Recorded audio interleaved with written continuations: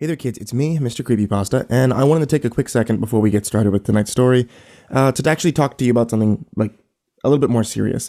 Mostly because this story is pretty dark. So this story that's about to conclude, and I'm pretty sure you've heard the first two parts, and can understand why I want to talk to you about this, goes to some pretty dark places. I know before I used to advocate BetterHelp, and due to a lot of controversy that's going on with them, I don't quite do that anymore. However, I do want to say that just because there's a problem with one service doesn't mean that there's a problem with all online counseling. There's a new link I'm going to put down in the description down below. I was asking a lot of you guys on Twitter, since BetterHelp seems to be having a lot of problems, where is a reliable place that you guys have had success with in being able to find online counseling? And honestly, I think the best link that I was given is the one that's currently there.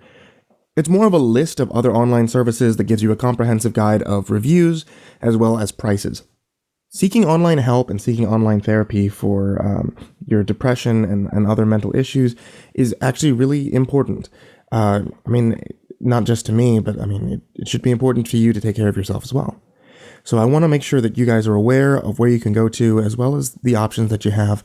And in the absolute darkest of times, I'm also going to go ahead and link down there the hotline for suicide prevention. I know that this is a huge epidemic that kind of plagues the entire world, not just the United States. So I want to make sure that you guys are prepared as you can be in case of the absolute worst. I hope we never get there. And I'm glad that you guys are here. Truly. I'm really glad that you guys are here with me on Halloween or whenever you happen to hear this. Thank you guys. Stay safe, and on to tonight's story.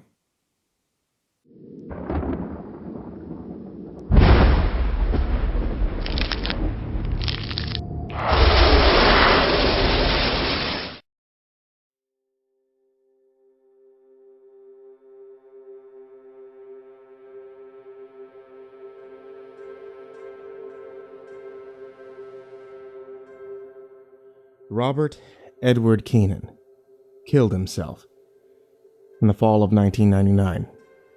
I wasn't there, but it's where my story begins. It begins with Rob, 17 years old, sitting in a burning car in the middle of a crowded parking lot one Monday night in October. He burned for nearly 4 hours before the police let the firemen near enough to put out the flames and put out his body. I didn't know him. Not really. We lived in a small town. I knew him by sight and knew his name. I doubt we'd ever exchange more than a few perfunctory words. It makes me feel funny talking about him. Like I'm not justified doing it, but I'm going to tell you about the Spire. It's unavoidable. I have to tell you about Robert Edward Keenan and how the suicide note he left behind tangled up my life with his.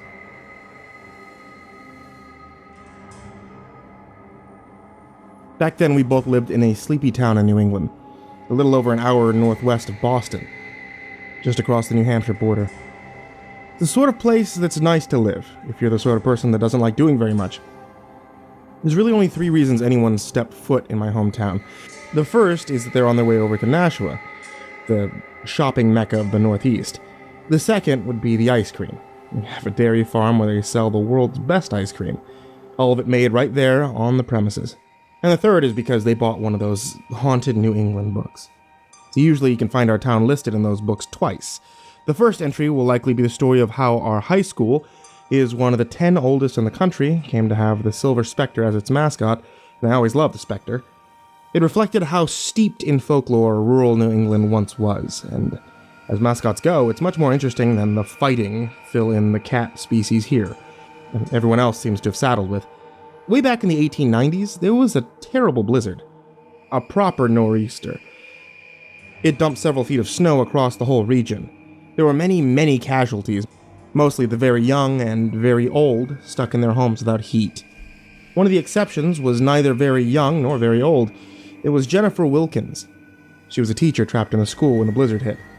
What little food there was in the schoolhouse couldn't have lasted more than 2 days.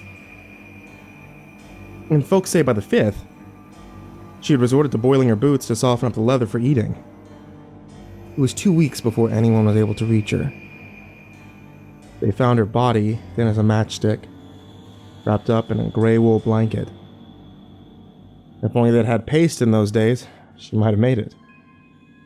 That old schoolhouse is now our town rec center. Supposedly, old Jenny still haunts its halls, wrapped in that gray wool blanket. Her hollow, emaciated visage, searching in vain for something to eat. Once when I was 8 or 9 years old, long before I knew the origins of the Silver Spectre, I went up into the rec center's attic alone. It was August. I had snuck away from the rest of the summer reading program in my own interminable boredom. The dusty attic was filled with broken furniture and plastic bins containing the crafting supplies for all the daycare programs. Would have been entirely forgettable, if not for the drafts. The summer had been hot and humid, but in the rec center's attic, if you stepped in the wrong spot, it'd get so cold that you could practically see your breath. I told my mom about it. She was the one who told me about Jenny. Never went back there alone. The second story you typically find in those books is about the Blood Cemetery. Its real name is the Pine Hill Cemetery, but nobody calls it that. They call it the Blood Cemetery, because it's supposedly haunted by Abel Blood and his family. According to legend, Abel Blood lived in the center of what is now the cemetery back when it was farmland. He returned from the fields early one day to find his wife in bed with another man, a tall, dark-haired stranger. Abel was stunned. How could Mrs. Blood, a good Christian woman, do such a thing? Obviously, the scoundrel was forcing himself on his wife. Abel retrieved his pitchfork and charged back into the house, his mind full of vengeance. But as he drew near, he heard his wife, mid-coitus, proclaim her love for the black-haired stranger. And with a note of satisfaction to recall that Abel had never heard before. Mr. Blood saw red. He burst into the room, pitchfork aloft, and ran them through. Over and over, he plunged the fork into their tangled bodies before finally leaving them pinned, one on top of the other, to the bed beneath them. Looking back at the bloody mess he'd made, Abel found his rage had not diminished. This seemed curious to Abel, but it dawned on him why when he spied a picture of his family on the mantel. His children didn't look anything like him, nor like their mother. They were all exceptionally tall, with full heads of somewhat greasy, black hair. Abel waited, standing in the puddle of blood that had only moments ago been coursing through Mrs. Blood and her lover, and stewed in his ever-deepening anger. He was a cuckold. He had no heir. He had been raising another man's child, a man who had been bedding Abel's wife for years. Abel waited and stewed for several hours until his 4 children arrived home from school. They say his sons and eldest daughter put up a noble fight. But they were children fighting a grown man whose muscles had been hardened by a lifetime of farm labor. Only Abel's youngest daughter, barely 5 years old, made it out of the house alive. She sprinted as fast as her little legs could carry her in a desperate attempt to reach her neighbors. But even with her head start, her little legs were no match for the father's powerful strides. Just as she scrambled over the stone wall separating their farm from the Hollises, Abel picked up one of the stones and smashed it down on her head. These days, if you go there, on the road that borders the cemetery, you'll see this curve, full of skid marks. People say that they're caused by cars swerving to avoid an oddly dressed little girl who runs out into the street each night. Back home, he had a rite of passage. As soon as you or one of your friends were old enough to drive, you had to trespass into the blood cemetery at night and make a rubbing of the family's gravestones. I did it. And you should feel free to, but be prepared to be disappointed because none of the Bloods died on the same date. See, a lot of the ghost stories are like that, right? It doesn't mean they're not fun, but what you come to realize as you get older is that they're mostly a form of social control. Jennifer Wilkins really did die a horrible death, but the story of Abel Blood is nothing but a fantasy story with a rather dark, misogynistic message. Cheat on your husband and he'll kill you. I loved ghost stories growing up. I loved them. It gave me my not entirely unearned reputation as the spooky kid. There's a reason that about a month after he died, Rob Keenan's suicide note wound up in my lap. There, buried in the middle of apologies to his family and clear evidence of severe depression, was my first push towards the Spire in the woods. The only ghost story I truly believe. In 1999, I was a sophomore in high school. Rob was a senior. He wasn't what you call real popular. Part of it was that he wasn't born in my hometown, but moved there in the 7th grade, right when kids are at their cruelest. The first time I ever heard of him was a year later. There was a rumor floating around that he and a mentally handicapped girl were found naked in the woods together, the implication being that he tricked her into having sex with him. Now, a couple of years later, I heard another, that his parents were forced to move because Rob had been molested by their old priest down in Amherst. Out of the best of my knowledge, these stories are entirely untrue, and I'm deeply ashamed to admit that when I was in the 6th grade, I did gleefully repeat the first one. See, I found it funny at the time, right? The second one I also repeated, just not as gleefully. I whispered it to my friends, adopting a sage tone, offering it as an explanation for why the first rumor was probably true. Felt so goddamn smart. Had the inside scoop, something interesting to say, and everyone wanted to listen to me.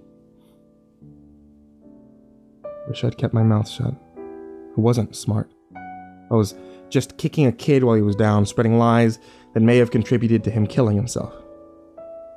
The rumors followed Rob everywhere. He was a quiet kid. By all accounts, very bright and kind, and I want to be clear here, he did have people who cared about him. Friends. Not many, and maybe they weren't too popular either, but they were there, and they were nice guys. One of them was my ride to school, Nathan Fletcher. Fletch and I lived in the same neighborhood. We were never all that close, but we got along well enough.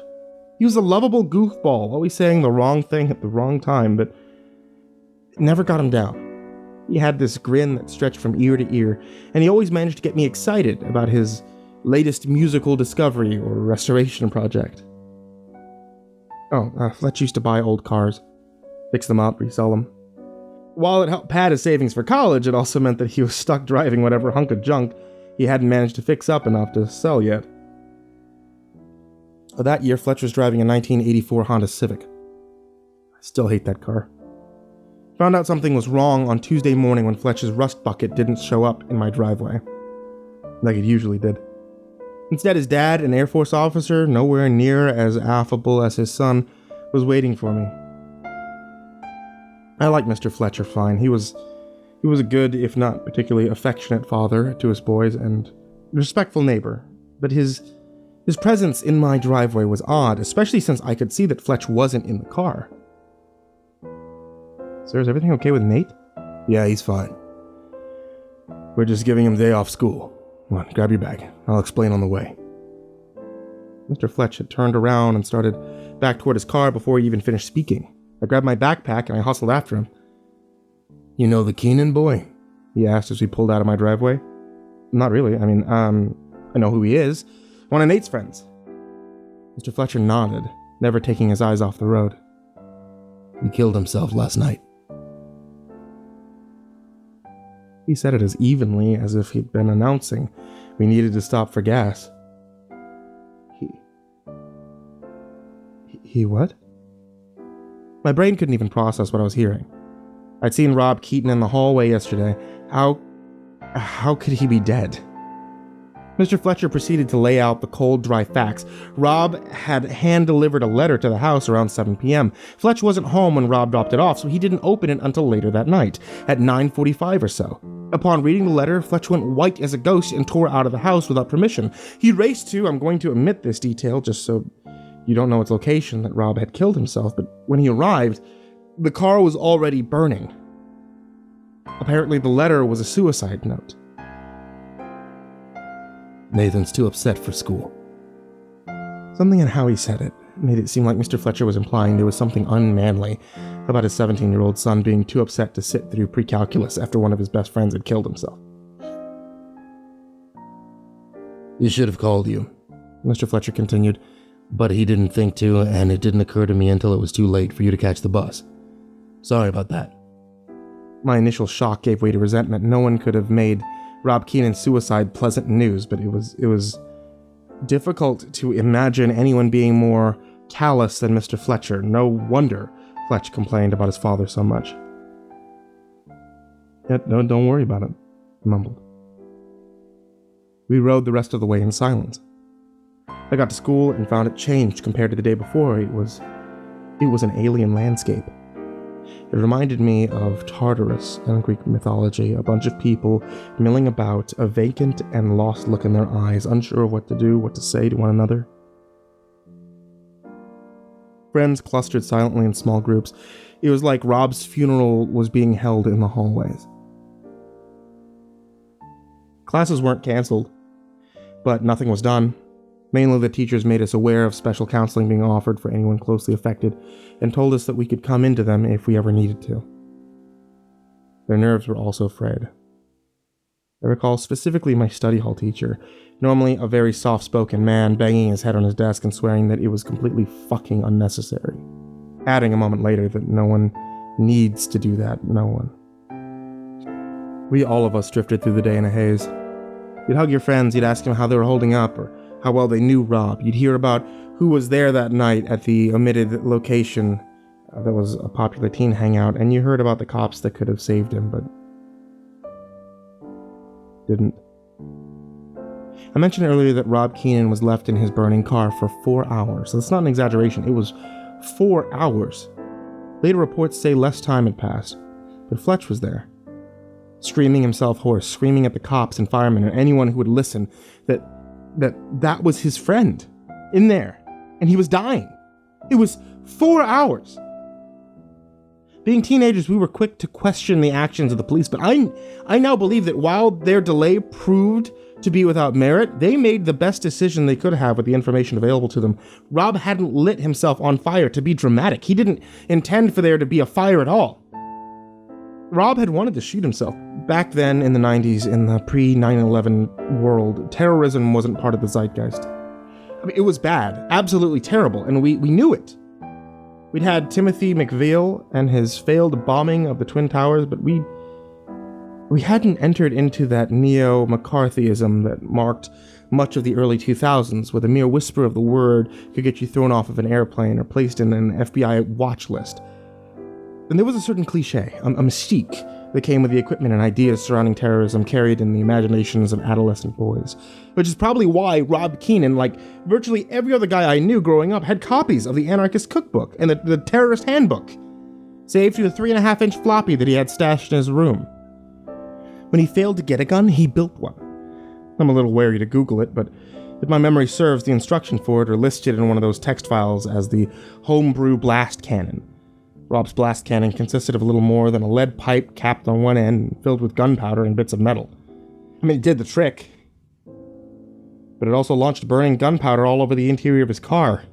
Some of the people at the scene thought they had seen someone else in the car with Rob, a girl, and relayed this information to Officer McCullough, who was the first emergency responder to arrive. Officer McCullough hadn't seen anyone else in the car. All he saw was a burning car, a crowd of teenagers who all reported having heard an explosion, and the lead pipe that had rolled out of Rob's unconscious hand and onto the passenger side of the floor. Terrorism may not have been a big part of the zeitgeist at the time, but school shootings were. Columbine massacre had happened only 6 months prior, and Officer McCullough was looking at a fairly typical teen loner. Reports of an explosion and what very well could have been an undetonated pipe bomb still in the burning car. He made a tough call. It may have cost Rob Keenan his life, but then again, he might have already been dead. And you have to ask yourself about what that officer did. Was it worth risking more lives to find out? I remember thinking that Officer McCullough at that point was only known to me as the cop who always gave kids a hard time for riding their bikes without a helmet. And maybe he was a bastard. But if he was, it wasn't because of this. He couldn't risk more lives. Besides, whether or not it was suicide, if there had been a second person in the car, where the hell was she? Nobody who knew Robert Edward Keenan at all, and even people like me who barely knew him, believed for a second that he was out to kill a whole bunch of people. But there was something else he could have been going on. Rob had a crush on a girl that bordered on obsession. It lasted years and only seemed to be getting worse. The girl in question, Alina, Rob would go out of his way to stand in her line or linger at the parking lot after hours, hoping to speak with her as she was heading home. Everyone immediately wondered if that mystery girl in the fire had been Alina. Did he pull her into his car to once more profess his love for her and, unable to handle another rejection, take his own life before her eyes? Or, God forbid, try to take Alina's with him? Alina's friends and co-workers shouted her name. Alina, where are you? When she didn't respond, they fanned out to look for her. It was the manager, Mrs. Jaffrey, who found her. Completely overwhelmed by Rob's suicide, Alina had retreated into one of the walk-in freezers. She was bawling her eyes out as Mrs. Jaffrey threw her coat over Alina's shoulders and led her to the manager's office. "It's not your fault," the older woman whispered into Alina's ear. But it didn't do any good. No one else was accountable for her. And no mystery woman was ever found. No second bomb ever exploded. No accomplices ever turned up. I guess we all assumed that those eyewitnesses were mistaken, that the smoke and the flames had played a trick on their eyes. We were wrong. Fletch wasn't in school for the rest of the week, and I didn't see him around the neighborhood either. I hate to admit it, but it sort of was a relief. I had no idea what I was going to say to him. What you really say to someone whose friend had just killed himself. In the weeks that followed, a new form of gossip slowly crept into the hallways of the school. The special counseling held in the cafeteria every morning before homeroom was supposed to be a safe place, where anyone could share their feelings about fear or of judgment and be secure in the knowledge that it would go no further. So naturally, it was all anyone wanted to talk about. There was a strong backlash against the kids the other students didn't feel deserved to be there, people who presented themselves as having been very close to Rob, but who in truth rarely spoke with him. Several of my close friends had been there that night. They had watched Rob burn, seen him die. And although they were deeply affected, they weren't even entirely comfortable being there amongst his handful of close friends, and of course Alina. I felt terrible for Alina Amenev, sitting there in the cafeteria surrounded by Rob's grieving friends, listening to everyone tiptoe around blaming her. They never came out and said it, but they talked about how girls wouldn't give him the time of day, how someone had recently ripped out his heart, and when the counselor spoke about how challenging it can be to cope with the insensitivity of other teens, many of the room cast sidelong glances in her direction, waiting for her reaction before adding in their own 2 cents. The year before Rob's death, Alina had suddenly found herself with a kind of unexpected popularity.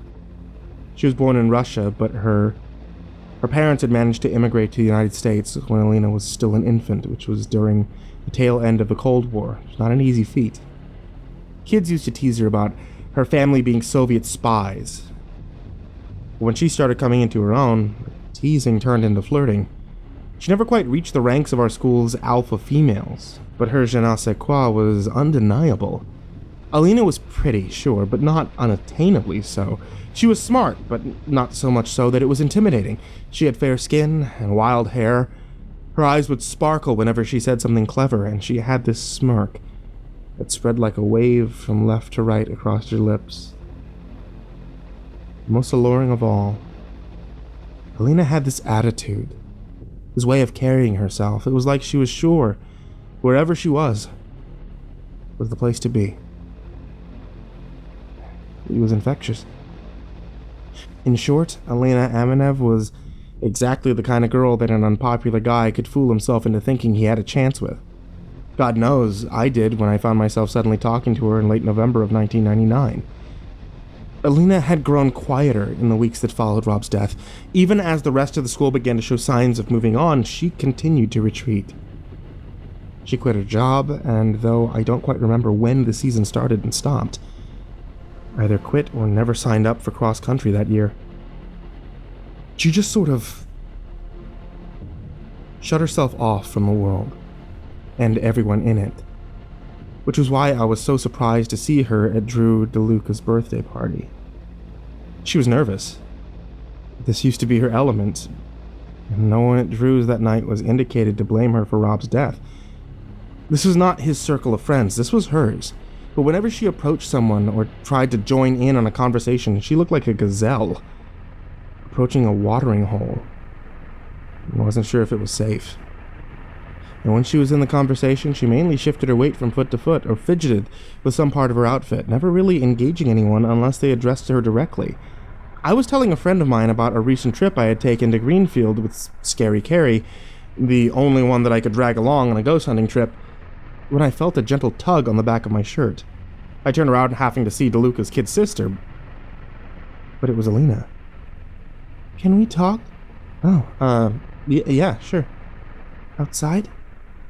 She looked over my shoulder at my friends before adding, "Alone?"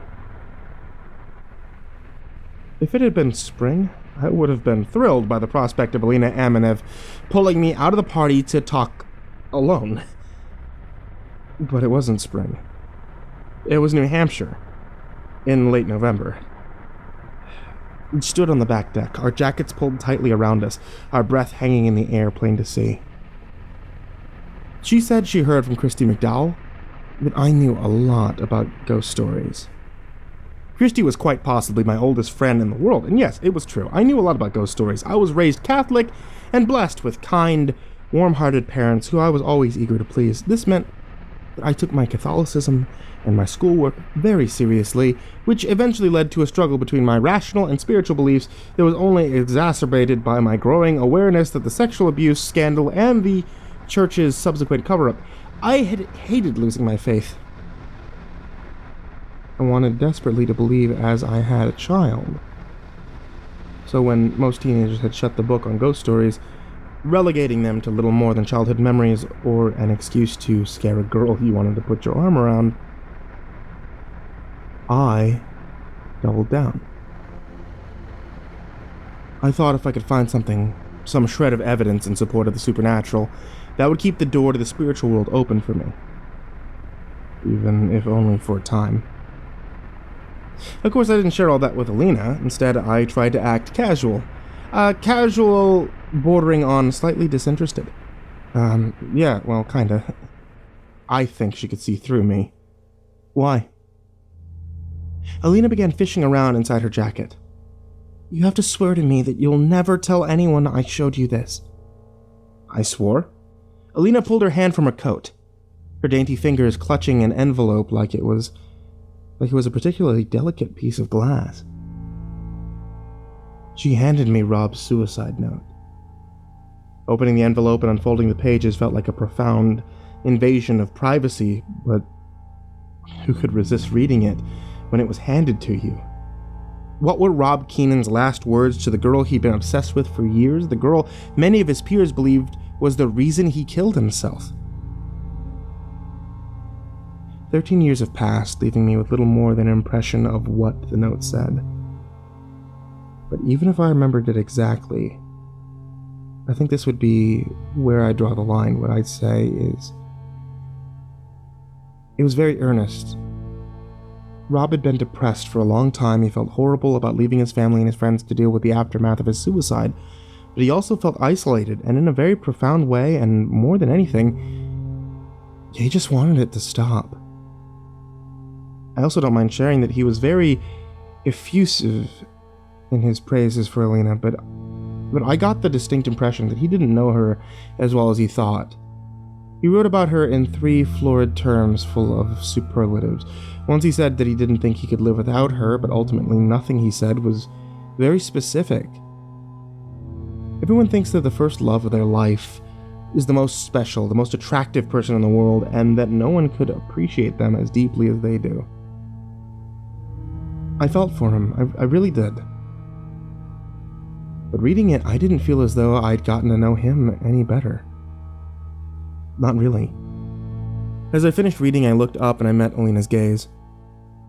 She was looking at me expectantly, but I wasn't making the connection. Okay, what does this have to do with ghost stories? I asked. Alina pointed to the bottom of one of the paragraphs, expounding on why Rob wanted to take his own life. It read, "And every hour I see her face, as she runs the endless race." Her face. I had assumed that he was talking about Alina and her years of running track and cross-country, but if that was the case, why would he write her and not your in a letter that was to Alina? A shiver ran up my spine. It wasn't cold, it was more like someone had walked over my grave. The endless race, I said. Yes! For a split second, Elena was her former self again. God, I was starting to think I'd imagined it. Tell me, you remember where it's from? I mumbled the line, and every hour I see her face as she runs the endless race. A couple of times under my breath, I knew that I'd heard it before, but where? I was positive it was a ghost story, but I hadn't...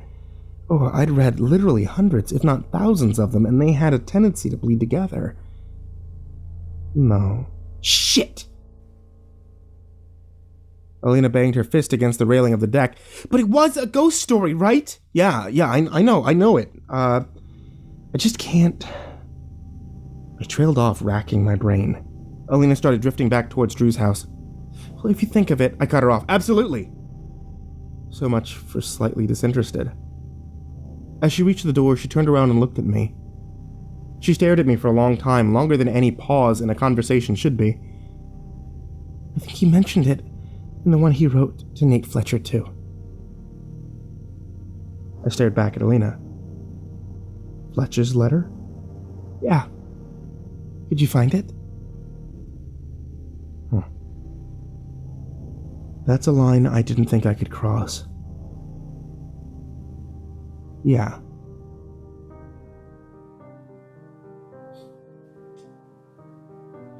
A few days after Rob's suicide, a handful of young reporters showed up at the school, trawling for quotes. Before the faculty could chase them out, they pushed hard for anyone, to give support to the lone wolf school shooter angle. Rob's real friends flatly refused to speak to the reporters, but there's a certain element among young people who only want attention, and the same kids who showed up for the grief counseling, despite never having been particularly close to Rob, were the first in line to provide quotes. The next day, the local paper was filled with statements like, "No one really knew him," says student Melissa Bennett. For Fletch, it was a slap in the face. What? Because she didn't know him, nobody could? But a week or so after Rob died, Fletch resumed picking me up in the morning. I don't count? Murph doesn't count? Fucking bullshit! Listening to him rant about the story in the paper made me think that maybe I should have spoken to the reporters. I wouldn't have pretended to have some kind of special insight into Rob's mental state, but it might have been nice for his friends and family to have seen something simple and honest. Something that didn't fit the lone wolf narrative. Even if it was nothing more than saying, he had friends. They're just not talking to you because they're grieving, you heartless parasite. I wish I'd done that. But I didn't. I also wish I could tell you that I wrote something the following week roasting the reporters for coming into a school and pushing students still reeling from the shock of losing a classmate into spouting a bunch of pop psycho pseudo-scientific nonsense, but that wasn't me either. That was some senior I didn't know very well. Now, I made a few tenuous attempts at getting Fletch to open up about Rob. The best I had managed was to get him ranting about the kids in the grieving council session that didn't belong. Talking about them got the normally placid Fletch so angry, I thought he might have an aneurysm. After that, I quickly gave up. Once I resolved to not pry into Fletch's life, our morning rides settled into something almost comfortable. Our casual friendship was like a knee recovering from an injury. Fine so long as we didn't put any weight on it. And that was still the state of things the day that we returned to school after Drew DeLuca's birthday. Today, tracking down the story that led me to the Spire would have been a piece of cake. For me, anyway. For you, I've changed too many details. I could have typed this little rhyming snippet of Rob's suicide note into Google and had my answer in seconds, but the internet wasn't as robust back then. Hell, I'm pretty sure in 1999 I was still using Hotbot. Nonetheless, from the second I returned from Drew's until school started on Monday, I spent every waking minute scouring every haunted places book and paranormal website I could find, looking for the phrase, "In every hour I see her face as she runs the endless race," or some variation.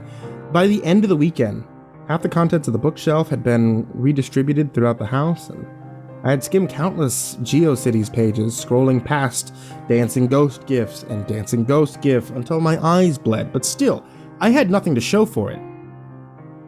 I knew I couldn't bring it up with Fletch. Not directly at any rate. Rob's death was still a raw nerve, so So I went to the only person who knew even more about ghost stories than I did. Scary Carrie. Growing up in the woods of New Hampshire at the foot of White Mountains wasn't all that bad. My school had a hiking club that also taught us elementary wilderness and survival skills. It was immensely popular, mainly because it culminated into a week-long hike, which meant you got to miss a week of school. As freshmen, my friends and I all signed up to go together that fall, but 2 weeks before the big event, I came down with a case of antibiotic-resistant strep throat, and I had to have my tonsils removed. Fun. Since the program was extremely popular, each student could only partake once. Even though I was allowed to make up my hike the following winter, it was still a bit of a letdown since none of my friends could come with me. I was intensely jealous when my friends returned from the hike closer than ever with a slew of inside jokes and stories from their week in the woods. But by the time I left for my hike a few months later, things in my circle of friends had already returned to normal.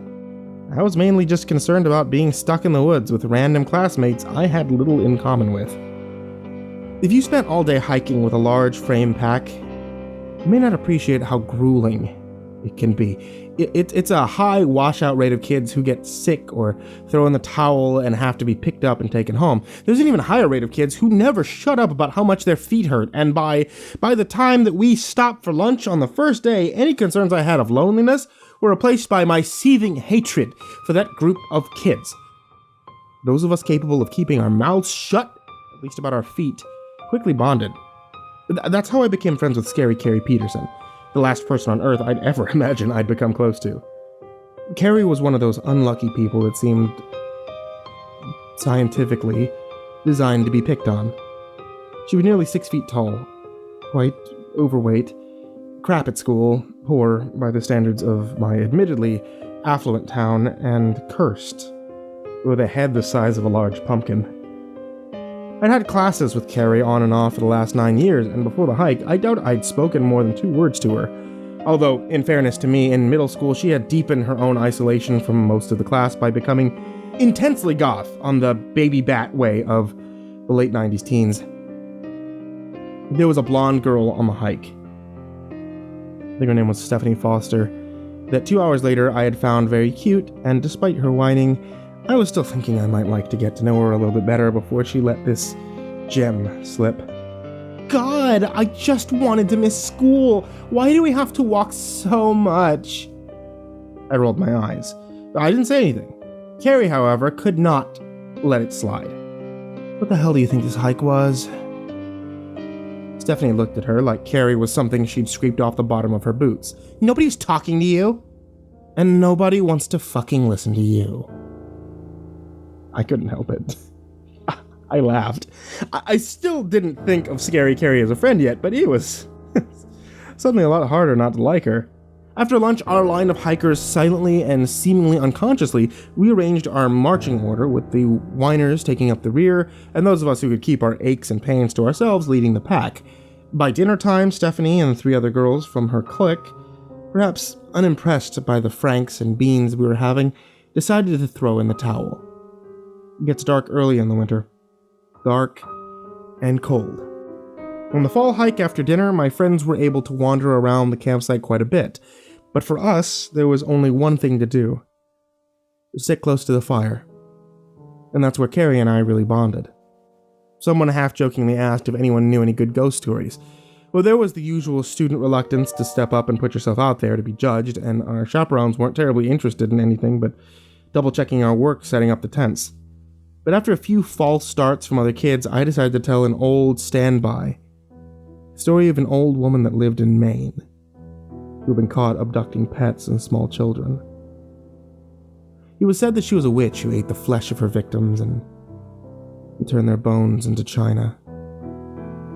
The second I finished, Carrie started telling one of hers. We took turns telling stories the rest of the night and continued telling stories every night after for the rest of the week. Between campsites, we walked next to each other, chatting about the kind of crap that seemed important to teenagers and quizzing each other on local paranormal hotspots. And back at school, after the hike, maintaining my friendship with Carrie proved to be tricky. My friends never really understood the bond. They weren't mean to her, not exactly, but despite my efforts to bring her into the fold, they never embraced her. As for the few friends Carrie had, Some couldn't mask their disdain for my taste in music and clothing, while others were the sort of kids that were desperate and clingy. Two things I always found to be hard to stomach. But Carrie was one of the only people I could talk to about losing my faith. She was always game to get together and go on one of my very fruitless ghost hunts. So we stayed in regular contact. The Monday after my conversation with Alina, I tracked down Scary Carrie in the cafeteria, sitting with a few other goth kids. We'd talked a lot after Rob killed himself, in part because I knew that Carrie from time to time had suicidal thoughts of her own. Now, it must have been the height of stupidity, but until Rob Keenan actually did it, actually ended his own life, I never thought that it could happen in my town. At least not to anyone I knew. After Rob had done it, though, I knew I couldn't let Carrie slip down that same path, and for a while, I doubled my efforts to spend time with her. But after one particularly awkward night ghost hunting in Greenfield, well, we had fallen back into status quo. "Carrie, you mind if I steal you for a second?" I asked, pointing back out into the hallway behind me. As Carrie rose to leave, Kim Murray leaned over to one of their other friends and said, "Aww." But she just seemed something cute. Carrie's face splotched with scarlet and shot Kim a look of pure hatred. Forget it, come on," I said. I didn't know what Carrie had told Kim about Greenfield, but she didn't want to deal with it. Once we were in the hallway and out of everyone's earshot, I recounted the events of Drew DeLuca's party. "She let you read the note that he left her?" Even though, just a month ago, we'd spent several hours being lectured by our guidance counselor about the differences between depression, the true depression that was a psychological illness, and being sad, I think Carrie still had trouble believing anyone was more miserable than she was. Carrie stepped closer to me and dropped her voice to a whisper. "Why'd he do it? Was it her fault?" I trusted Carrie, but I was reluctant to share too much with her. I hate to admit it, but in spite of having counted Carrie amongst my friends for the past year, Alina's pretty face had flipped my loyalties completely to her on one conversation. I cut to the chase. Rob wrote something in Alina's note. I swear it was from a ghost story, but I can't remember which one. What did it say? And every hour, I see her face as she runs the endless race. Scary Carrie shivered. The widower's clock. I hate that one. Well, my story begins with Rob Keenan killing himself. The story of the Spire in the Woods begins almost a century earlier in the former town of Enfield, Massachusetts, a few years before it was destroyed.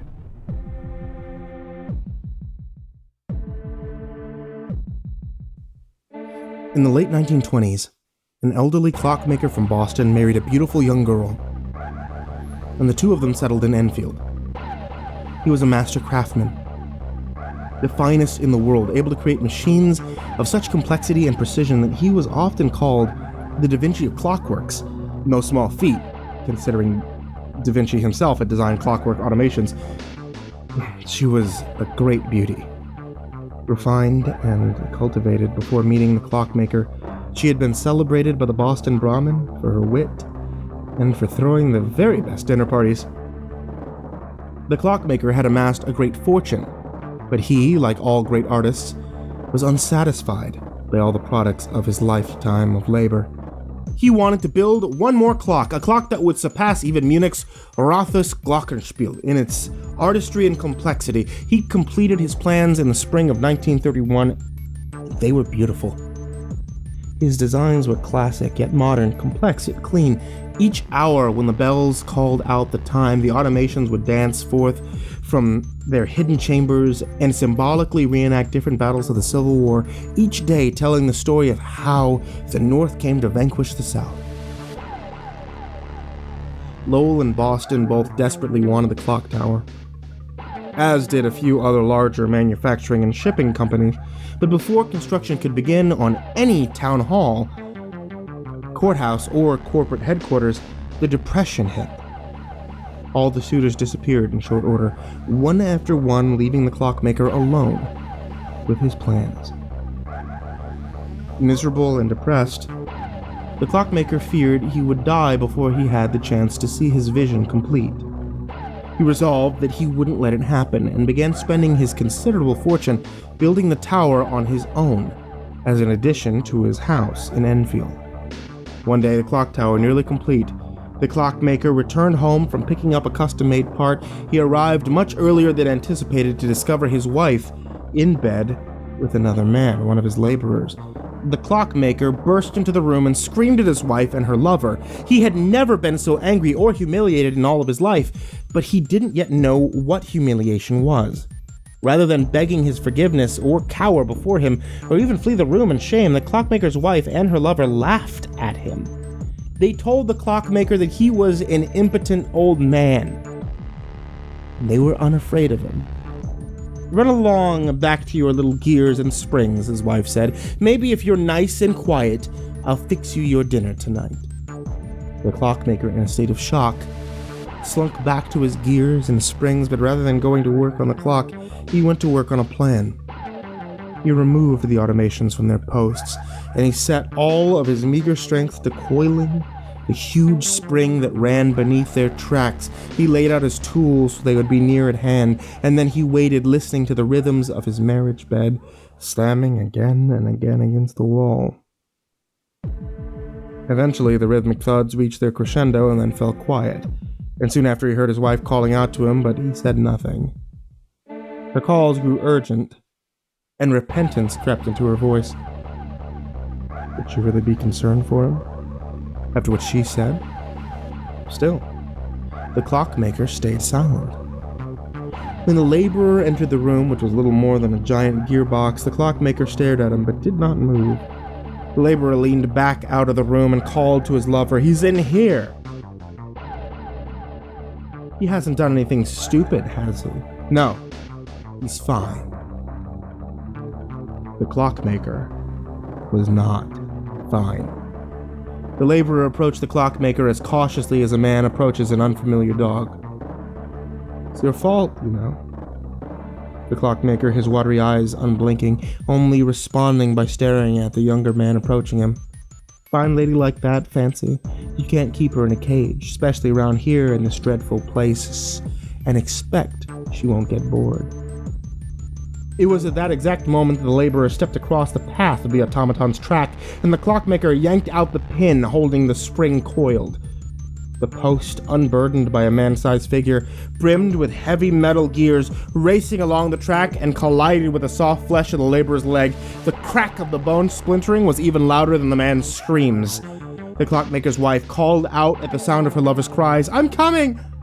The clockmaker picked up a large wrench and moved beside the door.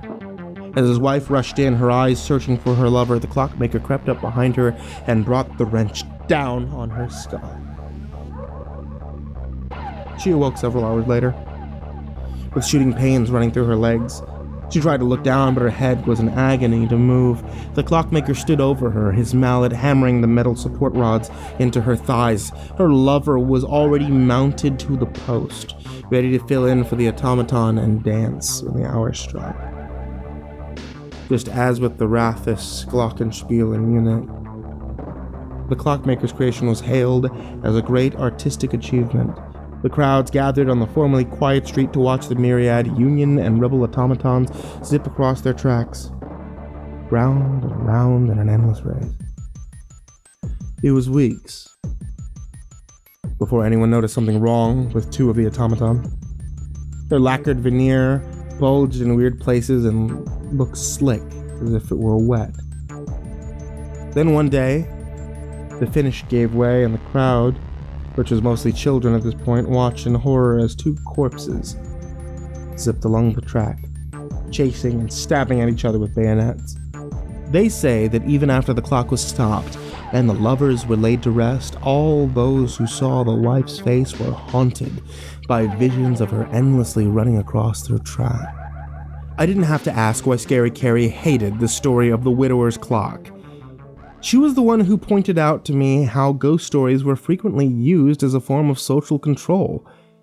Here was another story where an unfaithful woman was put to death by an angry husband, and crueler still, children were also punished.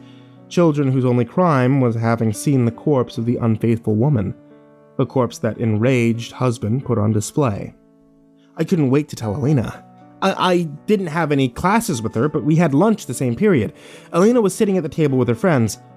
Ordinarily, it would have been intimidating to walk up to a table of girls, most of whom were pretty and toned from years of soccer, field hockey, and track. But I could tell by the way Alina was sitting with her tray in her lap, her chair pushed back from the table, that she would like nothing more than an excuse to leave. We were allowed to eat our lunches outside, but no one ever did during the winter. We got some funny looks pushing open the doors and slipping out into the yellowing grass. I'd been looking forward to telling Alina the story of the widower's clock for hours, but now that I was alone with her, I hesitated to jump straight into it. Are you okay? Alina shifted uncomfortably.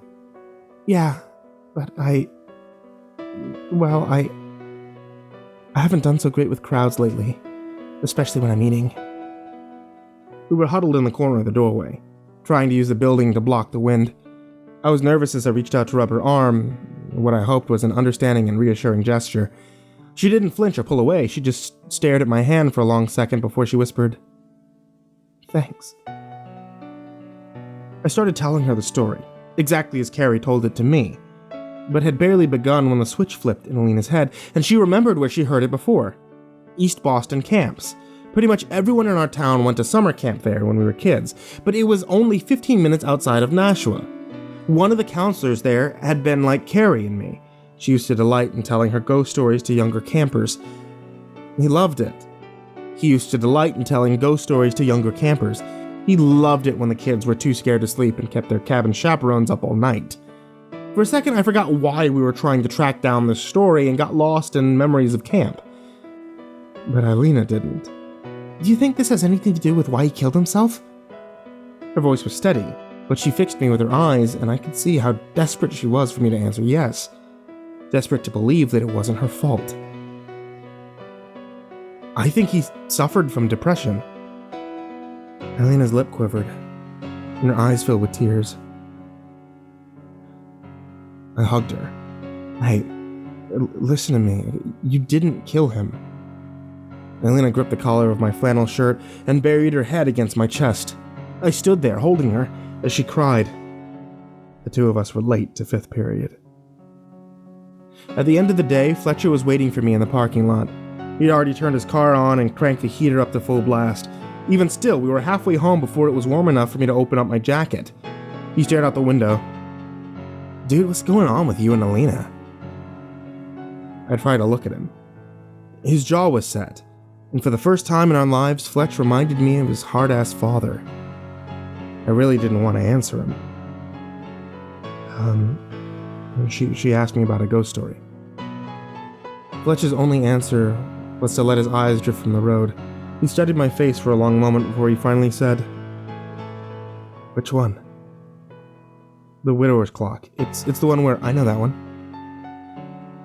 It was barely a whisper. "Are you in a hurry to get home?" "No." "Good."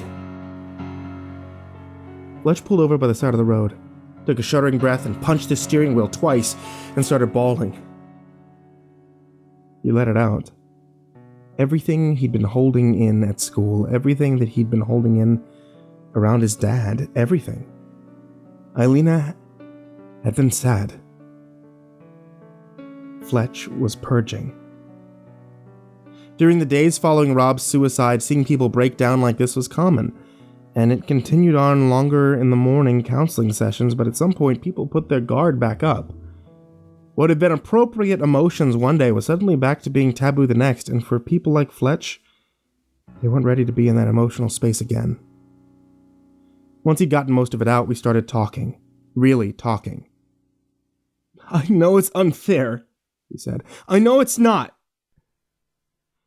Sure, he tried to be nice. But I'm sorry, I just fucking hate her." I didn't exactly blame Fletch for how he felt. Nate was a good guy. He knew that Elena wasn't obligated to reciprocate Rob's feelings simply because he was nice to her, but he watched his friend, dead or alive, burn for 4 hours, and part of him Part of him wondered if it would have still happened if only Elena had given Rob a chance. That's too much pressure to put on anyone, I said. I know. I reminded Fletch of everything the counselors had told us. That feeling sad when you've been rejected is natural. It's normal behavior. It's a healthy behavior. You should feel sad whenever someone doesn't want to reciprocate their feelings. It is sad. But while there's always something that makes a person decide that they want to kill themselves now and not tomorrow or last week, it's not the final straw that breaks their back. It's all the weight that came before it. The underlying mental illness. Fletch looked down at his hands. Yeah. There was no conviction in his voice. Fletch pulled his t-shirt up to his face and wiped the last of his tears away. He then started the car and we were moving, riding in silence. After a few minutes, Fletch spoke again. He thinks he found it. What? Widower's clock. It was my turn to stare at Nate. That's impossible. You want to read it? The note he left for me? In the period of time between the end of the Civil War and the start of the 1920s, the population of Boston, Massachusetts, had more than tripled. In fact, there were more people living in Boston in the 1920s than there are today. This put an amazing strain on the city's resources, particularly on their drinking water. To solve their water problem, the Commonwealth of Massachusetts undertook a number of public work projects, redirecting rivers and creating reservoirs. The largest of which is the Quabbin Reservoir on the Swift River Valley of western Massachusetts. The Quabbin covers nearly 80 square miles and sports an impressive 180 miles of shoreline. Creating the Quabbin meant flooding much of the Swift River Valley, and the Swift River Valley was home to 4 towns. Donna to the northeast, and Prescott to the northwest, with Greenwich wedged between them, and Enfield in the southwest. Enfield, where the widower's clock was supposedly built, now sits mostly submerged by 412 billion gallons of water. How in the hell would Robert Keenan have found anything there at all? What would there even be to find? 60 some odd years in a flood after the fact, and it's not as though the Swift River Valley was flooded overnight. The people had years to move their homes and relocate out of the flood zone. Why would they leave behind a whole building? If it was there, wouldn't a clock tower peeking out of the water tend to draw the eye? I never felt comfortable in Fletch's house. The first floor felt like a museum. Mr. Fletcher was strict, but it was Mrs. Fletcher who wanted her house to always resemble the cover of an interior decorating magazine. Now call me crazy, but what's the point of having a house you're afraid to live in? Fletcher's room, on the other hand, had the opposite problem. First time I ever came over at Mrs. Fletcher's insistence, I had to take my shoes off to go upstairs and then put them back on in Nate's room because while he was sure there was broken glass somewhere, Fletcher wasn't quite sure where. As you could imagine, Nathan Fletcher and his mother fought quite a bit. Fletch gestured to his bed, and I parked myself on the corner of it with the few dirty clothes. What few prized possessions he owned, Fletch kept in the bottom right-hand drawer of the desk. But that's not where he pulled Rob's letter out of. No, the letter he kept tucked in a book on top of his nightstand. It occurred to me that he must have been reading it often. The invasion of privacy I felt when I read Elena's letter was nothing compared to reading Fletch's as he sat next to me. The letter was exponentially more personal. Rob was exposed on the page. Reading it made me feel like I had walked in on him naked. Whereas the letter Rob gave Elena revealed a lot about himself, and next to nothing about her, this letter revealed a great deal about Rob as well as Fletch. Fletch and Rob had bonded when Rob was new and Fletch was going through his awkward phase. Apparently I had been wrong about Fletch not getting down whenever he said the wrong thing. Warm and funny, confident around his friends, Fletch had spent most of his early teens afraid to speak in public. Maybe I hadn't noticed because he was older and I sort of looked up to him, or maybe I was just too absorbed in my own insecurities to see anyone else that they had their own. Either way, it was news to me. Rob's note to Alina had expressed a measure of guilt for leaving everyone behind to deal with the aftermath of his death. But in the letter he gave to Fletch, the guilt he articulated feeling was for having lived. He apologized profusely for having been a burden. He described himself alternatively as a baby and a leech, a drain on anyone foolish enough to move too close to him, and though he knew no one would see it like he did, Rob viewed his suicide as a charitable act. He was ridding his friends and family of himself.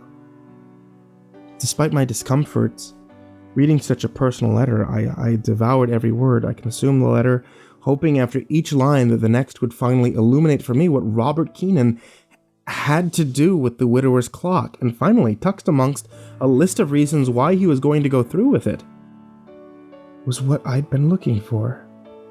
I will soon join them, staring at her face as she runs the endless race. I will soon join them, staring at her face as she runs the endless race. I looked up, disappointed and annoyed with how little Rob had written about the widower's clock, to find Fletch rocking back and forth in his chair. Made me feel like a piece of shit. You said he thought he found it. Yeah. How? Nathan Fletcher looked up at me with watery eyes and told me everything. Rob's medication had his depression mostly under control for the last 3 years. He still had bouts, but they were less frequent, less severe than he had been before, along with his much improved disposition. Rob had also been sleeping better, eating more, and his energy was way up, but he was never exactly happy. See, that's something most people don't understand about depression. It's not a mood, it's a disorder. Having the symptoms of this disorder in check doesn't make Rob happy, it made him not depressed. Rob still struggled to fit in and enjoy life. He was still unpopular. He was still misunderstood. One of the first things that Robert Keenan really enjoyed was running. He especially enjoyed cross-country. If I had to guess what appeal long-distance running held for Rob, I'd say that for someone who already felt their loneliness in a crowd, it must have been a relief to actually be alone. Just him, the woods, the next mile. And the Quabbin Reservoir offered a lot of next miles. Rob had been exploring its trails since he was a child, when they lived in Amherst. His family used to visit the Quabbin on the weekends. They'd hike or picnic, and occasionally Mr. Keenan would take his 2 sons fishing. As a teenager, Rob looked for any excuse that he could find to get down there and just go, one foot in front of the other, till sundown, when visitors had to leave. Well, that summer, the summer of 1999, Rob made a lot of excuses to visit Quabbin. He had, for the 3rd time, mustered up the courage to tell Elena Amenev how he felt about her, and for the 3rd time he had been rebuked. This time, a little less gently than before. It left Rob with a growing impression that the love of his life found him creepy. Running was the only thing that got his mind off of it. The Fletchers had 3 boys. The oldest, Samuel, had gone down to UMass, and after graduation found work in the university's IT department. Fletch visited his brother often, and whenever he did, Rob would hitch a ride down to the Quabbin. Fletch would usually drop him off in the morning, and Rob would get picked up by family he still had in Amherst, or he would call Fletch's brother from the visitor center at the south end of the Windsor Dam, and Fletch would come get him. Once Rob had lost track of time and found himself after sundown, miles from the visitor center, that's when he heard them for the first time. Bells tolling the hour. They were scarcely detectable, as if they'd traveled a great distance and they had an odd, muffled quality that made them sound soft and deep. Rob stopped running and listened. He forgot all about Elena, forgot about contacting Fletch, forgot that he was an hour's drive away from the nearest person that he knew. He stood in the woods and turned to the wind to listen to this beautiful sound. If he was anything like me when I first heard them, He was overcome by a physical sensation of feeling like slipping under a warm blanket on a cold night. And they were gone. Rob found himself once again in the dark woods with no idea how he'd get home. There's a trailer park, somewhat unusual in Massachusetts, a couple of miles southeast of the visitor center. Rob was lucky enough to get picked up on the road by one of its residents. She's probably barely 40, but looked like she was pushing 60, smoked continuously, and was the one who told Rob about what she called the Spire in the woods. To her, the Spire in the woods wasn't a ghost story. It was simply a fact of life. Like blind curves and sinkholes, one that was best to be avoided. She didn't have a first-hand account of her own, but she'd heard plenty of stories. She knew that some of the boys from her trailer park enjoyed getting drunk, getting stoned, and pissing in the reservoir late at night. They'd get a little thrill out of the idea that somewhere in Boston, some Harvard grad was drinking their urine. Occasionally, one of the boys would come back to his trailer, unsettled at having heard the eerie beauty of the bells. Quabbin Reserve was peppered with islands. The woman said the source of the bells was on one of them, an island just to the north of where the old Ware-Enfield Road turns into Quabbin Hill. Somewhere hidden in that island's wild-grown trees, the peak of an old spire, the sort that you might see on the top of a church, juts out of the ground. Now and again someone went looking for it and never came back. Rumor around the trailer park was that back in 1996, John Wilkins and his cousin Anna found it, but only John came back. He killed himself about a month later. Since then, the park mothers had kept an extra close watch on their boys. Rob didn't really believe in any of it. He wasn't like me. The Spire in the woods wasn't a spiritual quest. He wasn't trying to cling to the last lingering shreds of faith. He just wanted to hear the sound again, hear the bells as they chimed the hour. Have that feeling of warmth and security wash over him. In the weeks that followed, Rob thought of nothing except the sound of the bells. Fletch thought that Rob was embellishing the incident, letting his memory get the best of him, but Rob was adamant that they were the most beautiful sound he'd ever heard. He insisted that something in the aging bells, or the wind, as it carried the trolling through the woods, or the acoustics of the rock and the dirt surrounding the spire, lent them an ethereal quality. He was determined to find the spire. Rob began researching the Quabbin, and it wasn't long before he realized the connection between the spire and the widower's clock. He dismissed the ghost story, but he was thrilled that a master artisan lived in Enfield and sunk his fortune into constructing a clock tower, complete with bells and chimes. Fletch was skeptical. If Rob had heard anything at all, it must have come from somewhere else. A neighboring town, a proper church. Tower bells weigh hundreds, if not thousands of pounds. What would be ringing them? The wind? It would take a hurricane. But Rob was unfazed. He was going to find the spire in the woods. He was going to hear the bells again, and Fletch didn't see the harm in letting him try. A week before school started, Fletch set off for Amherst with Rob in tow. The pair of them spent the evening with Sam and his friends before cutting out around 9:45, heading down Route 9 until they reached Old Ware-Enfield Road. They parked the car near the trailer park and hoofed it the 2 miles up or so to Old Ware, to the shore of the reservoir nearest the island, one of which Rob was positive housed the spire in the woods. Each having worn swimsuits under their clothes, they simply stripped down, stashed their things, and slipped into the water. The nearest island lay about 200 yards from the shore, and Fletch, never a strong swimmer, quickly realized he didn't have it in him to make it there. After a brief argument while treading water, Fletch turned back and Rob went on alone. They'd agreed Fletch would meet Rob back by Route 9 at 4 a.m. Fletch sat on the trunk of his car for hours, swatting mosquitoes, listening to frogs and crickets. First he was worried about Rob. Then he was pissed that Rob had gone by himself. Then he was worried again. Fletch set the alarm on his watch around 1:30 or so, laid out on his back seat, drifted off to sleep, wishing that he was drinking at his brother's. Fletch awoke to the passenger side door being thrown open. Rob jumped in and slammed the door closed. Drive! Drive! Fletch scrambled into the front seat, assuming park officials or the police were on pursuit. He gunned the engine and pulled out of the trailer park. Fletch was already on Route 9 before he haphazarded a glance at his friend. Rob was panicked. What happened? What happened? Rob said nothing. He just labored to catch his breath as he looked back towards the reservoir. Rob's adrenaline slipped away as Fletch drove. By the time they reached Sam's apartment, Rob was practically catatonic. It took me weeks to pry it out of him, Fletch said. He saw something down there. He found the spire? I asked. Fletch nodded. Did he go in?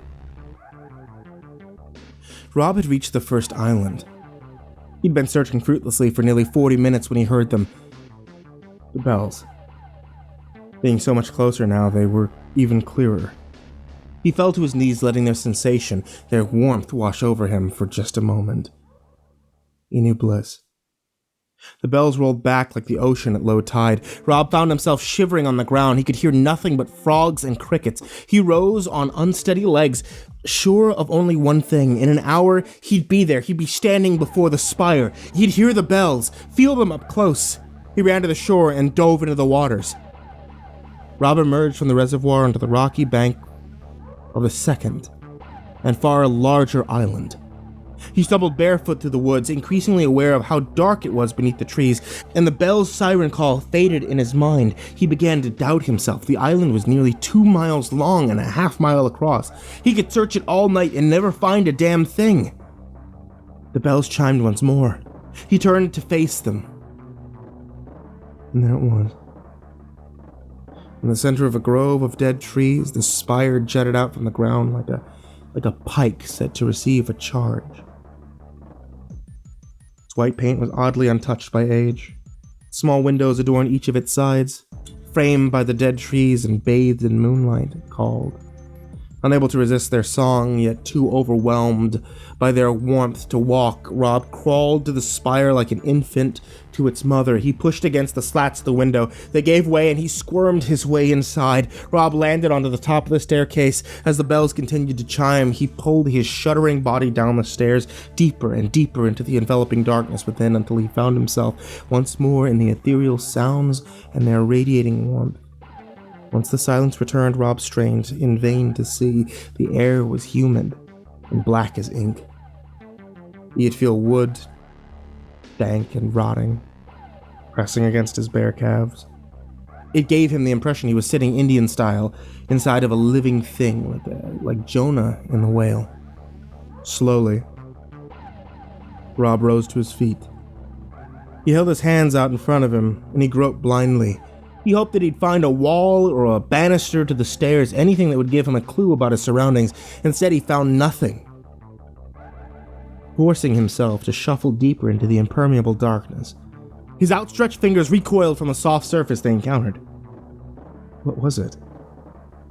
He shook as he reached out, letting his hands land once more on the chest-high object in front of him. It only extended out to about the width of his shoulders.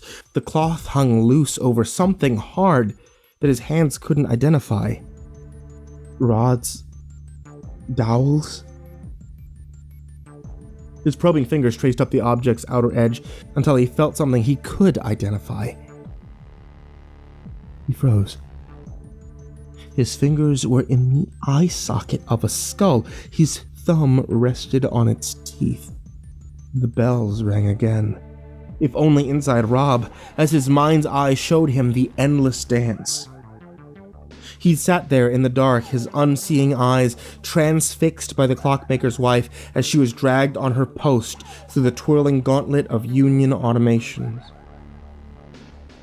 He saw her, alive and dead, the blush of youth, the maggot of decay, twitch and scream and moan as her body was pierced by countless bayonets.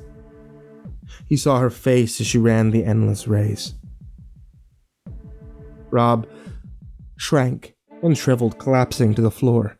Like a wounded animal, he crawled and he clawed his way back until he hit the wall, and even then he didn't stop. He pushed against it with all of his strength, hoping to retreat further. His flailing limbs struck a step, the first of many, with what little control he had over his frenzied mind, bolted for the surface and an escape from the moist pit and the clockmaker's wife. Rob scrambled up the twisting stairs on all fours like a dog. He tore his way through the window and collapsed on the ground.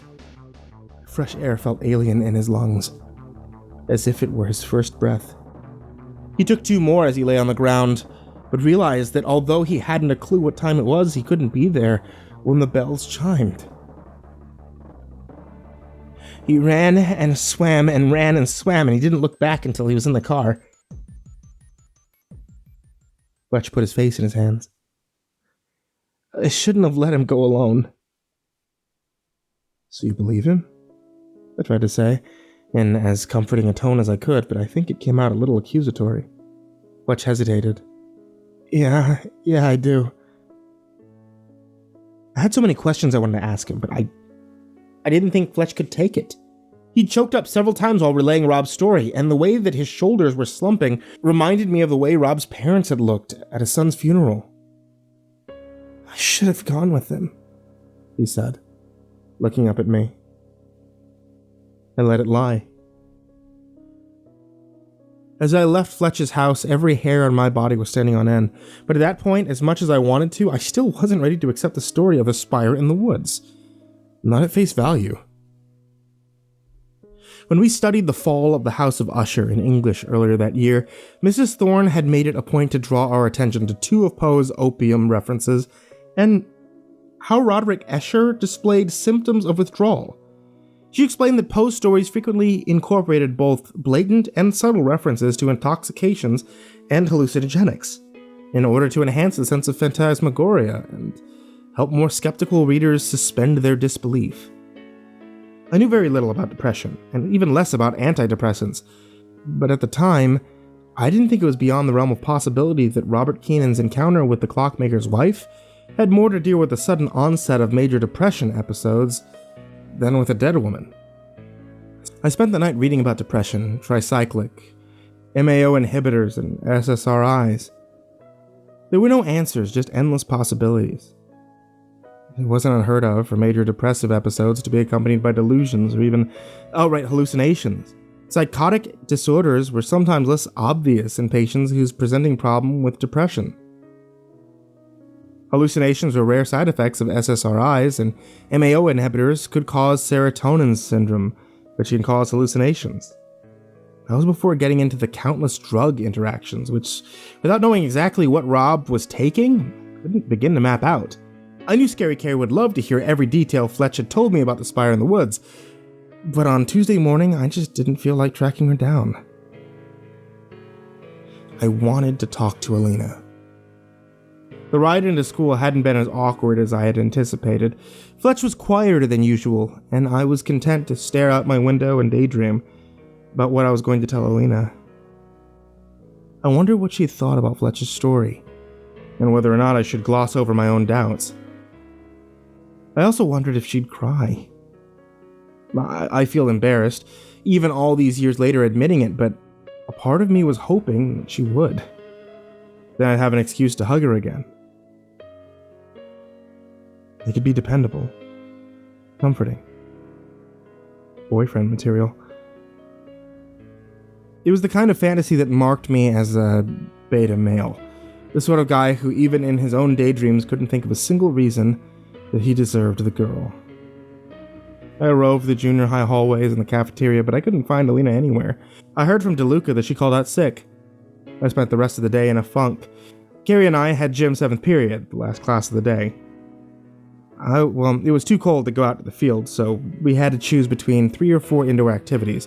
Ordinarily, I would have opted for floor hockey, the only gym class activity I ever really enjoyed, but I felt obligated to update Carrie on what I'd learned about Rob and the Spire, so I joined her in the auxiliary gym for a little ping pong, a game I had no idea she was good at. Or it could have happened exactly like that, Carrie said, acing me for the 3rd straight time. I was surprised Scary Carrie wasn't as skeptical as I was. I mean, sure, Carrie absolutely believed in ghosts, and, of course, I desperately wanted to, but we weren't completely credulous about every story that we heard. We didn't relish wandering around graveyards and old buildings for no good reason. We weren't looking to kill time. We did it because we wanted to find something.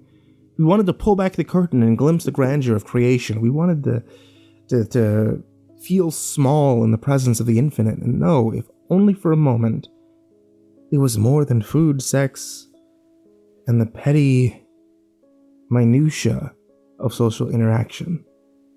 What it came down to was that while I believed Fletch, and I believed that Fletch believed Rob, I didn't know that I believed Rob. There was a difference between lying and being wrong. Carrie and I had developed criteria for identifying the more promising leads, and the Spire in the Woods had a lot going against it. Second-hand accounts, stories with an undercut of the social control, witnesses with a history of mental illness. These were red flags. And Rob's story had all of them. Do you want to check it out? It's kind of cold for a swim. I just want to see if we can hear the bells. Yeah, maybe. I don't know, it's kind of far. Of course, there's another reason I was reluctant to head all the way to Quabbin Reservoir with Scary Carrie. She looked at me like I had just insulted her. She knew precisely what the other reason was. Our last ghost hunting expedition had been a disaster. A very personal disaster. Carrie was old for our year. She turned 16 at the tail end of our freshman year and had gotten her license the very first day of summer break. It was perfect, save for one thing. No car. Carrie's parents were divorced. Her dad had moved to New Jersey for a job. He paid his alimony and child support every month, but he just wasn't a very wealthy man. Carrie's mom had never gone to college. She had to work full-time at the deli counter at a local market basket just to make ends meet, which meant most days she had the car. But at night, when the store was closed, Carrie had access to the world's oldest, crappiest station wagon. For the most part, Carrie's newfound freedom changed her life very little. Mainly, her trips involved picking up the members of her small group of friends and delivering them to Dan Bergen's to watch anime and other horror movies in his basement. We only hung out twice that summer. Both times, Scary Carrie picked me up in what I called Ecto 1, and we went ghost hunting.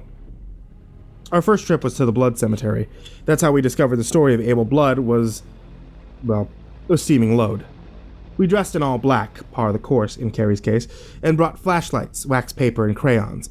We also took the silver crucifixes my parents had given me as a First Communion present, and my mother's Bible, just in case we saw something. It was fun scrambling over the old stone wall, sneaking through the cemetery with our flashlights held low, trying not to step on anybody's grave. Even after seeing that the years of death didn't line up, we still checked out the curve where the ghost of the little girl supposedly ran out in front of the passing cars. The blind curve was indeed full of skid marks. It also had about 20 feet in front of it a deer crossing sign. But even after seeing that, the years of death didn't... 2 or 3 weeks later, we went to a charity auction at the rec center and slipped up the stairs to the attic. The stairs squeaked beneath our feet, and even though, at worst, we'd just be thrown out of the rec center, we were terrified of getting caught. The attic hadn't changed in the 7 or so years since my last visit. A couple of card tables housed bins full of crafting materials, a pair of filing cabinets sat against the back wall gathering dust. And most importantly of all, despite it being June, there were still cold spots. We could stand outside of one, reach an arm in, and try to define the boundary of the warm and cold air. It was tricky. The shift in temperature wasn't as great as I remember from when I was a kid, and there were no hard, fine edges between the hot and the cold air. The temperature just seemed to bleed from one area to another, like brine in an estuary. I experimented sticking my crucifix into the heart of the cold spot and felt nothing. If anything, it felt like the cold spots were fading away. Carrie suggested we try talking to the spirit of Jennifer Wilkins while we still could. I shrugged. After you? We'd forsaken most of our ghost hunting kit, as it would have been awfully conspicuous carrying around a Bible and a couple of flashlights. I still had my crucifix, but I doubted it'd be necessary. The stories of the Silver Spectre were all quite tame. We had, however, brought a couple of sticks of incense, which we lit with a very old Zippo that had once belonged to my grandfather. Carrie had bought the incense from a New Age store, sort of place that you shop at if you were inclined to believe in neo-paganism or healing crystals. The saleswoman told her it was supposed to make it easier for spirits to pass into our realm. But to me, it just smelled like sandalwood. Carrie spoke in a lilting tone. "Jennifer, are you here with us?" I burst out laughing and Carrie went beet red. She punched me in the arm and whispered for me to be quiet, pointing to the floor where beneath our feet the auction was taking place. Carrie tried again. "Jennifer, if you can hear me, give us a sign." We stood still in absolute silence, waiting for an answer. It came in the form of an industrial air conditioner mounted to the ceiling of the floor below us, cycling on. A few gasps in the floorboards lining up perfectly with the AC's large vents. We couldn't stop laughing at the spirit of Jennifer returning the cold spots to full force. Once we'd regained our composure, Carrie and I decided to head over to Bickford's for a bite to eat while we conducted the post-mortem on our latest failure. Now, a deer crossing sign and an air conditioner doesn't necessarily disprove that Blood Cemetery and our town rec center are haunted, but they certainly made us feel rather foolish.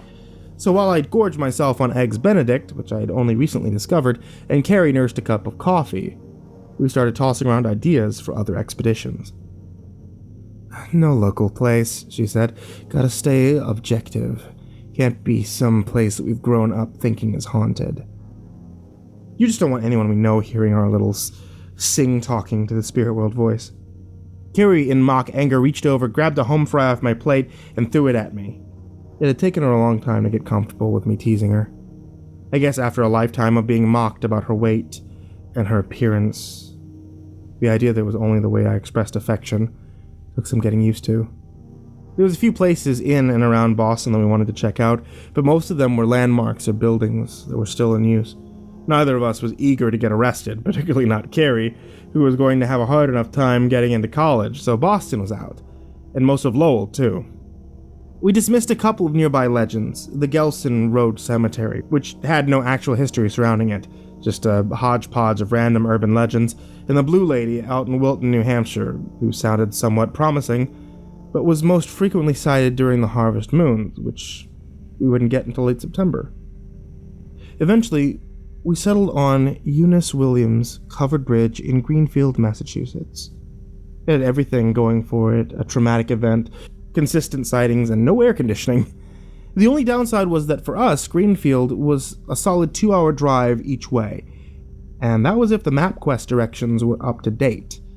A mighty big if. I didn't see Carrie again that summer. Life just got in the way. For Carrie, it was too difficult to work around her mom's schedule, especially after a tiny little accident she had backing out of a space at a mall, resulting in her losing her privileges for a month. Well, for me, it was the pool Christy McDowell's parents had put in that June. All my feelings for Christy and our other mutual female friends was mostly platonic. I was 15, and they were in bikinis. By comparison, ghost hunting just didn't seem quite as exciting. Knowing how my friends felt about her, I never invited Kelly to tag along. Of course, in fairness to me, pool parties weren't exactly her cup of tea. When school started up again in the fall, Carrie and I resumed talking about our trip to Greenfield, but it wasn't until Rob Keenan killed himself and I made an effort to spend more time with her that we got around to actually going. Carrie picked me up one Friday evening in mid-November. Mrs. Peterson had opened the store that morning and would be closing the next day, meaning that we had Ecto 1 all night. We just needed to get her car back before she woke up, and she'd be none the wiser. Driving around with friends was still novel at that point in my life. 3 hours passed by in a blur of jokes and gossip and screaming along to what little music Carrie and I could agree on. She used to have this mixtape dominated by Nine Inch Nails and Rage Against the Machine that was a staple of our time in Ecto 1. I think we listened to it straight through 2.5 times that night. We only got turned around once and arrived at Eunice Williams Covered Bridge absolutely pumped. We pulled into the bridge, cut the motor, honked once, and waited for Eunice. Now, Eunice Williams was not a resident of Greenfield. She had actually lived in a nearby Deerfield back in the late 1600s. At the time, Deerfield was the northwesternmost post of New England. Deep in the heart of the former... At the time, Deerfield was the northwesternmost outpost of New England, deep in the heart of the former Pocumtuck Nation. Before the settlers had arrived in Deerfield, the Pocumtuck had already been weakened by European diseases and war with the Mohawk people. When the settlers and Pocumtuck clashed over resources, the settlers easily drove the remaining Pocumtuck from the land. Well, the Pocumtuck, however, were not ready to admit defeat. They allied themselves with French settlers and other French-allied First Peoples in Canada, and in 1704 led an offensive raid against Deerfield's English settlers. The French and Native Americans killed 56 settlers and burned much of the town to the ground, captured over 100 survivors, and forced them to march through the brutal winters into Quebec. The march would take months. Among the captured survivors was Eunice Mather Williams, her husband, Minister John Williams, and 5 of their 7 children. Her infant daughter and 6.5-year-old son were both killed during the raid, but John and Eunice were determined to be strong for their other children and fellow captives. The Williamses quoted scripture, led the group in prayer, and took turns carrying their younger children until they reached the Green River. Eunice fell during the crossing. Despite having survived her plunge, the Pocumtuck warriors decided that Eunice's exposure to the icy water had weakened her too much to continue the march. So, he hacked her to pieces in front of her husband and the remaining children. Legend has it that Eunice appeared on the bridge over the waters where she was killed, asking any mortals that she finds there of news of her children and husband. Locals say that she can be summoned simply by cutting your engine and honking your horn. Now, we'd been sitting there in Ecto 1 with the engine off and no heat when a thought occurred to me. Why would the ghost of a woman who died a couple of centuries before the invention of the automobile respond to a horn being honked? I could see the gears turning in Scary Carrie's head as she processed the anachronism. Well, maybe she's just... Fuck. I laughed as Carrie turned on the car to get the heat going again. "And you couldn't have thought of this before we drove out here?" she asked. "Well, maybe the bridge isn't haunted, just that Eunice probably isn't a car gal." We waited for a bit, then got out of the car and poked around the bridge on foot. I've always liked covered bridges, ever since seeing Disney's The Legend of Sleepy Hollow cartoon as a kid. And there's a nifty little plaque at this one that tells the whole story of Eunice Williams. We scrambled down to the banks of the river. It's not exactly the Mississippi, but it was easy to see how difficult it would have been to ford, especially under the strained circumstances Eunice was facing. I skipped a few pebbles, a difficult feat in fast-moving water before you get cold, and we decided to get back to the car. Maybe it was the increasingly likely prospect that another of our missions had gone to prove to be a waste, or maybe it was just the hour and the warm air of the heater blasting on our faces and making us sleepy. But whatever the cause, our energy was fading fast, and our conversation had turned serious. Well, serious by high school standards. "Do you think that Kim Murray's pretty?" I did not think she was pretty, but that put me in a precarious position.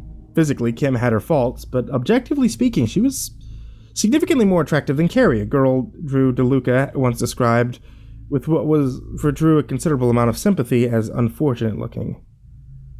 Carrie shifted in her seat to face me. I don't know. Never gave much thought to it. Why? We were at Dan's the other night, and she was talking about how much she likes knowing that guys masturbate while thinking about her. Yeah, I don't think this is a topic of conversation I want to pursue. Carrie grunted softly. That's what I said. It's kind of gross. There was a pause. When Carrie spoke again, her voice caught in her throat. And then Kim said, "Well then, I guess you're lucky. You don't have to worry about anyone doing that over you." My cheeks burned with embarrassment. I didn't know what to say. I never imagined Kim would share her sexual insecurities with me. In part because I never thought of her in sexual terms. On some levels, I didn't think I'd ever fully processed for me that Carrie was a girl, like Elena or Christy. That's not to say that I was confused about her gender identity, but Because I found her unattractive, my mind had neutered her and had significantly reduced her as a human. Carrie started to cry, and I leaned over to give her a hug. She let out a few hushed sobs onto my shoulder as I patted her broad back, and at some point she stopped crying. It took me a second to notice, but what I thought was her taking a shuddering breath, or maybe just a tear-covered cheek sliding across my skin, was actually Carrie kissing my neck. I wanted to leap in the back seat to lurch away from Carrie and retreat to the furthest recess of Ecto 1. I wanted to throw open my door. I wanted to sprint to the nearest house and demand its occupants permit to shower. But I couldn't do that. As revolted as I was that my actions and intention had been so wildly misconstrued, Carrie was still my friend, and she was vulnerable, and she didn't deserve that. I froze, hoping that she'd realize I wasn't reciprocating. The nuzzling and kissing continued. I guess she didn't, or maybe she didn't realize that this was a red flag. We never spoke about what happened in Greenfield, but either way, she needed a clearer stop sign. I put my hand on her shoulder and gently pushed myself away from her. She got the message. I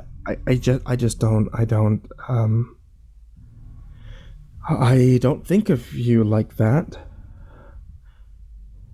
I had trouble spitting it out. She nodded. We're friends, I said. Uh-huh. The trip home was one of the longest car rides of my life. Carrie never turned on the radio. The only words out of my mouth were the turns I called out for our MapQuest directions. I felt shallow. I think we both knew that I'd only said we're friends to soften the blow. I wouldn't have dismissed the affection of any other female friends so readily. Even Christy McDowell, whom I'd been friends with since the 3rd grade. I would never have pushed her away like that. The following Monday, I made it a point to talk to Carrie in class like nothing happened. She played along for a bit, but then asked me for a little space. Frankly, I was relieved to give it to her. I only told a couple of people about scary Carrie kissing my neck. DeLuca thought that it was hilarious. He wasn't the most sensitive guy in the world. Carrie was a bit more sympathetic. She reminded me that I was entitled to have my tastes. I appreciated hearing that. But I still felt like shit. It set out to make Carrie feel better about herself and had done nothing of the kind. I never thought of myself as the sort of guy who'd judge a girl based on her looks, but apparently I was. Elena didn't return to school for a whole week after our last conversation. She told everyone who asked that she'd had the flu, but later confessed to me that she couldn't take being surrounded by people. It was too noisy, too overwhelming, too many eyes staring at her. She needed to be alone. I didn't see her at lunch that day. Or ever again. The anxiety she felt, being surrounded by people, was at its worst when she was trying to eat. So her parents arranged for her to eat in her guidance counselor's office. When I found out, I knew that it was good for Elena, but I couldn't help but feel like my days would be a little drearier without being able to see her across the cafeteria. Her wild hair, that smirk if it ever returned, and that was to say nothing of the wonder that years of track and cross-country had done for her legs. I finally caught up with her on Friday morning. She was at her locker. To cut down on the amount of time she'd have to spend jammed between chatty classmates, Elena had taken to cramming every book and binder she needed until lunch into her backpack. She looked like a freshman. Hey, Elena. She didn't look up. Oh, hey. I dropped down next to where she was crouching and lowered my voice. I spoke with Fletch. Elena froze. I couldn't tell if she was nervous or excited. She took a couple of deep breaths and she turned towards me.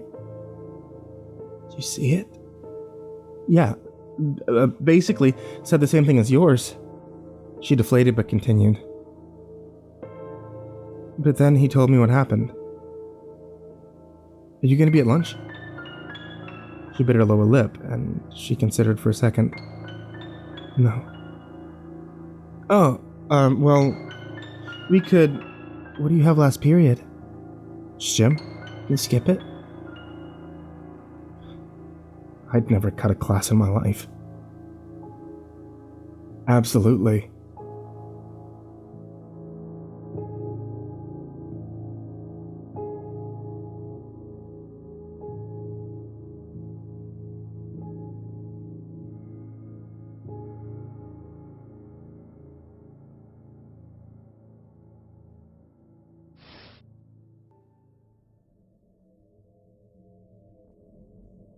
I didn't have any classes with Fletch, and rarely saw him in the halls, but I had 2 classes with Drew DeLuca, and he had lunch the same period as Fletch, so I had him pass along that I wouldn't need a ride. When 6th period let out, I made my way over to the parking lot where Alina was waiting for me next to her blue 97 Beetle.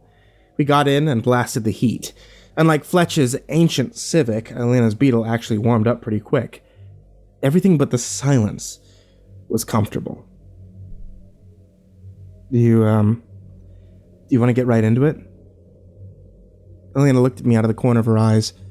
They were so blue. She shook her head. Not while I'm driving.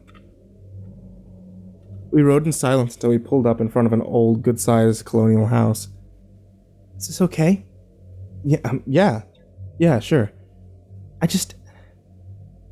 don't want to talk about it in public. That's totally fine. Elena looked relieved as she hit the garage door opener. It was like she thought bringing me over to her house was really putting me out. Getting out of the car, I noticed the garage was otherwise empty. We were alone. Abby, an aging golden retriever that the Amanevs apparently didn't kennel, greeted us with her tail wagging and her leash in her mouth. I have to take her out. Make yourself at home. Just being inside Elena's house felt so intimidating. Identity is everything to a teenager, and to bring someone else into your home was to expose a part of you that was beyond your control. It was laying bare the environment that had produced you. When I first entered Fletch's house, his discomfort was evident. His house was just a place that he passed through to get to his room. For Scary Carrie, her house was a source of shame. Mrs. Peterson's small, ill-kept home was a constant reminder to Carrie not just of her parents' failed marriage, but of her mother's lack of education. They were both stuck there, in a house that smelled like deli meats and the water that feta cheese is packed in. A smell that started in Mrs. Peterson's work clothes, but is now infused into everything they owned. I entered Alina's house with the same reverence I would a church. It had a feeling to it that put you in the mood to sip hot chocolate and watch snow fall. There were candles and tea lights on the tables and holiday-themed knickknacks on the walls. The piney scent of Christmas trees filled the air, and as I collapsed onto the overstuffed couch, it occurred to me that for the first time all day, I felt relaxed. After she returned, Alina led me downstairs into the game room, a finished basement dominated by a full-sized pool table. She offered me a soda from the mini fridge behind the wet bar, and then we sat down in a love seat in front of the big screen TV. Alina stared at me while I spoke. I stared back. It was impossible to look anywhere else. I recounted the story Fletch had told me, as faithfully as I could. All the while, I was very conscious of where her legs were in relation to mine. They tugged at me as if they had gravity. She seemed fine the whole time that I talked, but the moment I was done, she began to gasp for air, like she'd been holding her breath. Then the sobbing started.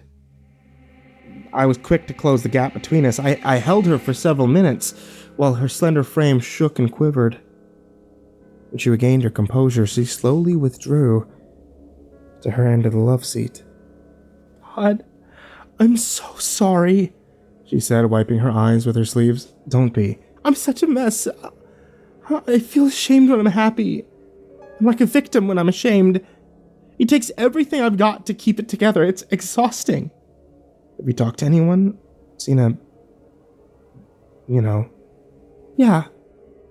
But she won't give me anything. Well, that's not a bad thing. So you don't believe any of it? Her right leg began bouncing up and down on the ball of her foot. I thought you were Mr. Ghost Hunter. I scoffed. The corner of her mouth twitched as if she were about to smile. And for a fleeting second, I felt connected to her. To the old Alina. I didn't run around telling everyone that I met why I cared so much about ghost stories. I didn't wear anything that personal on my sleeve, but I told Alina. She listened, and nodded, and understood me. Can I ask you something? She nodded. Why does it matter to you if the widower's clock is real? I need them to be wrong about me. The people who stare at me in the halls blame me like Fletch and John Murphy. Fletch is just hurting. He doesn't blame you. Not really. Yeah, he does. Everyone does. All they get are these little snippets about how much Rob loved me, and I've heard them talk about it. They say that I thought that I was better than him because I live in a big house, or because he wasn't a jock, or because he was nerdy. He loved me and I was a bitch for rejecting him. Alina pulled her legs up to her chest and hugged her knees. I remember being struck by how much she looked like a little girl. It seemed strange at the time, but in hindsight, at scarcely 17, Alina practically was a little girl. A kid realizing for the first time that her classmates felt entitled to opinions about what she did with her body and affections. I wanted to tell her that that wasn't true. That no one really believed she was a snob about money or a shallow bitch. I wanted to, but I also heard the whispers. Truth is, she said, the only thing I really knew about him is that he made me uncomfortable. I moved beside her and I put my arm around her shoulder. I could feel how tense she was as she stared straight ahead. It's not your fault. Her hair smelled like vanilla. Alina, look at me. She looked so full of uncertainty. Scared. I put my other hand on her wrist. I'm gonna go down there. To Quabbin. She grabbed me by the shoulder and held me like I might fall. It's okay. I couldn't help smiling at her concern. I won't go in. I'm just gonna listen to the bells. She studied my face. We were only inches apart. My heart was racing. Besides, I said as I leaned in, I want to. And I kissed her. Her lips were slow to respond. Doubts raced through me. Was she surprised? Was this a rejection? Had I crossed a line? I felt like Scary Carrie must have back in Greenfield. But Alina didn't withdraw. Maybe it had nothing to do with me. Maybe it was just maybe survivor's guilt. And after a long couple of seconds, Alina kissed me back. My brain went fuzzy. I almost had to stop. It's tough to kiss with a grin. I was kissing Alina Amenev. I slipped my fingers through her wild hair. Alina, who ran track, I could feel my legs pressing against her. Alina, who smelled like vanilla and smirked when she used to smile. I tried to press my leg between hers, but she kept her legs closed, and that was fine. I was happy just to be kissing her.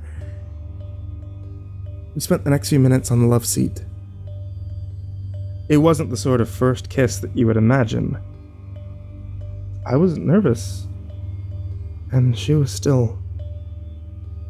At the time, I remember thinking that it was more intimate than passionate, but that made sense to me. She wasn't in a real good place. Being with her was going to be like building a house of cards. Take a slow hand, and the slightest misstep could bring her crumbling down. She wanted to drive me home before her parents returned from work. As we were getting our coats on, I said, "Hey, let's see a movie." She didn't answer immediately. I thought for a second that she hadn't heard me. I can't. I kissed her and asked again, but it didn't help. What if someone sees us? I wanted people to see us. I didn't care what people thought about her. I didn't even give a rat's ass what Fletch thought about her. Please don't tell him. Don't tell anybody. I can't handle how they'll look at me. She broke down. I held her.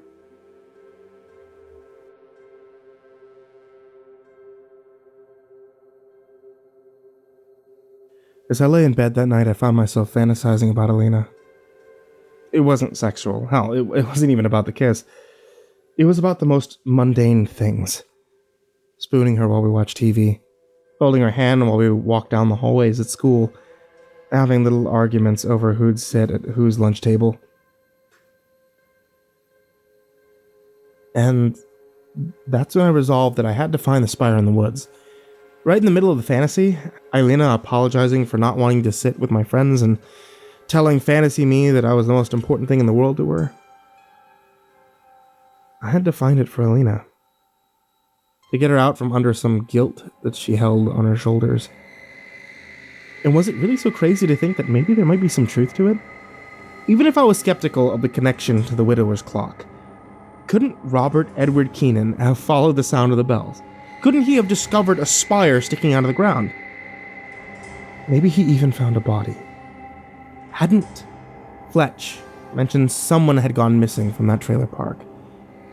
If he had found her corpse, it could have certainly pushed him over the edge. The thought sent a shiver up my spine. The last couple of weeks before Christmas vacation were always filled with midterms and projects, and that year was no exception. It was the last thing in the world either of us wanted to do, but with group projects due Monday, I had to meet Scary Carrie at the library.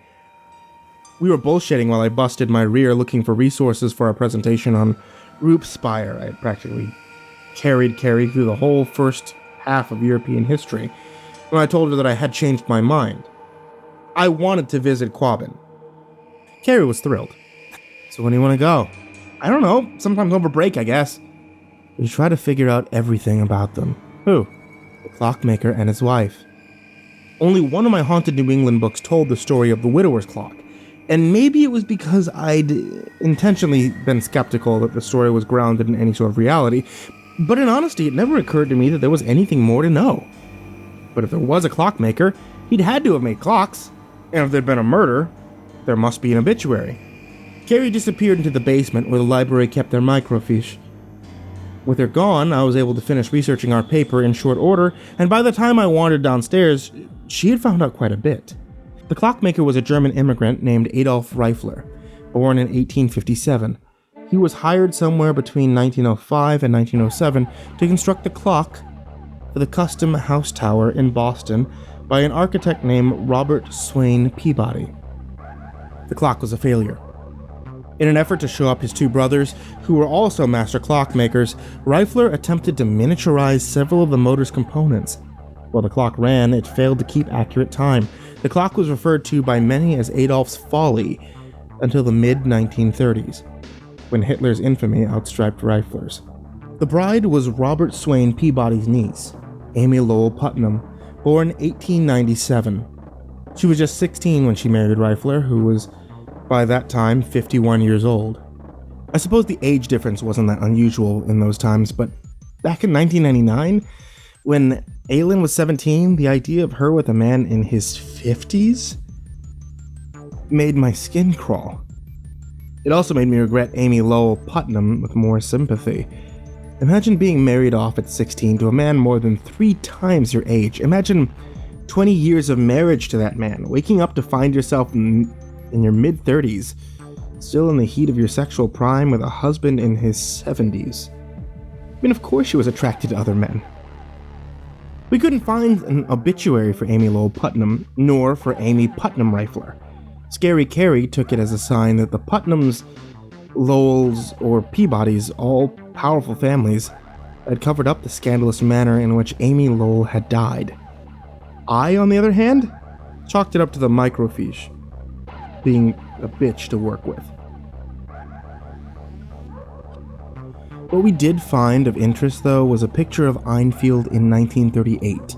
It depicted a large hill with most of its trees cut down, a tractor pushing aside some debris, and a lone man standing with his back to a large colonial building. The large colonial was the only one still standing, and it had a little tower. We couldn't tell whether or not it had a clock. The old microfiche view screens didn't exactly have great resolution, but based on its proximity to the hill, it was easy to see how the loose soil could have enveloped it, or another building much like it. when the floodwaters came pouring through, leaving just a spire peeking out above the earth. We only found one more reference to Adolf Reifler, an obituary published in the Boston Globe in 1941. I wish I could remember the date. It mentioned that he was wanted for questioning in regard to a disappearance, but that was all. Reifler had died in Munich. The cause of death was omitted, but at 84 it was probably just old age. Reifler must have fled the country sometime in the mid-1930s, at a time when the Germany he returned to must have been very different from the Germany he had originally left. I don't know why, but somehow knowing these historical details made the story of the widower's clock so much more plausible. It was no longer a story of a man with an awful, unfaithful wife. The characters defined by nothing more than their relationship to one another. It started to become a story of two people. Amy Lowell Putnam, restless and starved for marital attention, shackled to an old man incapable of giving her what she needed, and proud Adolf Reifler, obsessed with proving himself after his failure, designing the clock for Customs House Tower, too busy and too old to see what his young wife was up to. Since her mom had the car that day, when we got hungry, Carrie and I had to choose between waiting for my mom to pick us up or hoofing it down to the House of Pizza to grab a bite. Despite the cold, we opted for the latter. Settling into a booth, a hot slice in front of both of us, things between Carrie and I felt right again for the first time since our trip to Greenfield. We quickly fell into discussing the plans for our trip. "We should head out early," she said. "The first time Rob heard the bells, it was just after sundown." "Yeah, but the later it is, the less likely we are to bump into some park rangers." Think there are gates or fences? The roads in or out might be gated, but fences, nah. Quabbin's too big. Just as the words left my mouth, Fletch plopped down right next to me, his friend Murph lingering behind him. "Hey, I didn't see you guys come in," he said. "How long you been here?" I don't know what I felt exactly. Embarrassment? Shame? But even though there was nothing in Fletch's face to indicate that he'd heard me, I felt that feeling you get when your parents tell you, "We're not mad, we're just disappointed." I'd been so wrapped up in the fun of going on a ghost hunt and clicking with Scary Carrie again that I'd lost sight of the fact that Rob Keenan had killed himself. I'd forgotten the only reason I knew about the Spire in the woods was because of his suicide note, and had actually been happy about the whole thing, while two guys who had lost a good friend, quite possibly because of the Spire, were sitting right behind me. I don't know, a bit," I mumbled. "You want to ride home? I could take both of you." I really didn't. "Sure," Carrie said. Murph had just found out that he'd been accepted via early admission to UMass Amherst, a topic Scary Carrie found intriguing. Like many unhappy high school students, Carrie hung a lot of her hopes on the idea that her life would get better in college. She knew she didn't have the grades to get into a top-tier school. Hell, she knew that UMass Amherst was a real reach, but she still had hope into getting to UMass Lowell and transfer after a year or two. Of course, Murphy hadn't thought he'd be accepted either. "Definitely apply early," he said. "Show them you're serious and see if you can get a reference from someone who went there and they list where all the teachers went to in that yearbook each year. Like half of them went to UMass."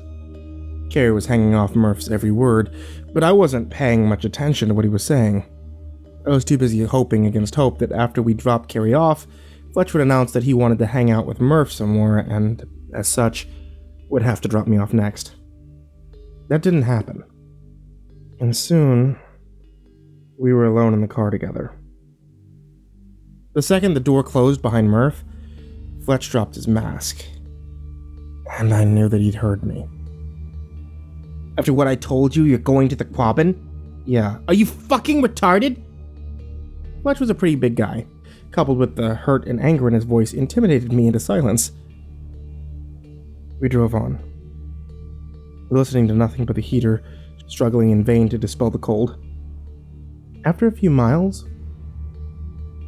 I found myself resenting Fletch. Who was he to speak to me like that? And why the fuck should I feel guilty for his sake? He lost a friend, and he had my sympathy, but that didn't entitle him to treat me like garbage. What'd you tell me for? Fletch didn't answer my question, he just kept driving. Huh? Why did you tell me about it if you didn't want me to look into it? Fletch tightened his grip on the steering wheel and ground his teeth together as if he was literally chewing over the question. We were in our neighborhood before he finally answered. Who else could I tell? Did you know the school's been contacting the parents of everyone who goes to that special counseling session? They're reporting any early warning signs they see in the sessions. You think I want my parents making me see somebody or sticking me on meds? I can't go in there with the fucking ghost story. Fletch's anger had left him. By the time he pulled into my driveway, he looked deflated. I thought you'd believe me. Or could disprove it. Or shit, I don't know. It seemed like Fletch and Alina were looking to me to absolve their sins. Alina wanted me to prove that Rob had found a spire sticking up from the ground in the middle of the woods, and it was the reason that he'd taken his own life. Fletch wanted me to tell him that it was just a ghost story. I honestly couldn't tell you which I believed.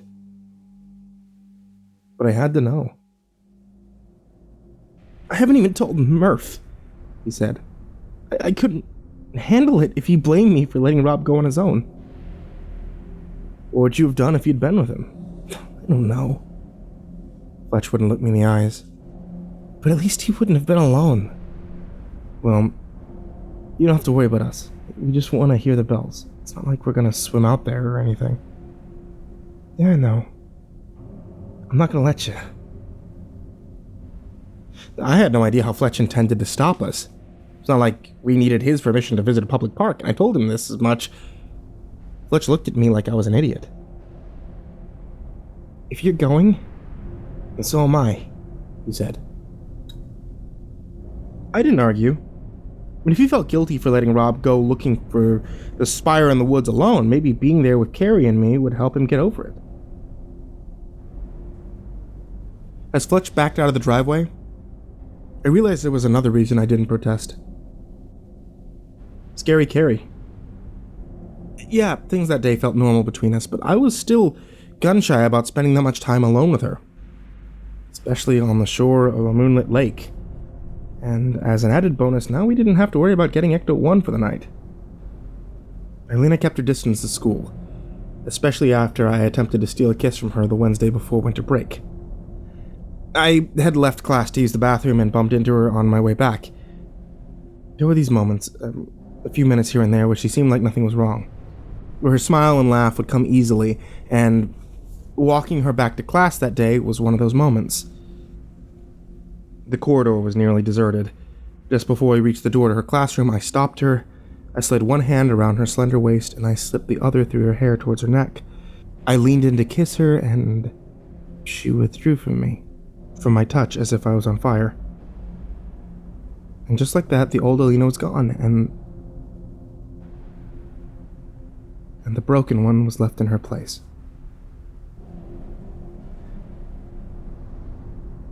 We stood there, apologizing to each other, her reassuring me that I had nothing to apologize for, and me doing the same, before she finally backed into her classroom and shut the door. I was thankful Thursday was our last day. Winter break couldn't arrive soon enough. I saw Alina twice over the break, once before Carrie, Fletch, and I went to Quabbin, and once after. Alina's parents had a cabin in the foot of the Swanee Peak in Maine, where they usually spent New Year's Eve, but that year they decided to go up on the 27th and come back down on the 30th, so that Alina wouldn't miss her weekly therapy session. The day after Christmas, she came over to our house for dinner. My parents were wonderful. I had warned them about how nervous and anxious she likely was to be. I didn't say a word about the suicide notes, or the spire in the woods, but I had told them that Rob had had a crush on her, and that, well, Alina wasn't coping well with his death. They couldn't have been more understanding. Ordinarily, my dad would have delighted in teasing anyone I brought home for the first time, but he refrained.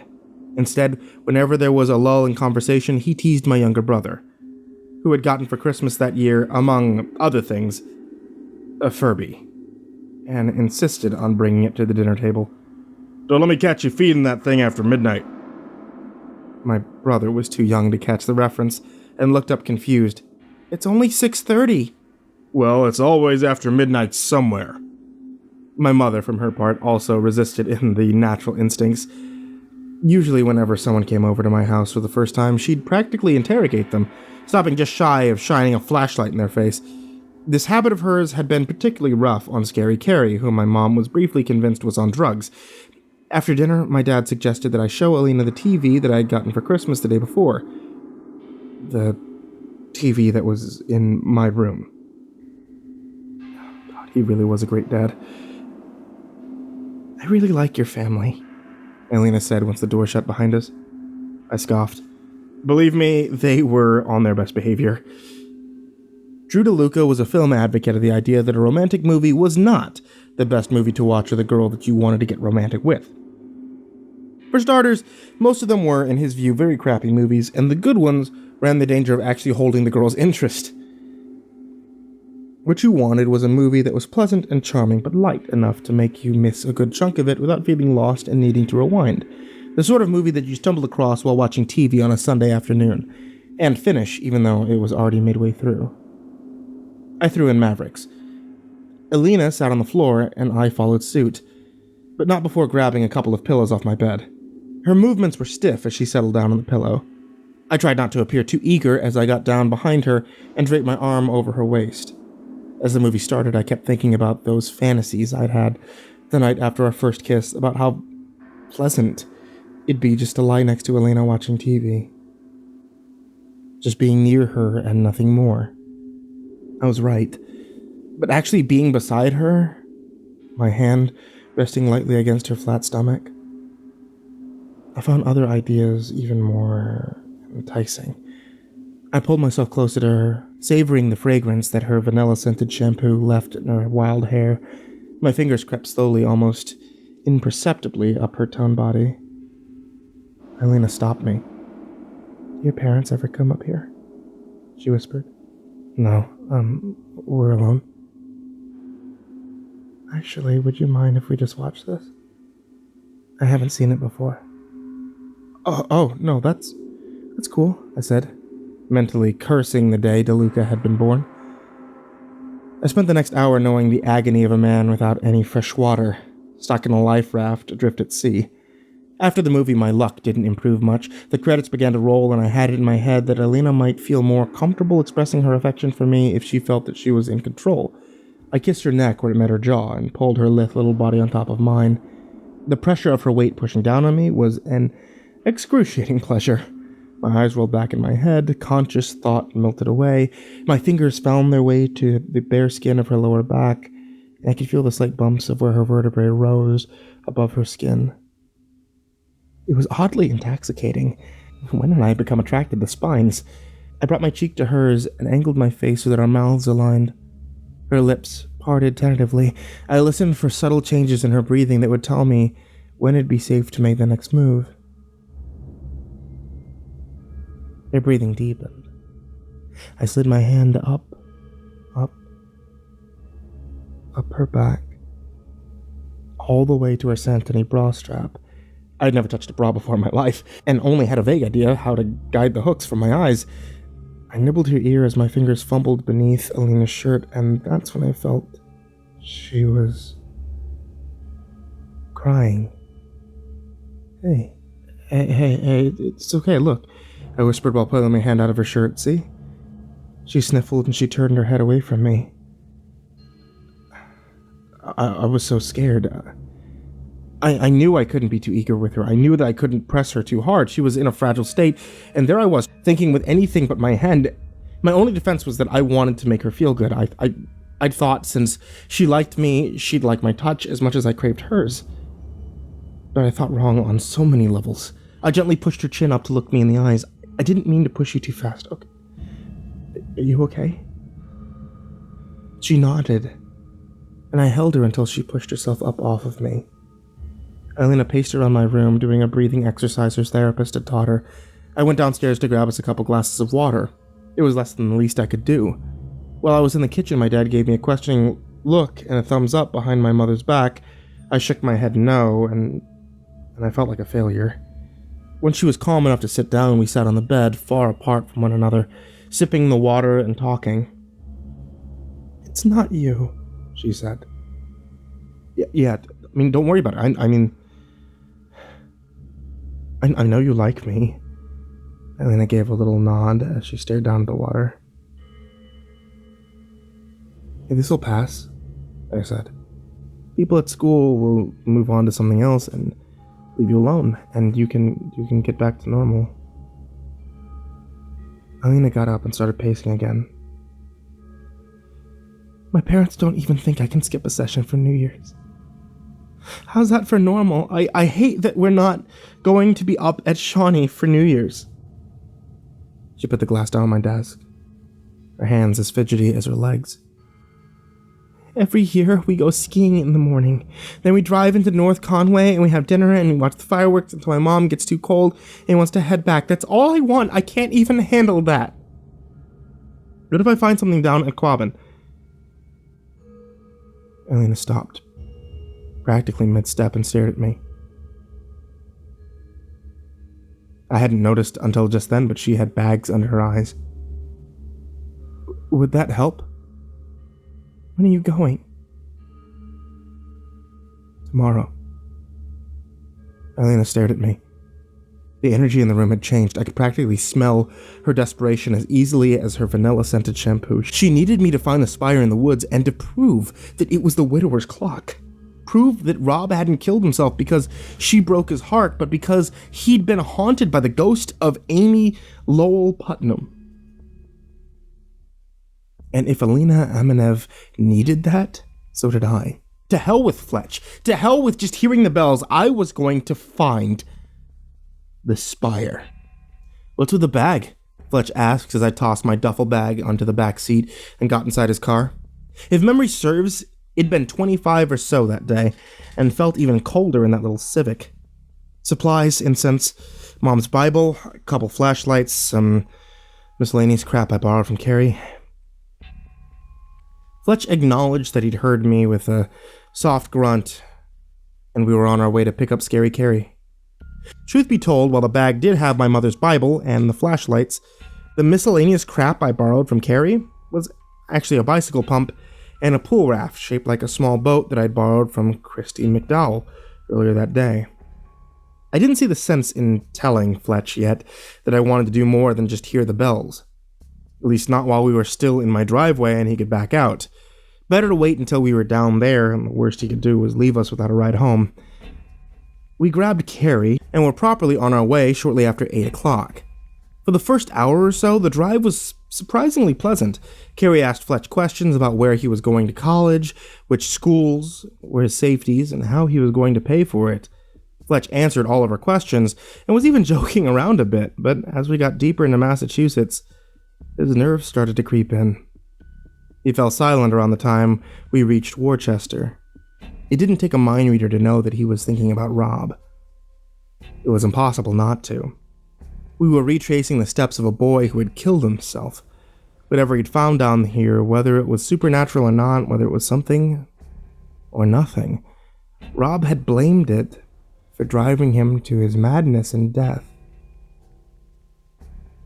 I'd never been scared of any of my other ghost hunting trips. Not really. Usually I was filled with a sense of anticipation, a giddy feeling that I could soon make a discovery that would forever change the way I saw the world, accompanied by a touch of anxiety that I might get caught trespassing somewhere I didn't belong. As we pushed into the trailer park, my heart was pounding in my chest and my palms were covered in a cold sweat. 10:30, Fletch said, cutting the engine. If we hustle, we might be able to hear the bells toll 11. Carrie and I nodded dumbly. I could tell that she was feeling it too. This was different than the Blood Cemetery or the Eunice Williams covered bridge. We were walking into the ghost story of Robert Edward Keenan.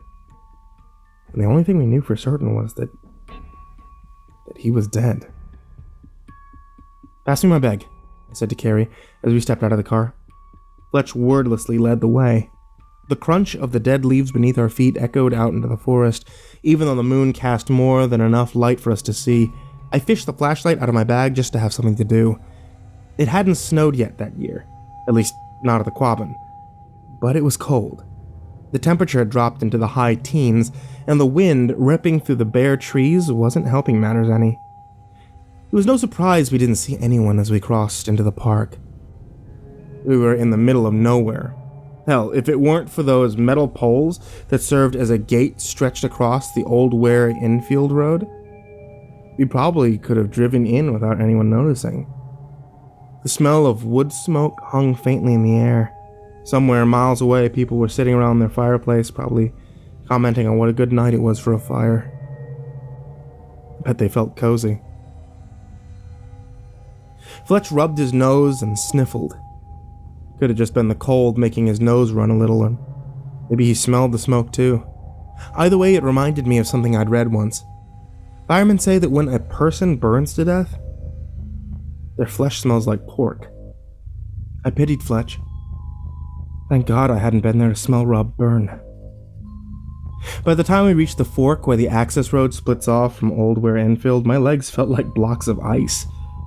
We had warm hats and jackets, but 2.5 mile walk at night in late December is too much for just a pair of jeans. I stomped my feet to warm up.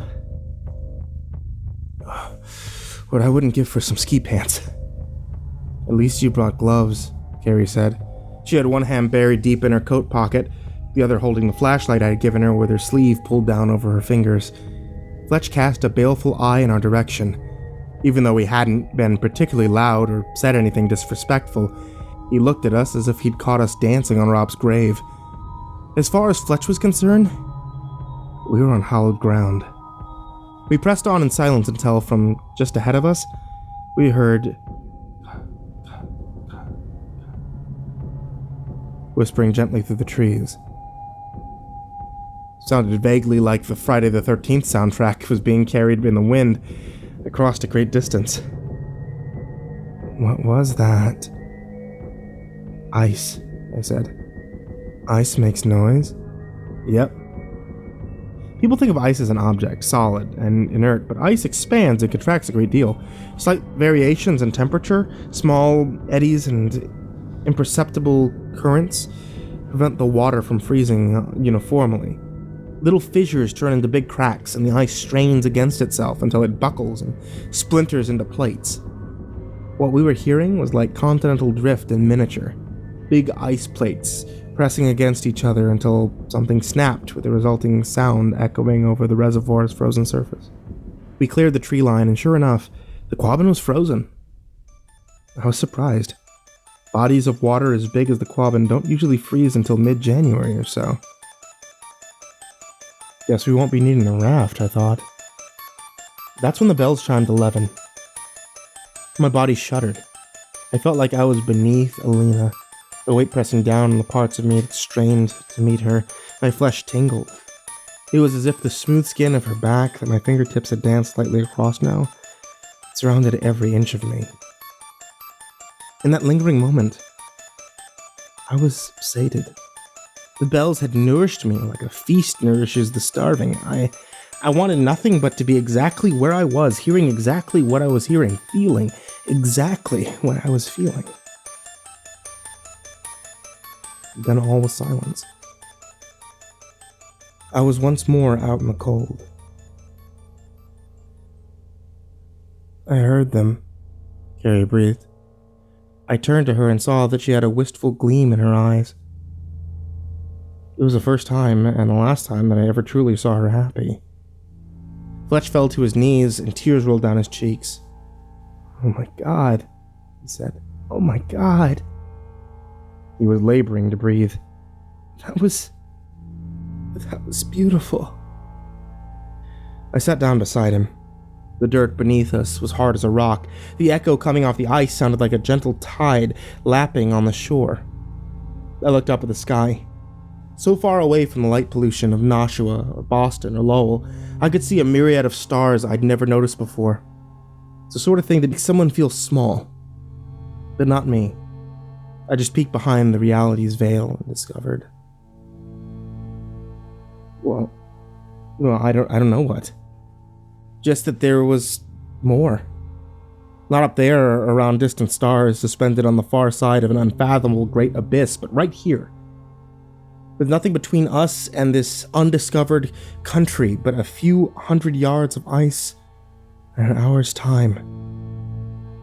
Then the bells would toll 12. We should have left. We said we were only here to hear the bells. The only reason Fletch was even there was to make sure that we'd turn back. I'd witnessed what I'd been searching for throughout all of my ghost huntings. I had evidence of the supernatural. Wasn't that all I ever wanted? One experience to bolster my faith, just one that I could point to, cling to, whenever I found myself besieged by doubt. I had certainly thought so. Until I heard those goddamn bells. I don't know which of us was the first to tentatively step onto the ice, but I recall clearly none of us voiced an objection, not even Fletch. The ice was slick, and we fell hard more than once, but we were all of us New Englanders, and no stranger to shuffling across an expanse of ice. The trick was to keep your weight centered above your feet. We talked in clipped bursts about what the bells had felt like to us, speaking in broken analogies, unable to fully share what the bells had awoken inside of us, but straining to convey it as best we could. I only felt it in a plane once. My parents even thought they couldn't really afford it. They took me to Disney. They were already fighting then. It was bad. But on the plane going to Disney? When it started to take off. Carrie trailed off. The echo was louder than when we heard it from the shore. In my head, when I was 7, only rich people flew anywhere, and my parents were fighting. I felt lucky, you know? Fletch grunted his acknowledgement. What time is it? I checked my watch. About 1:15. We must have been right on top where the ice was grinding against itself. We froze. Each of us strained our eyes and ears trying to determine if the ice was safe. We knew if the ice wasn't safe, it'd be dangerous to press on. We knew it. But we didn't care. Maybe you should go first, Fletch said to me. You're the lightest. Yeah, I said, and shuffled ahead. Being closer to the bells felt worth the risk. Any risk. Carrie and Fletch followed in my wake, neither following directly behind me so as to spread our weight across a broader area. We pressed on. The conversation died. The wind blew hard across the reservoir and tore through our bodies like a knife. We didn't care. The sound was growing fainter. We had crossed nearly 3/4 of the distance to the island that had housed the Spire. I never heard the ice crack, just the sharp inhalations of breath from a scream that never escaped her lips. Carrie plunged through the ice. I turned just in time to see her go under. Carrie came up thrashing, but as she hit the sides of the hole, she made more and more of the ice broke away, expanding the hole to the size of a kiddie pool. I shuffled my feet as fast as I could towards the edge. Fletch screamed for me to stop. No, it's not stable! Cold water sucks the heat from your body 32 times faster than air. Every second Carrie stayed in that water increased the likelihood her arms would go numb and she wouldn't be able to pull herself out of the water even if the ice stopped breaking. Lying on my stomach and spreading out as much of my weight across the surface as I could, I dragged myself out to the water's edge. Grab on! I held onto the shoulder strap and tossed my duffel bag into the water as close to Carrie as I could. Her hands fumbled, already rendered useless by the heat loss, but she managed to wrap her arms tight around the bulk of the bag. I pulled her up to the edge. She got most of her body out of the water before the ice cracked, and she fell back in, almost taking me with her. Strong hands grabbed my ankles and pulled me away from the hole. Fuck! Fletcher grunted as he struggled for traction on the ice. I don't know how he did it. But Fletch managed to get enough of a purchase that we were able to drag Carrie out of the water. Scary Carrie was white as a bone and panting from breath through chattering teeth. She struggled to get her hands to her knees. We've got to get her out of here, Fletch said. The pull of the bell had been broken. What the fuck were we thinking? Bring the car around, we'll meet you. The car was easily 2 miles away. Fletch nodded and was off, shuffling his feet across the ice as quickly as he could go. I was afraid to stand too close to Carrie out on the ice, but what choice did I have? She was still struggling just to crawl. I grabbed her by her ankles and dragged her across until we were far enough away from the hole that I felt comfortable enough to pull her to her feet. Still the ice went. As I watched Fletch slip out of sight behind the trees. It didn't sound gentle anymore. I put her arm over my shoulder. We shuffled along the best we could. Each time one of us slipped, I thought the ice had given away again. My heart would race, and I'd think, this is it. This is how I'm going to die. But instead, we just slammed down against the rock-hard surface. Carrie followed my instructions. She didn't seem confused, but she wasn't talking either. By the time we'd reached the access road, her lips had turned pale blue, and the water in her hair had frozen. At the fork on Old Ware Enfield Road, I insisted that we trade jackets and give her my hat and gloves, one of which was wet from pulling her out of the water, but I figured it was better than nothing. Carrie fumbled and struggled to get out of her jacket. We had to stop walking so I could help her with her zipper. She fought me as I tried to get my hat over her enormous head, and with slurred speech complained she was hot. I knew what that meant. Carrie was in trouble. If I had a cell phone back then, I'd have bitten the bullet and called an ambulance. But I didn't get my first cell phone until 2001. I made Carrie run the rest of the way, even though she moved like a drunk in an old cartoon. Fletch saw us approaching the gate and, leaving the engine running, ran out to meet us. "How is she?" he asked, putting her arm over his shoulder. "We need to get her to a hospital." Fletch and I were moving as quick as we could while dragging Carrie along between us. "Do you know any around here?" "I don't know where the hospital is." "You don't know where the hospital is?" I screamed as we got into the car. "Why the fuck would I know where the nearest hospital is in western Massachusetts?" Fletch put the car in drive and started heading towards Amherst, figuring there had to be a hospital there and we'd see signs for it on Route 9. If we had gone back the other way towards Nashua, we'd have been at a hospital in 11 minutes. Unfortunately, the way we chose, the nearest hospital was in Northampton, over an hour away. Even with the heat on full blast, the car was freezing, and practically, as soon as the doors closed, Carrie started stripping out of her clothes. "You've got to get back there with her," Fletch said. He was right. Before our week-long winter hike, our instructor chaperone taught us what to do in the event that somebody displayed any signs of hypothermia. You get them out of their wet clothes, you strip them down, and you get into a sleeping bag with them. It's called passive rewarming, and Carrie clearly needed it. I crawled over the emergency brake into the back seat with a half-naked, scary Carrie. She didn't fight me or complain about being warm, but it was difficult to get close to her. She had wedged herself down on the floor, mostly behind the passenger seat, a space I would have never imagined could accommodate me, let alone the both of us. "Hey, you got a blanket or anything?" I said, looking around the mess and clutter that Carrie sat on top of. No, but hang on." Fletch wrestled himself out of his jacket while he drove. It occurred to me that I could use the uninflated raft as a blanket, but when I looked for my duffel bag, I realized I must have dropped it somewhere between the reservoir and the car. Fletch threw his jacket back at me. It'd have to do. I stripped down to my underwear. Scary Carrie was completely unresponsive. I did my best to move her into a position where I could lay next to her and drape Fletch's jacket over my shoulders and mine over her legs before spreading myself over her belly. I'd like to say I spent the next hour concerned only for the well-being of my friend. But that's not true. A million thoughts ran through my mind. Yeah, I did think about Carrie. I thought she already looked dead. I hoped that at least some of her pale complexion was just the moonlight. I noticed how slow her breathing was. I could barely feel her cold gut moving at all. But I also thought about Rob and the rumors that I'd repeated when I was in the 6th grade. The one about how he'd been found naked in the woods with a mentally handicapped girl.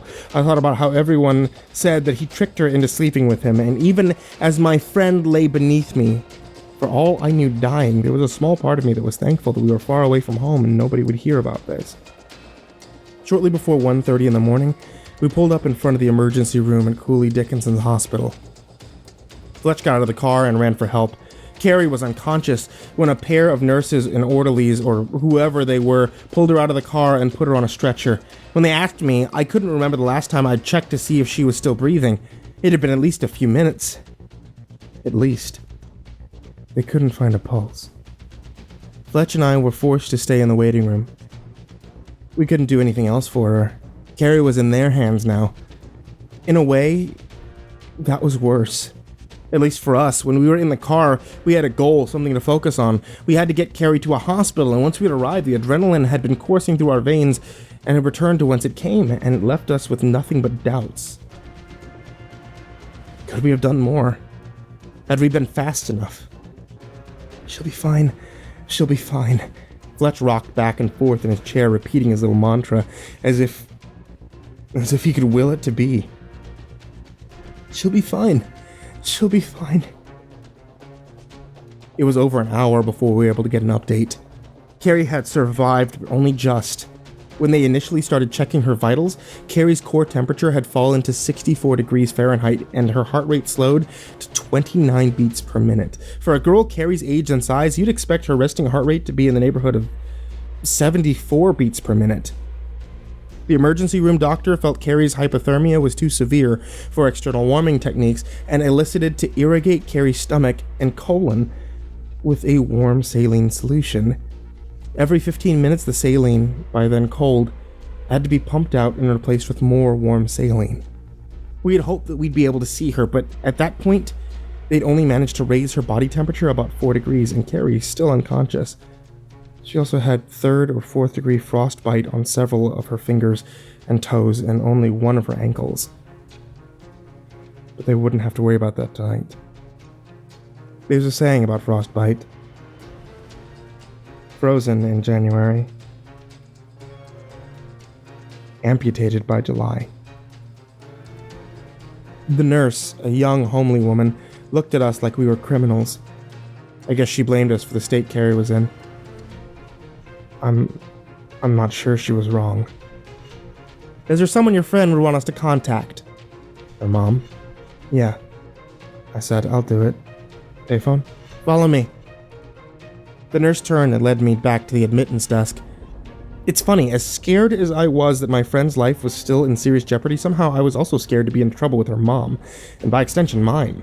What can I say? I lacked perspective, and the enormity of the situation hadn't fully sunk in.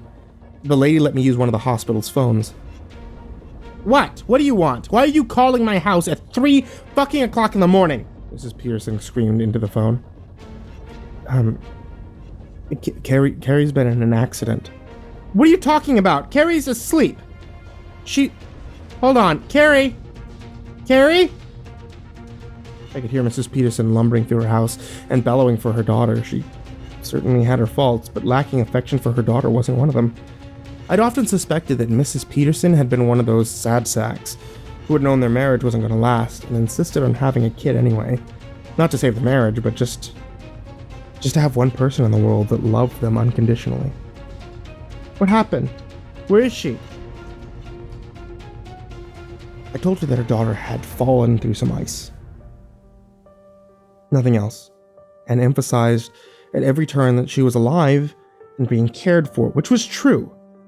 But I also promised that she'd be fine. It was a promise I had no business making. I just couldn't stomach hearing the hurt in her voice. I would have said anything to make Mrs. Peterson feel better. I handed the phone back to the homely nurse so that she could give Mrs. Peterson directions to the hospital. 2.5 hours later, Ecto 1's tires screeched to a stop in the parking lot. My daughter, where is she? I could hear her even before she was through the doors. If the kids at school thought Carrie was frightening to behold, it was only because they'd never seen her mother upset. Mrs. Peterson ran up to the admittance desk, wearing her jacket over her bathrobe, the sweatpants she slept in peeking out over her snow boots. Her face was red and puffy from crying. Her hair looked like, well, not just uncombed, but as if someone had tied it in knots and then dipped it in grease. By comparison, the homely nurse looked like Helen of Troy. She's my daughter! You have to let me see her! Mrs. Peterson said, pounding the desk in front of her. Being a mother was the reason Mrs. Peterson got out of bed in the morning. It was the reason she worked a thankless poorly paying job, and it was the reason that she wasn't about to let anyone keep her from being there for her daughter. Fletch and I jogged the short distance down the hall from the waiting room. The hospital staff was looking nervously at Mrs. Peterson's red face and bulging veins. A pair of nurses moved in close behind the homely nurse to support her. "You can't see her until she's been stabilized," the nurse said, her voice quivering. Mrs. Peterson let out an inarticulate scream that shook her whole body. It was a desperate noise that sounded like a wounded animal. The homely nurse flinched. Fletch took an involuntary step back, and one of the other nurses peeled off from the pack and ran down the hall, probably to get security. She needn't have bothered. After her scream, Mrs. Peterson collapsed to the floor in tears. I laid my hand on her shoulder and I gave her a gentle shake. Mrs. Peterson looked up and saw that it was me. I thought for a moment I'd receive the same treatment as the nurses, but instead, she pulled me down on top of her and hugged me, clinging to me like I was life itself. Mrs. Peterson buried her face in my shoulder and cried. I wish she'd yelled at me, and not just because my face was pressed into her hair, which smelled of sweat, deli meat, and feta cheese. I'd nearly gotten her daughter killed. I didn't deserve to be embraced like a member of the family, and something about the way Mrs. Peterson so desperately held me reminded me of the trip her daughter and I had taken to Greenfield. I had been reckless with Carrie in so many ways. Fletch helped the two of us to our feet, and we led Mrs. Peterson back to the waiting room. We stopped at McDonald's on the way home, but neither of us could bring ourselves to eat anything. Fletch and I had stayed at the hospital until nearly 10 a.m.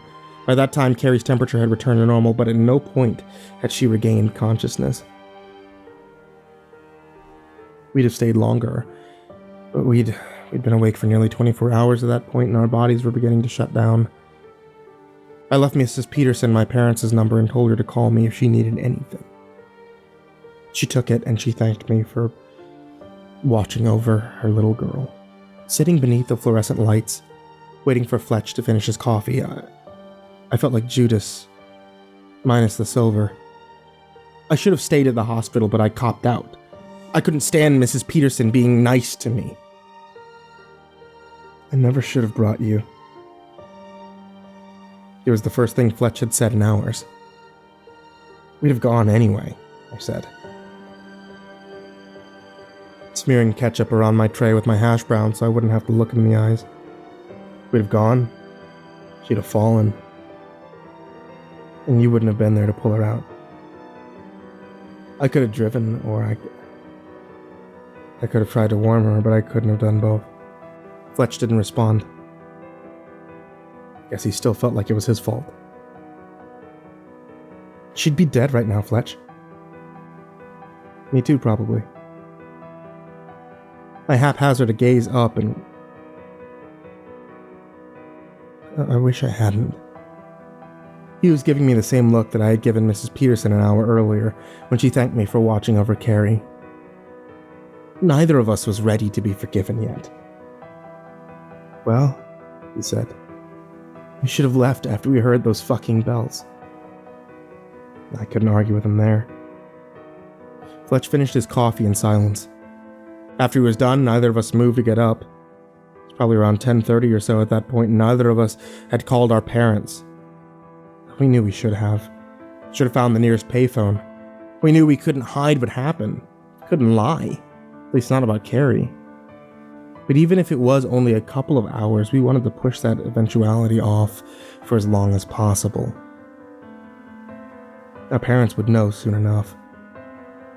We got back in the car and rolled down the windows, hoping the cold air would help keep Fletch awake long enough for the coffee to kick in.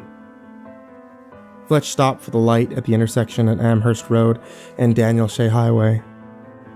We needed to go left, which would take us north towards New Hampshire, but Fletch hadn't hit his blinker yet. Can I tell you something? Fletch had struggled to get out each word. Yeah. Part of me wants to go back. I want to hear them again. So did I. All we had to do was go right. Do you? If we did, do you think we could get there by 11? I asked. The light changed. We didn't move until the car behind us started honking. Fletch hit the blinker. We went left. My cheeks burned with shame. We probably wouldn't have made it in time, I said. We can't go back there. Not ever. No. Never. Even as I said it, I knew I would. The bells. The bells felt like home.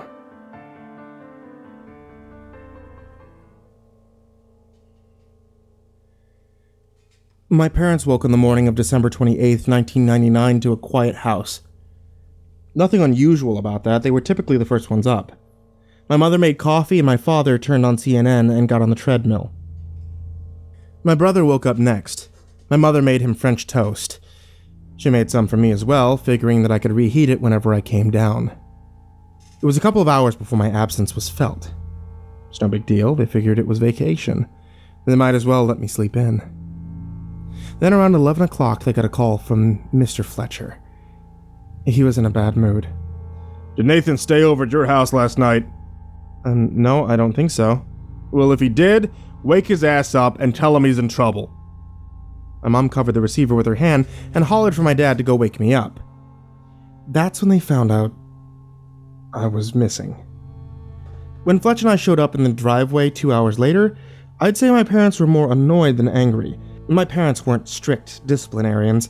I'd slept over at Drew Lucas without consulting them on more than one occasion, and while they were never exactly thrilled with me, they trusted my judgment and preferred letting me exercise the judgment to being woken up by a late-night phone call looking for their permission.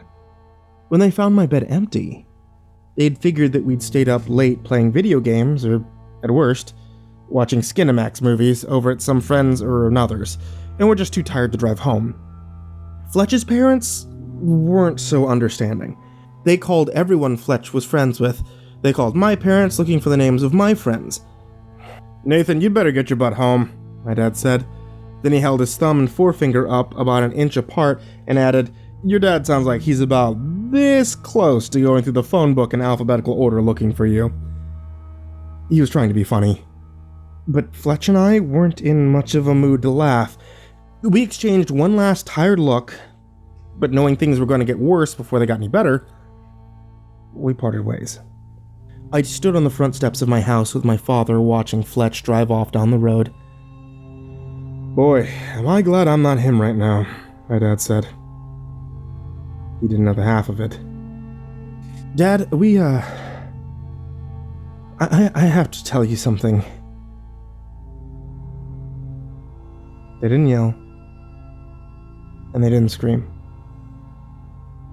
The days of my parents trusting my judgment were over.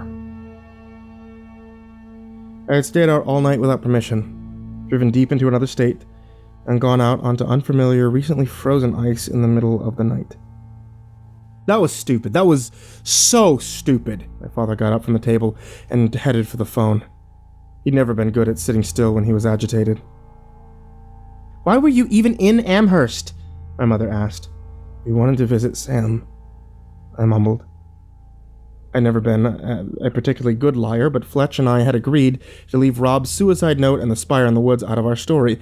Fletch was convinced that if his dad caught even the faintest whiff that his son believed in ghost stories, he'd be stuck on meds as fast as the nearest psychologist would write the prescription. My mom stared straight at me and couldn't hold her gaze and pretended to be interested in the French toast that she'd reheated for me. That could have been you.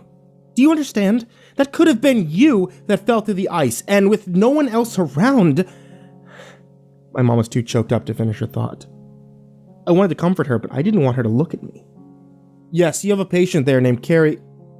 My dad sucked the phone under his chin and asked, what's Carrie's last name? While my dad was concerned for Carrie, he was also motivated by self-interest.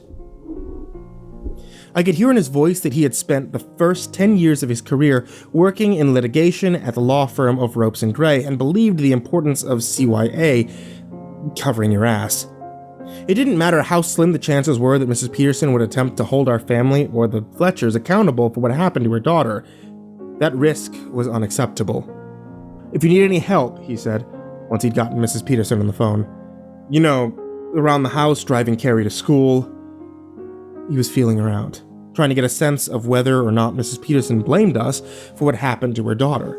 Maybe dealing with the insurance company, or hell, I don't know. If you need help with the medical bills, whatever you need, you just say the word. He also wanted to dangle that carrot.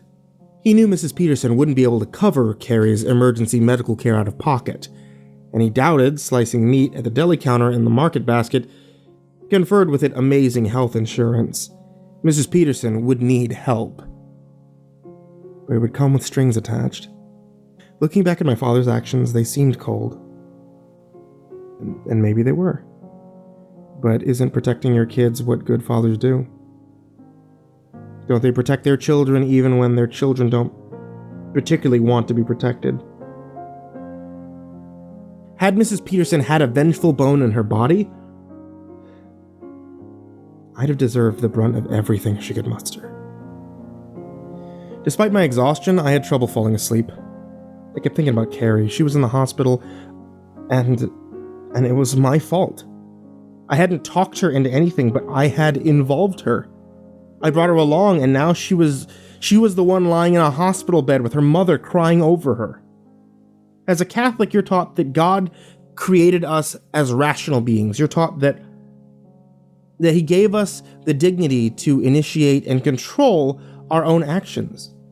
He imbued us with the ability to hold our own counsel so that we may be able to choose our own paths. And that we alone are responsible for the fruit that our choices bear. I don't believe that everything's part of a plan. And the people who saw God's hand in every mundane earthly event, from athletes who credit Jesus for their ability to hit a curveball, to teenagers invoking the name of the Lord to secure a date on Saturday night, drove me crazy. I'd never accepted predestination. How could we have free will if, like clockwork, everything was preordained to happen? I believe these things. I did, but lying there, thinking of the Petersons, I couldn't stop myself from wondering if God was teaching me a lesson. I've been taught that God doesn't cause car accidents or tornadoes. But in that moment, I felt that God had broken the ice beneath Carrie's feet to punish me for both doubting his existence and having stolen a glimpse of the secret knowledge no one but God was meant to have. I cried, and I whispered Hail Marys and Our Fathers to myself until I was finally overtaken by exhaustion. Dim light filtered in through my blinds. The windows in my room faced south in my semi-conscious state. I wasn't sure if the sun was rising or setting. My stomach growled, but I couldn't bring myself to get out of bed and face my parents. The bells tolled. I sat bolt upright in my bed. The room was still and silent, and yet I could hear the bells as they continued to call out the hour. 2, 3. They were beautiful. I didn't lose myself to them as I had on the shore of Quabbin. 4. It sounded like a song stuck in your head. 5. They stopped. I was lying in bed. Either I had never sat up, or I had lain back down without realizing it. Had I heard them, or had I remembered them? At the reservoir, we'd heard them toll 11. Had it just been a dream? I sat up for what may have been the second time, and I looked at my clock. It was 5. In the past 2 days, I'd only slept for 3 hours. I couldn't handle being in the dark. I went downstairs. I spent the rest of the night studiously avoiding eye contact with my family. Thankfully, I didn't hear the bells again that night. The next morning, bright and early, my father drove me over to Carrie's house. My parents had put together a care package for Mrs. Peterson, a large basket filled with food so that she wouldn't have to cook, gift cards from our local gas station to offset the back and forth to the hospital each day, and a few books to read in the waiting room. When she opened the door, Mrs. Peterson was so grateful she cried. When she regained her composure, the two of us got into Ecto 1 and we headed over to the 2.5 drive to Cooley Dickinson Hospital. My dad had volunteered me to go and keep Mrs. Peterson company. Now, he may have had ulterior motives, but this was something that I wanted to do. Something I had to do. The drive was awkward. Under the best of circumstances, as a teenager, spending time alone with one of your friends' parents is always a little uncomfortable, and these were far from the best circumstances. As I learned on the drive, Carrie was in a coma. Although Mrs. Peterson got virtually none of the medical terms correct, her only real exposure to medicine came from watching a lot of ER, I managed to get the gist of what she was saying. As Carrie's heart rate slowed, so had her breathing. Her blood had failed to supply her brain with oxygen that it needed, and it was the lack of oxygen that probably contributed more to Carrie's blue coloration than her body temperature. The doctors had given Mrs. Peterson only one tiny piece of good news. Because hypothermia lowers a body's metabolism, it reduced the likelihood that the oxygen deprivation had damaged Carrie's brain. That was what we were pinning all of our hope on. That the cold which nearly killed her had also slowed her brain down enough that it hadn't noticed that it was suffocating. When we arrived at the hospital, Carrie's mom led me to her new room. I could tell from the look of the staff. I could tell from the look the staff was giving her along the way that Mrs. Peterson was not their favorite person. Maybe she'd been a pain in the ass the day before, but I didn't feel like that was it. Not exactly. The nurses were giving Mrs. Peterson the same looks the kids at school gave her daughter. In movies and television, people frequently comment on how peaceful coma patients appear. They say it's like they're asleep. They look like an angel, or it reminds me of when they were a baby and I used to hold them. I don't know if that was what Mrs. Peterson's impression was, but it certainly wasn't mine. Ordinarily, Carrie wore a lot of concealer to cover up her acne. At some point between plunging beneath the ice and having saline pumped in and out of her stomach, most of it had disappeared. She had a tube running into her nose, I'm not sure why, a heart rate monitor on her finger and an IV in her arm, and that was to say nothing of the frostbite. Along with the big toe on her right foot and most of her left foot below the ankle, which we couldn't see beneath a blanket. Ice crystals had formed in 2 fingers on her left hand and the thumb of her right. The blood trapped in her fingers swelled them to almost the thickness as her wrist. They were red and raw. It was difficult not to stare at them. Mrs. Peterson believed that even in a coma, Carrie could hear us, and proceeded to relive seemingly everyday moments of her daughter's life. Mrs. Peterson was not a gifted storyteller. In her mind, nothing was too trivial, from the time that she caught Carrie washing the dishes with cold water, which is apparently something you shouldn't do, to the time they went to Applebee's for her birthday and both forgot to tell the server, then wondered why they didn't get any cake. But what her stories lacked in content, Mrs. Peterson made up for in sentiment. She couldn't touch Carrie's hands, so she held her daughter's upper arm as she spoke. I'm sorry I'm not home more. I like to be, I would. I know how hard school's been for you. Maybe it'd been easier if I was home more, I don't know. You've done so good, baby, and college is right there. If Carrie was able to hear her mother, it wasn't outwardly apparent. Her face didn't twitch, her eyelids didn't flutter, even her pulse on the heart rate monitor held steady. Remember in middle school, you never thought... As Mrs. Peterson began to break down, she grabbed my wrist and pulled me to her daughter's bedside, forcing my hands to replace her own on Carrie's arm. You never thought you'd get a boy like you, but look who's here. I didn't know if Carrie had told her mother that we were dating, or if Mrs. Peterson had just gotten the wrong idea about us, but either way, I couldn't correct her, not bear. I had enough trouble rejecting Carrie when we were alone in Greenfield. The thought of rejecting her again, this time in front of her mother, and stealing Mrs. Peterson. Whatever sense of pride that she derived from her daughter having a romantic life was... well, it was more than I could bear. There's a special place in hell for people who humiliate children in front of their parents. I was very aware of my hands resting on her arm. She was so much warmer than the last time I touched her. I've never been quick on my feet. I have no idea what to say, especially with Mrs. Peterson thinking I was Carrie's... what? Boyfriend? I took a page out of Mrs. Peterson's playbook and I stood over my unconscious friend, recounting meeting her on the hike, and a few anecdotes from class. I tried to muster up something more sentimental, but it wasn't until I pretended it was Elena lying there in front of me that any words came. I can't stop thinking about you. I wish we could talk. I'd do anything to make you better. Lost in the little scene that I had created for myself, I leaned down and I kissed Carrie's waxy forehead. Mrs. Peterson put her arm around me and squeezed. I looked at the tears in her eyes and I wondered if I had done her a kindness by playing along. The lie seemed harmless enough. Carrie probably just wanted to save face with her mom. Maybe make her proud. Let her think her child was happy for a change. But eventually the truth would come out. I wasn't attracted to Carrie. It'd be nice if I was, but I wasn't.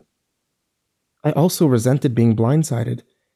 If Carrie asked my permission, had said, "Look, this is embarrassing, especially after Greenfield, but I need your help making my mom happy. Is it okay if I tell her you're my boyfriend?" I might have said yes, but she hadn't. The whole charade made me feel gross. Elena's family returned from Swanee the following morning. I would have liked to have been outside their house waiting for her when they arrived, but I was still a month away from getting my driver's license, and my parents weren't exactly in the mood to help advance my social life. I left a message on the Amenev machine in the morning around 10 o'clock. I called again at noon and 1, but hung up both times before the machine began recording. It was the strange poker game you play when you're in love for the first time. You feel like you'll die if you don't speak to the object of your affection as soon as possible. But you know how crazy you'd seem if you filled up their answering machine with increasingly redundant messages. That afternoon felt like an eternity. She called me back shortly after 5, and even though I was already sitting directly in front of the phone, I let it ring twice so she wouldn't know I'd been sitting directly next to the phone. "I missed you," I said. "Oh, thanks." She sounded tired. Maybe she hadn't gotten that much sleep before driving home, or maybe she was drained from therapy. Either way, that wasn't the reaction I was hoping for. I wasn't sure what I wanted to tell her about my trip to the Quaban, or rather, I wasn't sure how to tell her. The whole idea of going was to alleviate her guilt. Having heard the bells, I know that the story was at least partially true.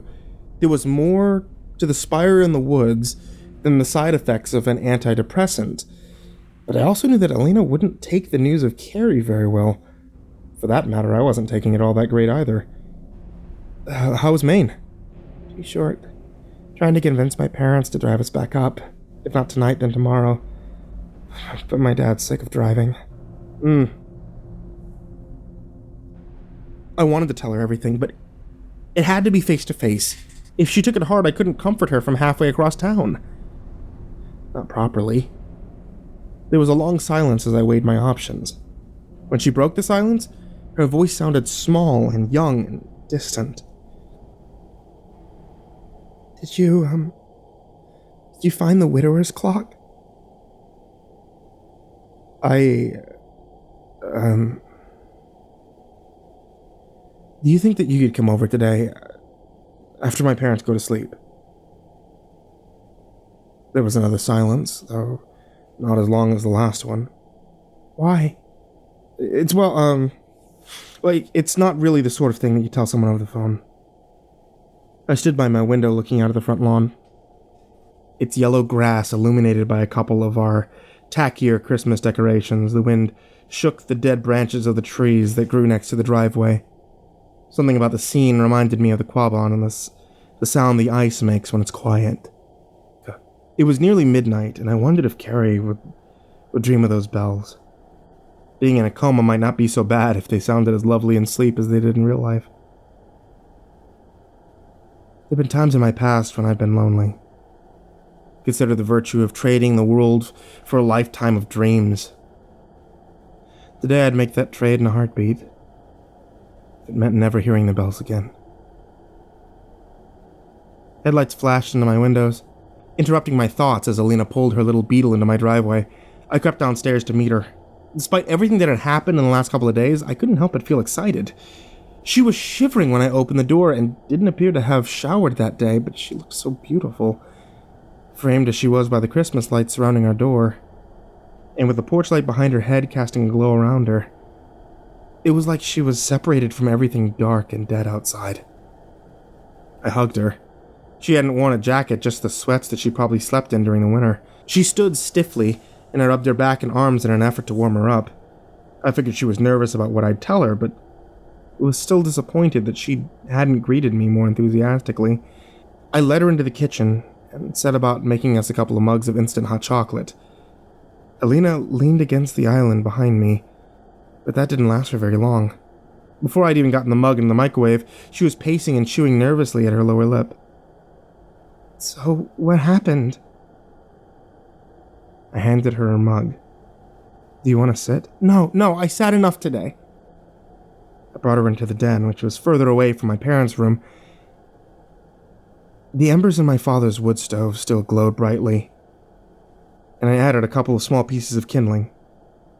Please tell me what you found," I told her. I told her everything, how cold it was, what Carrie and Fletch had been like, what the smell of the smoke reminded me of. I told her about the sound of the ice made. I told her about the bells. They were heavenly, but it wasn't just the sound.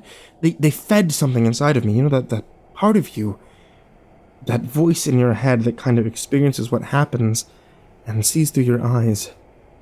She looked at me as I spoke, and I could almost see the part of her I was talking about behind her eyes. Like the soul or whatever, I continued. It was like the bells enveloped it and gave it everything it ever wanted, everything it was missing.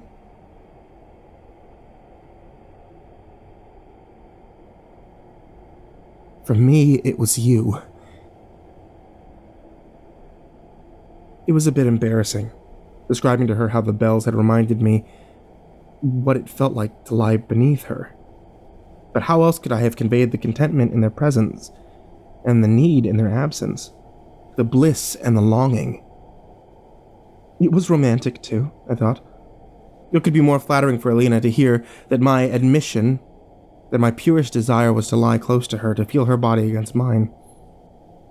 That it quieted my soul. But she didn't react as though she was flattered. Alina stared straight into the stove at the flames consuming the wood and said nothing. It took me a moment to realize that she was probably thinking. She was also what Rob heard in the bells. What quieted his soul. She was his bliss and longing. Even if she never wanted to be. We sat in silence for a long time, watched the wood burn, and then I told her about how we had pressed on, about what happened to Carrie. Would blame herself for Carrie falling through the ice, just like she had blamed herself for Rob's suicide. It was a sort of negative feedback loop a person gets into when they're depressed. Everything's their fault. What I hadn't considered was how much I'd blamed myself. Beyond answering a few of my parents' questions about how Mrs. Peterson was doing, I hadn't told anyone about my return trip to the hospital. For that matter, I hadn't really told anyone how I felt seeing Carrie turning blue, or struggling to warm her up on the floor of Fletch's car. Telling Alina about it opened up the floodgates inside of me. Alina let me speak until I couldn't get any more words out. Then she slid along the couch to my side, wrapped me in her arms, and held me like a child. For a moment, I felt ashamed.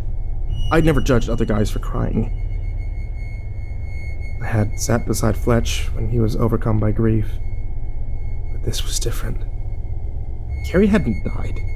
And I was with Alina, who I wanted more than anything to think of me as a man. I felt so small. She ran her hand up and down my back, little by little. I became more aware of her and her closest to me than I was of my emotions. My face was cradled against her neck, my cheek brushed hers as I moved to look up at her. Her eyes looked as though she'd been crying too. I kissed her, and it was like the first time, with her lips slow to respond. Slowly we inched our way back onto the couch until I was lying on top of her. It felt like the bells. My hand traced its way down her arms and over her shirt. My pulse beat faster than it had ever before. I was acutely aware of my body, how it felt, where it was in relation to Eileena's, but I lost all conscious thought, aware of nothing but touch and pulse. I slid my hand beneath her clothes. She didn't stop me. Her sweatpants came down easily. She trembled. She was nervous. So was I. My hand shook as I took my own pants down. I'd never exposed myself to anyone. Her face was inscrutable. I don't feel right describing the details of her body. We were kids then. I'm an adult now. I don't know what I was doing then. I know now. It was my first time. I don't know if it was hers. We don't exactly talk these days. It was short and fumbling and awkward, but I thought at the time that it was divine. Afterwards, I didn't want her to leave, but she got dressed anyway. She was shaking as she pulled up her pants and crying by the time she reached the door. I thought maybe she was scared because maybe we hadn't used a condom, or that she was having survivor's guilt, but I was wrong. She was reluctant to let me hug her. "It's okay," I said. We didn't do anything wrong." She said, "Yeah," and ran her hand back through her wild hair. Not to get it out of her face, but like you would if you didn't know the answer on a test. After she left, I stood at the window for a long time, staring out into the night, at the place where her tailgate lights had disappeared. I didn't sleep easily that night. I felt like I should have been more excited than I was. A lifetime of coming-of-age movies and pop culture had led me to believe that I'd feel something different about myself and the world. But I didn't. The view from my bed looked exactly as it had the night before. Carrie was still in the hospital, and far from restoring Eilena to her former self, consummating our relationship had left her as unhappy as ever. I tried to imagine a future with Eilena. One where I made her happy, and she made me, but I only wound up thinking about the bells. Maybe she needed to hear them. I fell asleep shortly before 3 in the morning, which, unbeknownst to me, was almost exactly where Carrie woke up screaming. I'd love to tell you what Carrie's first words were. Unfortunately, I can't. When her heart had slowed down, an area of her brain located beneath the left temple hadn't received enough oxygen. Essentially, she'd had a stroke which left her with a condition called expressive aphasia. She could make sounds, that was not a problem, and with effort she could say words, but she couldn't form sentences. Of course, Mrs. Peterson and I didn't know that when she picked me up the morning of New Year's Eve. All we knew was that Carrie was awake. Mrs. Peterson shook with laughter as we drove down 495. She was going so fast I thought Ecto 1 was going to disintegrate, like one of those experimental jet planes that you see in old stock footage. Carrie's mom beamed with pride, clapped her hand up and down on my knee, and said, "Boy, I tell you, you got yourself one tough girl." I smiled back at her. I honestly did, thinking Carrie was essentially out of the woods. I was thrilled, but I didn't know what else to say, or maybe I was too busy worrying that now that she was awake, Carrie might not be quick enough on the uptake to figure out what was going on, and her mom would realize our relationship was a lie. I wouldn't have worried had I realized how severe Carrie's aphasia was. Mrs. Peterson was humming arithmetically as we pulled into the parking lot. She walked into the hospital with a spring in her step. She looked at the nurses like they were old friends or comrades in arms, as if to say, "We've been through some rough times together, but now that's all behind us and I couldn't have made it without you." She couldn't be bothered to stop and speak to any of them. The look on Mrs. Peterson's eyes and the spring in her step lasted until we reached Carrie's door. "Mom. Boy. Dad. Arm. Wrist. Bad. Wrist. Wrist. Mom. Medicine. Her speech was labored. I could see her struggling with each syllable. Mrs. Peterson told me to go get the doctor, and in that simple sentence, I could literally hear the happiness drain from inside of her. The woman who had practically skipped down the hospital's corridors deflated as she took her place by her daughter's side. I think what I feel the worst about, at least in regards to Carrie, I saw in that moment. In most regards, Mrs. Peterson wasn't much of a person. She wasn't smart. She didn't have much of a sense of humor. She'd never been a great conversationalist or within a stone's throw of attractive. She was dirt poor, and her personal hygiene left a lot to be desired. In many ways, she was a social definition of a failure, but there, in an air of grace, in the resigned way she stepped to her daughter's side, yeah, what little light she had in her life seemed dimmer. All the hope she's ever had for her daughter had been snuffed out. But she wasn't going anywhere. She was going to shoulder the load and give her daughter everything she could. I tell myself that accident or no, Carrie and I would have drifted apart anyway during college. After all, even if her aphasia had fully dissipated, there's no way we could have gone to the same school. But the truth is that after that morning, I never could stand to be in the same room as Carrie. Every time she stammered or shifted her weight on her crutches, it filled me with self-loathing, and I couldn't take it. I went to the nurse's station. They told me that they'd called the doctor with a background in neurology, and a half hour later, Dr. Walsh stepped into Carrie's room. I don't remember much about him other than that he had silver hair, and his bedside manner could be charitably described as detached. Hospital, man, doctor, arm, bad, nurse. She wants another painkiller, he said. She's probably going to lose that hand. Mrs. Peterson asked Dr. Walsh why her daughter couldn't speak properly, and he explained to us what they expected to find once they gave Carrie a CT scan. See, people always talk about how we don't use more than 2 or 10 or 12% of our brains, but that's a load of crap. We use all of it because every part of the brain has certain tasks and functions associated with it. Even a small injury can cause very serious and pronounced effects, like Carrie's expressive aphasia. It didn't affect any other aspect of her cognition. She probably even knew what she wanted to say, but she just couldn't get the words out.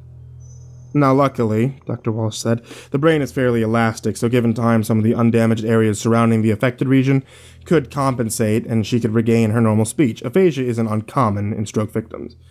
We often see a full recovery within a year. Conversation with Dr. Walsh, Carrie would attempt to interject. If it seemed like she needed something or was asking a question, we would try to figure out what she was saying.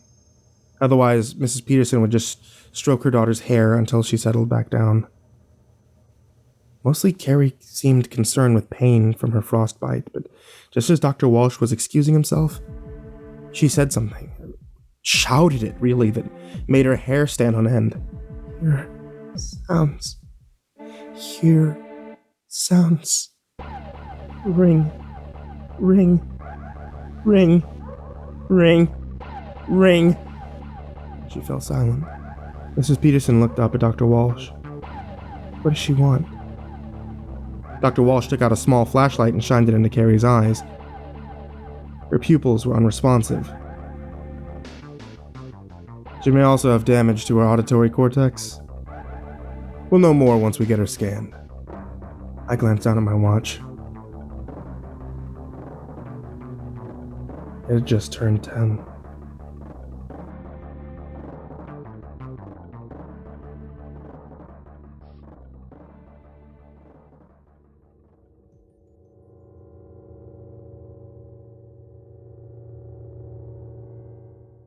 Now, most people have largely forgotten about the hysteria surrounding the Y2K bug, and rightly so. I mean, it was fundamentally silly to be concerned. I'm not saying that it was outside of the realm of possibility that a few systems would crash or that it wouldn't be possible of automated billing issues, but an embarrassingly high percentage of the population believed, like my father, that it could cause a nuclear holocaust. We'd been fighting about it since Thanksgiving. That's not how missiles work, Dad. Oh, so you're a nuclear technician now. All the control systems that launch our ICBMs are computerized, and they're old computers. They're not compliant. You don't know what will happen.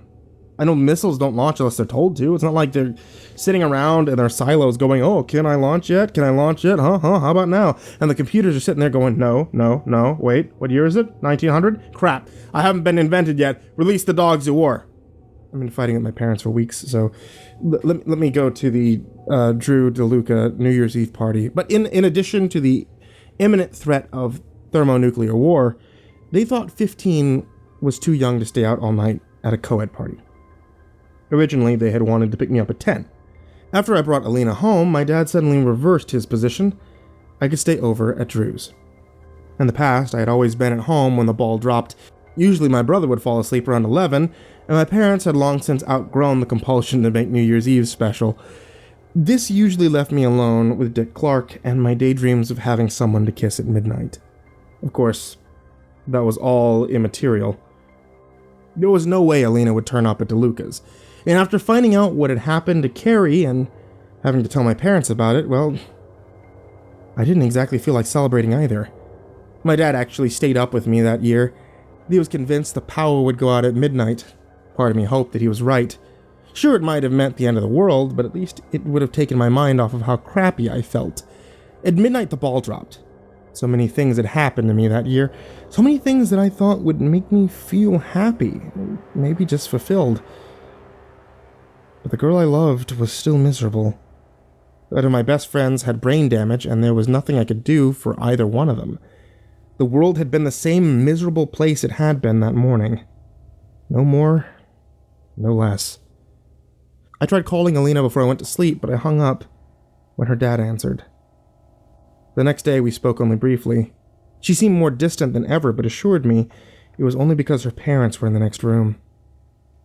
At my parents' insistence, Mrs. Peterson joined us for a late dinner on our way back from the hospital. The dark wood surface of our dining room table was polished to a mirrored surface, and Mrs. Peterson looked out of place sitting at her old t-shirt and stained khaki work pants reflecting back up at her. My little brother was visibly uncomfortable to be sitting across from her. He had the same expression on his face that he had the first time we had gone to a Sox game by ourselves, and a homeless person had sat next to us on the tee. None of us spoke much. But before leaving, Mrs. Peterson did accept the name of a speech therapist my dad had tracked down from one of the partners at his firm earlier that day, and agreed to let us help her pay for it. I knew he had ulterior motives, but I got the impression from the look in my dad's eyes that he did really want to help. My dad's a bit of a shark, and I think that may have been the first time I'd ever seen him look at someone with pity. Monday morning, I saw Fletch for the first time since Carrie had fallen through the ice. It had been only a week, but it felt like a lifetime. Fletch looked tired in a way that you don't often see in teenagers. He looked like my grandfather right before he decided he couldn't take any more chemo. He looked beaten.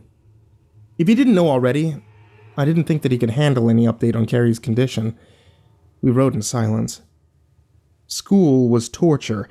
Everyone was laughing and smiling. They complained about being back from break, but eagerly catching up with friends, swapping stories about New Year's Eve and Christmas, and commiserating about the lack of fresh powder anywhere on the East Coast that year. They had no idea Scary Carrie was lying in a hospital bed, practically unable to speak. At least when Rob had killed himself, his death had been public. We all went through it together. With Carrie, aside from Kim Murray and Dan Bergen, Fletch and I were the only ones who seemed to notice she was missing. It's lonely being miserable in a crowd of happy people. Drew teased me about having missed his party, but quickly realized I wasn't in the mood. Hey, alright, dude? Not even close. Hey, you want to talk about it? Shaking my head was all I could do without crying. Drew squeezed my shoulders in a half-hug, then gave me some space by turning his back to our group of friends. I disappeared wordlessly into the crowd halfway in search of the only person that could make me feel better. I found Alina right before the bell rang for first period. She was sitting against the locker with Sarah Cohen. I couldn't hear what they were saying, but based off how quickly they stopped talking, I got the impression it was about me. All I wanted to do was put my arm around Alina, to melt against her and bury my face into her shoulder, to lose myself, even if it was for a second, in the sensation of holding her. But the bell rang before I could even get a word out, and Sarah dragged her off to class with scarcely a backward glance. The rest of the day crawled by in a meaningless cacophony of lecturing teachers and jabbering students, which each passing minute I felt like it was harder and harder to breathe. I spent the last period staring at the second hand of the clock, willing it to move faster until it struck 3. And that's when I heard them. The bells. 1. I was in my den. I was inside. Elena. 2.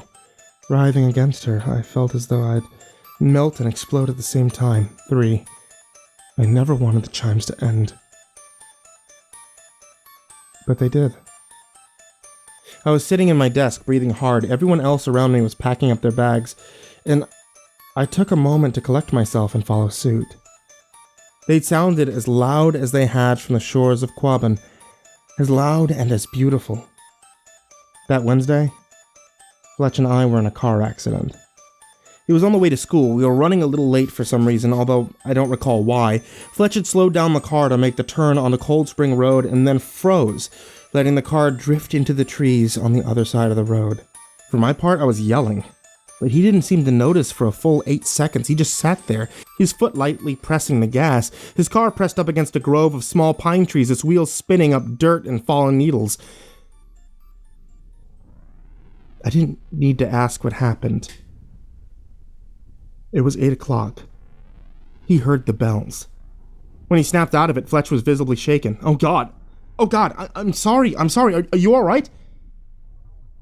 I was fine. The only real damage was a crack in the front bumper and a spent sabling.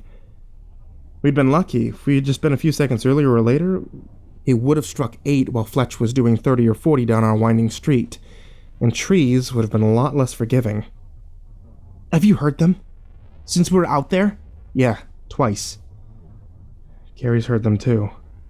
I've heard them 8 times. They keep getting louder. Fletch shuddered. Do you think this is what happened to Rob? The bells just keep ringing. Keep getting louder and louder until he couldn't take it anymore. I didn't. The bells were beautiful, or so I thought at the time. I was actually a little jealous Fletch had heard them more times than I had. We arrived after first period had already started. Too late for me to have any chance of seeing Elena that day. I hadn't even seen her all week, and every time I called her house, it seemed like her father answered, and I just missed her. Awfully social for someone who'd still ate all her lunches with the guidance counselor. Although in fairness, Elena, I got it. I found the general din of the classroom intolerable, and the cafeteria even worse. Everyone else seemed so happy, so carefree. I'm not sure when exactly I began checking the time compulsively. It must have been the day Fletch went off onto the road. It might have been later that week. Regardless, the time seemed to be the only thing that I could focus on at school.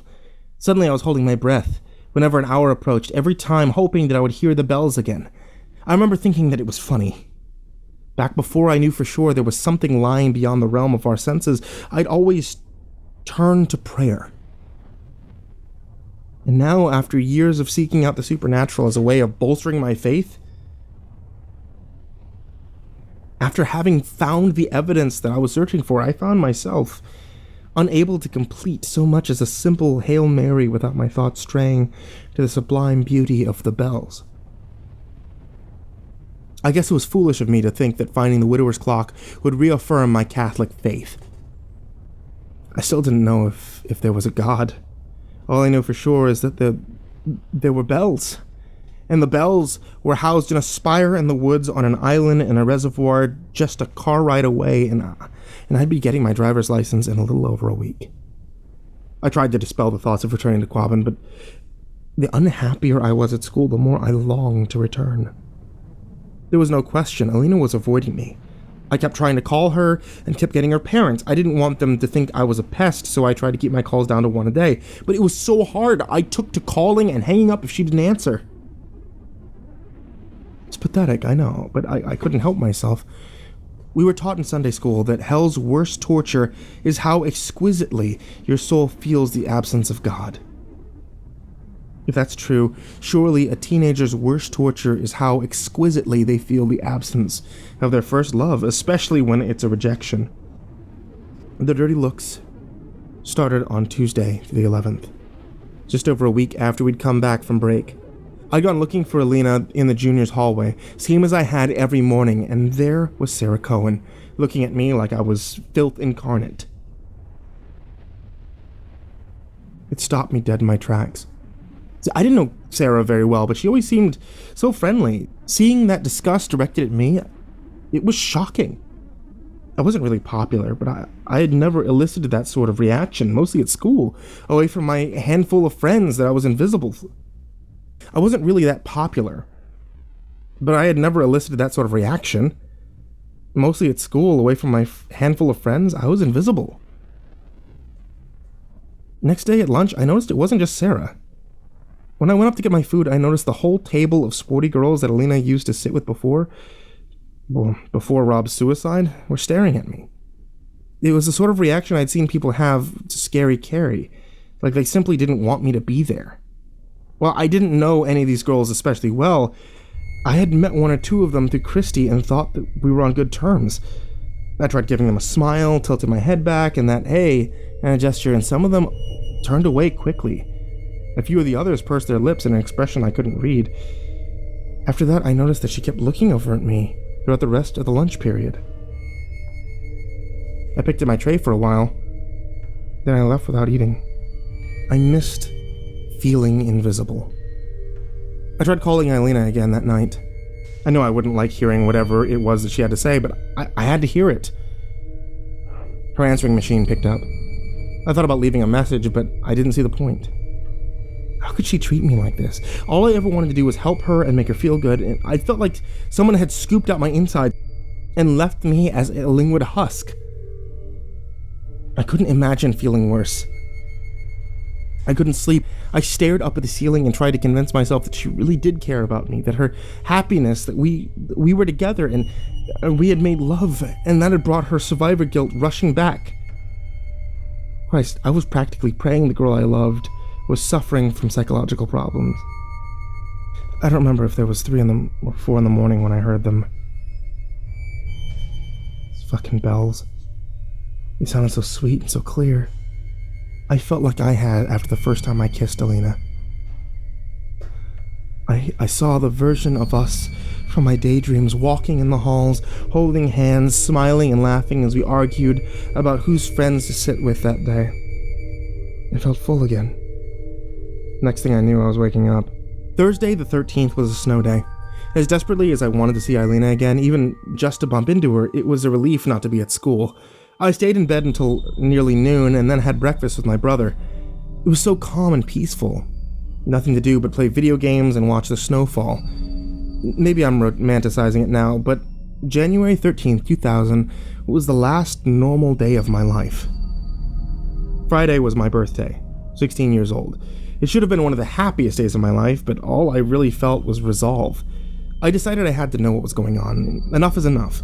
If I couldn't catch Alina at school or get her on the phone, then I'd just have to make Alina's house the first stop as a licensed driver.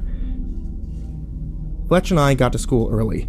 Ever since the bells made him drift off the road, he insisted that we leave early enough to be sure that we had parked before 8 o'clock. I skipped my locker and I went straight for the juniors' hallway. Halfway there, Drew DeLuca intercepted me and pulled me into an empty classroom. Drew was co-captain of our swim team, and the years spent swimming laps had left him absolutely ripped. He moved me about as easily as he would have a small child, and when the door shut behind us, he didn't loosen his grip. Dude, what's going on with you and Alina? There was something very accusatory in his voice. I tried to step back, but he yanked me forward, maintaining his uncomfortably close distance. That's what I want to know, I mumbled. Drew stared unblinkingly into my eyes, like he was trying to see right through me, as I told him about how Alina came to me at his birthday party, asking me about a reference in Rob's suicide note. About how we kissed at her house, about how Carrie had fallen through the ice, about how I and Alina made love. I left out the part about the bells. Jesus fucking Christ. Drew dropped his hand from my arm and turned to walk away. The angry edge was gone from his voice, and he didn't sound relieved. Dude, Sarah Cohen told the whole swim team this morning that that you're like stalking Eilena, saying you're like Rob Keenan. Well, actually, she implied that you were a hell of a lot worse. I sat down. It felt like the room was spinning, like the wind had been knocked out of me. You have to back off, dude. He continued. She's got a boyfriend. She has a... Who? The guy she dated last summer? What's his name? From Bishop Gortron. What's his name was Ryan Dorhurst. They'd met at a track meet 2 years ago. Ryan Dorhurst was rich. Ryan Dorhurst was tall. Ryan Dorhurst was handsome, and although I may not have been the most objective source on this, Ryan Dorhurst was a douchebag.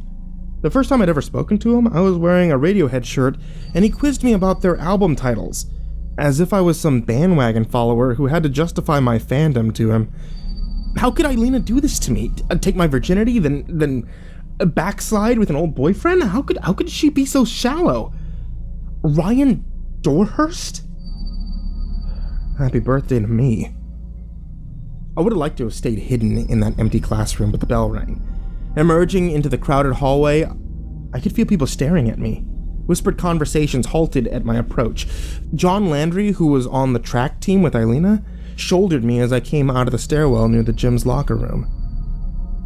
It's weird how quickly gossip can change your whole world. I wouldn't exactly call John Landry a friend of mine, but we had sat next to each other in bio the year before, and he'd always gotten along well enough. Robert Keenan had learned, through no fault of his own, what a rumor can do to your life. And so had Eilena, which made her doing it to me somehow extra powerful. She knew how much the whispers and sidelong glances could hurt, and she was subjecting me to it anyway. Of course, in fairness to her, what she said about me wasn't a lie. Not exactly.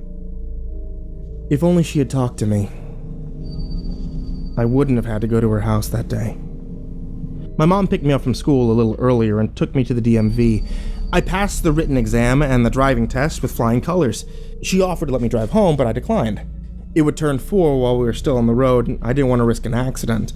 If my mom thought that it was weird, she didn't say anything. After we got home, I lied. I said I wanted my first car ride to be a visit to Scary Carrie. We'd been released from the hospital the week before. My parents thought that was sweet. Even complimented me on what a good person I was. I thanked them and forced a smile even though I felt dead inside. I headed out for Eilena's around 4:45. Her parents wouldn't be home for another hour or two. Swear to God, all I wanted was to talk to her. I never meant for anything else to happen. Please believe me when I say that. Please. When I arrived, there was a car parked beside Elena's blue Beetle that I didn't recognize. I went up to the door, but something stopped me from ringing the bell. It was a queasy feeling, the sort of feeling you get whenever you know your life's not going to be the way that you want it to. I took a closer look at the car. It had Bishop Gutron's parking pass. Son of a bitch was there. I walked through the yard around the back of the house. A part of me wanted to catch them red-handed, though it's not clear to me there was anything to catch. If they were together, I couldn't exactly call it cheating, because if Eilena wouldn't talk to me, clearly we weren't going out. I guess I just wanted to see it with my own eyes. I crouched down beside one of the basement windows, and I peered in, and there she was. There she was, on the couch where we'd had our first kiss, lying on top of Ryan Dorset. His hands were inside her shirt, and hers were working aggressively to undo his belt. I wanted to leave. I wanted to run away, to scrunch my eyes closed and pretend that I had never seen anything, but I couldn't. I was held in place by a morbid fascination. It was almost like in a dream, when you're not in control and you just watch yourself from the outside. My mind was screaming to go, but my feet stayed planted and my eyes drank in every detail to this day. I remember what I saw from the window, even better than I remember our first kiss. Or the way Eilena always smelled like vanilla, or how it felt when I gave her my virginity. What I saw was Eilena unfastening Dorset's pants and sliding her hand into his fly. It was tough to see her face, but I could tell she wasn't crying. I could tell she didn't feel conflicted about what she was doing. But at the time, standing there outside of her basement window, I wasn't thinking about Eilena's perspective. I didn't consider how she felt about Ryan Dorset or what she might have thought of me. I only could stare as they wriggled out of their clothes and watched as Eilena guided Dorset. I felt like Adolf Reifler. That's when it turned 5, and I lost myself completely to the bells. 1. I felt warm, but not like before. This was different. It wasn't like a blanket, it was like a fire. 2. My heart pounded in my chest like thunder in a storm. 3. I was actually aware of my body, my arms and legs pumping like pistons, the wind blowing past my face. 4. I could feel the weight of something solid in my hand. 5. Once, when I was 11, I had gotten into a fight at school, and it took 2 teachers to pry me off the other boy. I had given him a black eye and knocked out the last of his baby teeth. Anger can also feel good. Bloodlust can also feel like home. When the last of the bells tolled, they were replaced by the sound of a car alarm. Eilena, only half-dressed, was screaming and crying and sobbing, all at the same time. I looked up just in time to see Ryan Dorset, wearing nothing but boxers and a pair of sneakers, punch me in the face. I fell down hard into the pavement of Eilena's driveway, which was covered in broken glass, and apparently I had smashed his car windows with a large rock.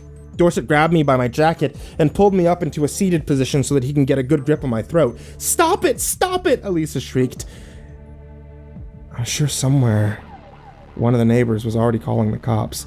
"What the fuck's the matter with you, huh? Why can't you just leave her alone?" Dorset asked. He maneuvered his body weight on top of mine, pinning me down and his fingers dug into my neck. It's an awful feeling, having someone you don't want to be on top of you. Pressing down. The rock was still in my hand, and I swung it with everything I was worth. It hit the side of his face with a sickening crunch. I had broken Ryan Dorset's jaw and sent him rolling into the Aminev's snow-covered front lawn. He must have been in shock because it took him a second to realize how hard he'd been hit, and for the pain to set in. I could see the realization, the fear in his face. It made me feel good. It made me feel big. Dorset slowly began to crawl away on his hands and knees. I got to my feet and I held the rock up high above his head. "Please, please," Elena whispered. All the color had drained from her face. Every bit of her was trembling. Tears rolled unchecked down her cheeks. She was looking at me, and what she saw scared her. I'm so sorry." I looked back at her. Her eyes were red from crying. Her lips quivered. She looked a lot older than 17. And suddenly the rock felt heavy, and I didn't feel so big. I let the rock fall from my hand. It landed in the snow with a soft plop. Ryan began to blubber in pain. His words were unintelligible, or maybe I just don't want to remember what he said. Blood was gushing from his mouth. It stained the snow beneath him as he crawled. I had no intention for things to turn out the way they did. Elena was terrified of me, and that was the last thing I ever wanted her to feel. Especially about me. I opened my mouth and I found no words. I reached out toward her, desperate to comfort her, and she recoiled from me with a gasp. Her eyes squinted shut, bracing for an impact I could hardly blame her for fearing. I didn't know what else to do. So I just left. It was the last time that I ever saw Elena Aminev. I found myself on the highway with the music blaring. I was driving fast down 495. It had to have been at least an hour and a half since I left Elena's. I had no memory of the intervening time. I couldn't go home. I'd be arrested. This wasn't like a shoving match. Ryan Dorset would need medical attention. He was the second person in less than a month that I'd have put into the hospital. And then again, what was I gonna do? Make a run for Canada? Even if the police wouldn't soon be looking for my mom's car, I probably have $7 or $8 on me and access to another $250 or so in my Baybank savings account. Hardly enough to get too far. I felt dead inside. There was only one thing that could make me feel better, and I wanted to hear them again. One last time. For real. I was going to Quabbin. The sun sets early in the winter. Hell, it had already started going down even before I had arrived at Alina's. By the time I'd hit the Quabbin, it was nearly 8:30 and dark. I parked the car near the trailer park as Fletch had done the night Carrie fell through the ice. I remember wondering how close I was to where he'd parked the night Rob found the Spire. The walk to the lake took a little longer than last time. There was about 4 or 5 inches of snow on the ground, and the plows had turned the sides of the road into little snowbanks a foot or so high. It made walking on the side of the road slow going. Luckily, I only saw one car drive by, and they didn't pay me any attention. It was bitter cold. I hadn't noticed at first, but with each step, the wind was cutting further and further through that dead feel. I just kept walking. It was like being back on the hike with Scary Carrie. You're hyper aware of your body and all of its aches and pains, but if you just kept walking, your brain goes blank. It felt good not to think. I was only about halfway between the entrance to the Quabbin and the reservoir when I heard them. So sweet and so lovely. And so warm. Suddenly I wasn't so cold anymore. I didn't feel the wind, or at least not a winter wind. I felt a warm breeze on my cheek. It smelled dewy and sweet. The full moon shone down on the lush green forest surrounding either side of the dirt road. That had been paved only moments ago. I could hear crickets. A tiny light flittered past the corner of my eye, then another and another. Fireflies dancing through the air. It was so warm. I took off my jacket and stood, watching the fireflies try to find another in the hopes of mating. Then the bells finished, and I was standing in the snow, holding my jacket, staring at nothing. I quickly struggled to get back into my jacket. I looked back the way I came. The moonlight bounced off the snow, bathing everything in a weak blue light. It was beautiful, but sterile. A much harsher environment from the one in the vision that I had just had. I had returned to hear the bells one last time, but looking back in the direction of the trailer park, well, there was nothing for me back there, nothing good at any rate, so I turned back towards the reservoir and I started walking. One foot in front of the other, just me, and one last mile. When I finally reached the shore, it was nearly 9:30. The wind had blown the snow into little drifts, leaving patches of ice bare. In the moonlight, it looked almost like the Quabbin was made of white and blue marble. It was scenic, but barely noticeable. I was walking off at the larger of the two islands. Its trees, frosted by snow, left it almost invisible against the horizon. I wondered dimly if the bag with Christie's raft and my mother's Bible was lying somewhere out there on the ice. It had been cold the last couple of weeks, and the ice was silent. Either it had grown thicker, or the snow was dampening the sound of its cook. I stepped out into the Quabbin's frozen surface. It was easiest to walk where the snow was thickest. With each step, I drew closer to the place where Carrie had fallen through the ice, sinking deeper into my self-loathing as I did. I almost wanted the ice to give out beneath me. The thought of plunging into the dark depths of the freezing waters below, of having that little warmth I possessed suck from my body and leaving me numb, physically unable to feel anything.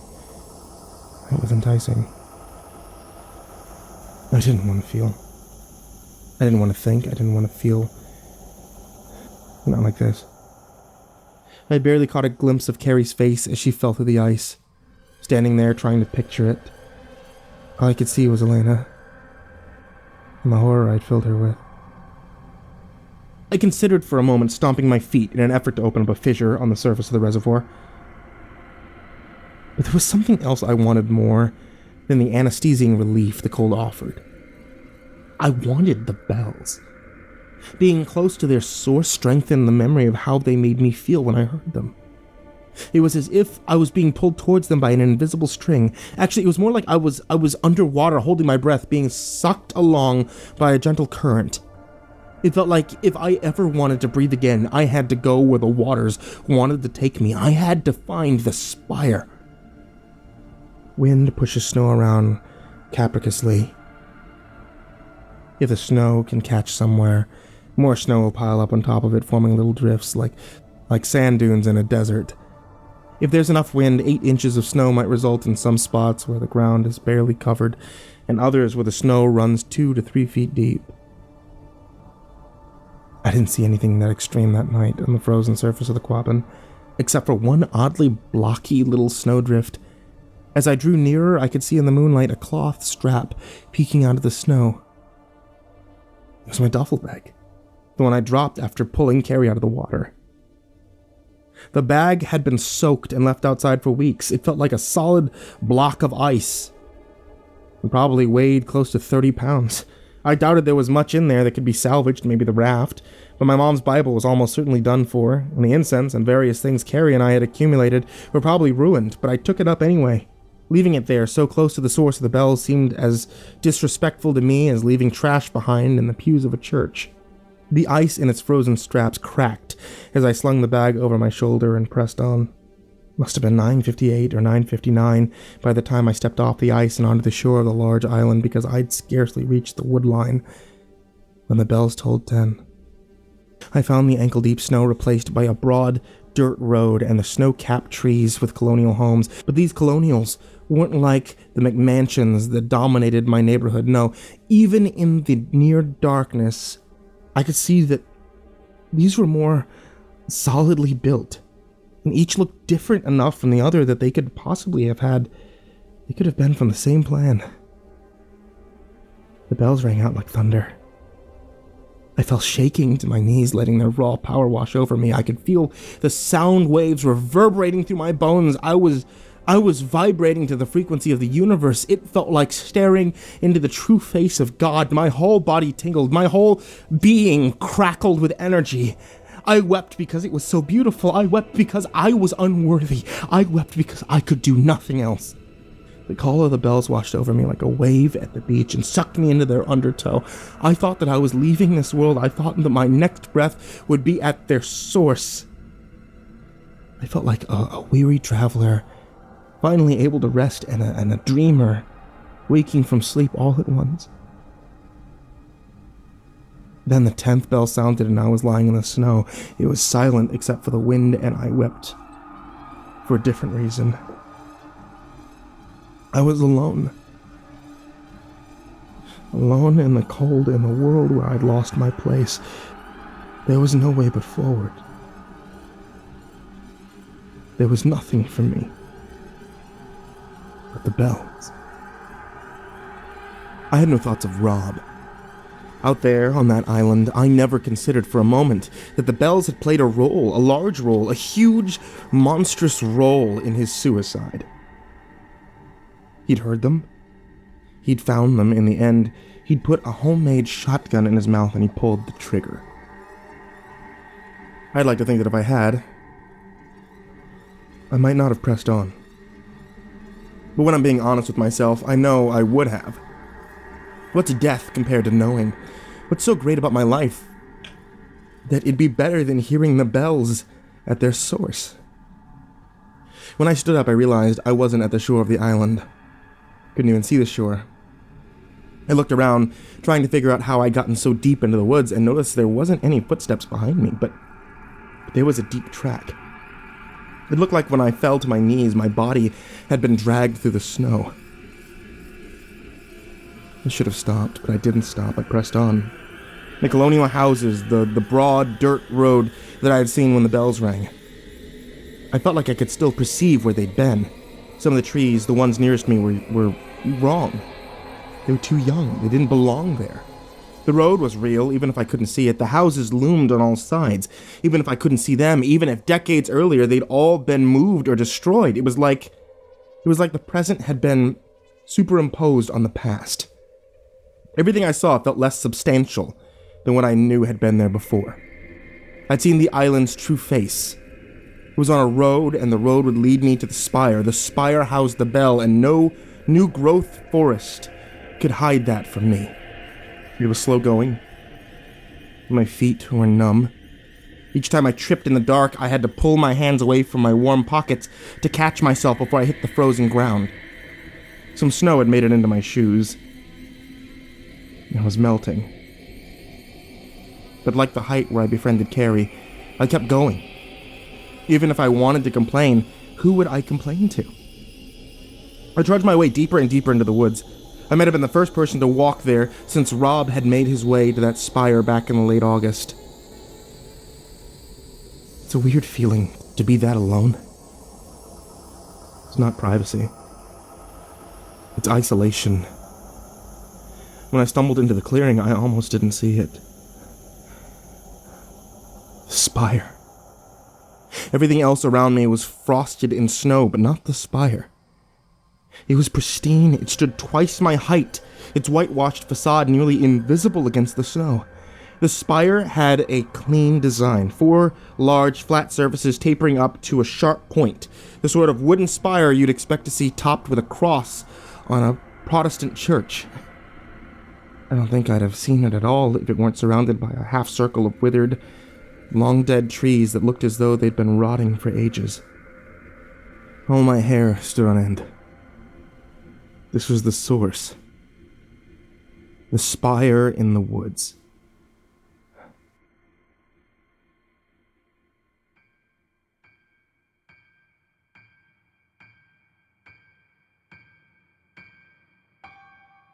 The spire in the woods housed the bells. I approached it with reverence, like how I used to approach the tabernacle after receiving communion. There was an energy in the air, an electricity. I could sense it. The spire was invisibly warping the space around it, like when you were a kid and your teacher had you sprinkle iron fillings around a magnet. Tonight there'd be no deer crossing signs. No air conditioners, no dates that didn't line up on a family tombstone, but soon there would be the bells. Right here, right in front of me. My hand trembled as I reached out towards it. My cold fingers traced their way across the spire's wooden surface as lovingly as they had on Alina's skin, and it was even more luxurious. I circled around the spire, trailing my hand along its seamless joints across its flawless paint. I found the window, with its panes cracked out, and I wished that I had the skill to fix it. Then a better thought occurred to me. I could go in. I could be in the room with the bells when they sounded. I pushed my duffel bag through the window, then cautiously, gently, I poked my head in. I didn't meet any resistance, not exactly, but the energy the spire radiated built in intensity. My scalp tingled, my face felt flush, and my brain sang with excitement, as if all my neurons were firing all at once. Eagerly, I pressed my shoulder through the gap in the window. It was a tight fit, but I wriggled and squeezed my way into the darkness until I managed to get my hips through. I waited a moment for my eyes to adjust, but it was no use. Outside, I could see by the moonlight. The trees and their shadows stood out starkly against the white snow, but inside, there was nothing. I struggled to open my duffel bag. Ice had formed between the teeth of the zipper, and my fingers, still numb from the cold, had trouble gripping the slider, but eventually it opened enough for me to get my fingers in and force it the rest of the way. The flashlights were, of course, gone. The incense was completely destroyed, and my mother's Bible only fared a little better. Half of its pages had gotten wet, and I tried to use the bag to pull Carrie out of the water, and were now frozen together in a block. I found my grandfather's lighter beneath the raft that I had borrowed from Christy. Lighter fluid's freezing point is absurdly low, something like negative 240 degrees Fahrenheit, so despite having been left outdoors on a frozen lake covered in snow for a month, it actually lit on the third try. The meager orange flame seemed so bright. I was on a small landing at the top of a flight of stairs. The landing was no bigger than a coffee table, and made of plain, unfinished wood that, unlike the beautiful exterior, had been badly warped by years of trapped moisture freezing and thawing inside of it. There was a hand railing in a similar condition. I was hesitant to lean against it as I'd held the lighter out over the abyss and peered down. The stairs wrapped around the outer wall of the spire and disappeared into the darkness. In the flickering light, I could just barely make out a heavy beam stretched across the gap between the winding stairs 2 floors below me. It had to be where the bells hung. It never entered into my mind that I'd find anything down there but the bells. It never occurred to me to wonder how Amy Lowell Putnam would feel about me descending into her home, into the room where her husband had threaded metal rods into her flesh, while she was still very much alive. Into the bowels of the clockwork that hourly displayed her to the townspeople, so her friends and neighbors could be entertained as her corpse zipped along on its track. I wish I had, but my every thought was occupied by the goddamn bells. My first few steps down the weathered stairs were slow and cautious. I'd test each step with my foot before fully shifting my weight, ready to pull myself back at the first sign of danger. They were slick, their surface covered in a fine layer of frost, and they bowed and creaked beneath me, but they held. And with each step, I grew bolder. My pace quickened. By the time I'd reached the next landing, I was coming down the stairs like a kid on Christmas morning. I felt like one too, eager to unwrap the presents waiting for me below. I started taking the stairs 2 at a time. The lighter's orange flame sputtered as I gained speed, threatening to blow out. A mirthful, childish giggle bubbled up from deep within me. I could just make out faintly the shape of the bells. They were right there. From the next landing, they'd be so close, I'd be able to reach out and touch the nearest of the 2. I leapt down the last 3 steps, the lighter went out, and the landing collapsed beneath me. I fell through 2 pitch-black floors. My body flailed, desperate to find purchase on anything it could, but the only thing I managed to connect with was the floor. My feet hit first, and I had the queasy feeling of the wood shattering beneath me. This time, though, only 1 or 2 floorboards gave out, and I came to a stop with a sickening crack as my chest slammed into the ground.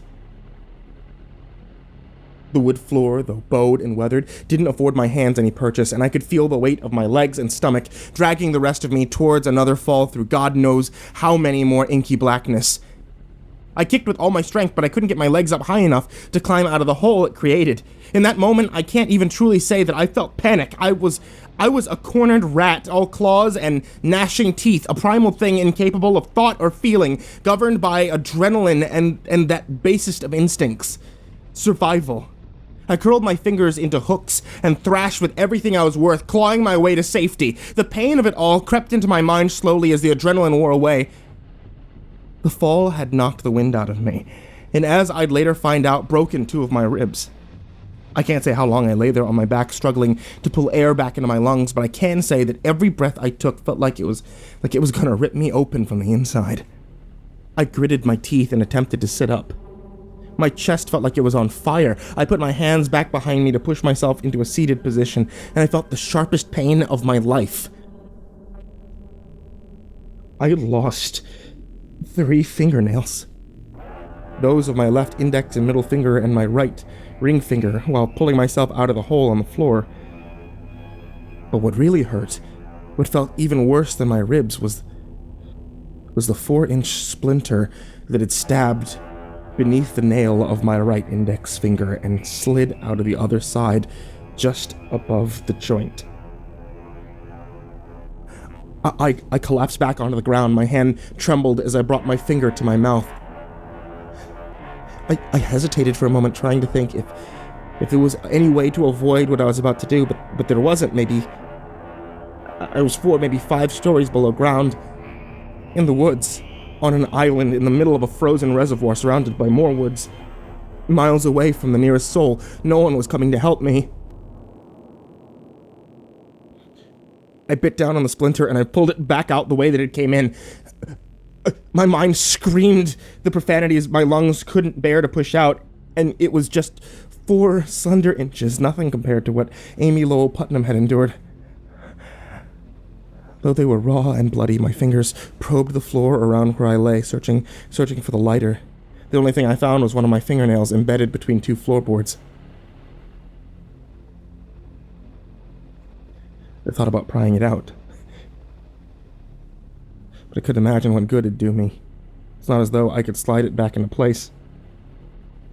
Once I was sure the lighter wasn't within arm's reach, I found myself wondering if I wanted to find it. A part of me knew I'd eventually have to if I didn't want to starve or freeze to death beneath the spire.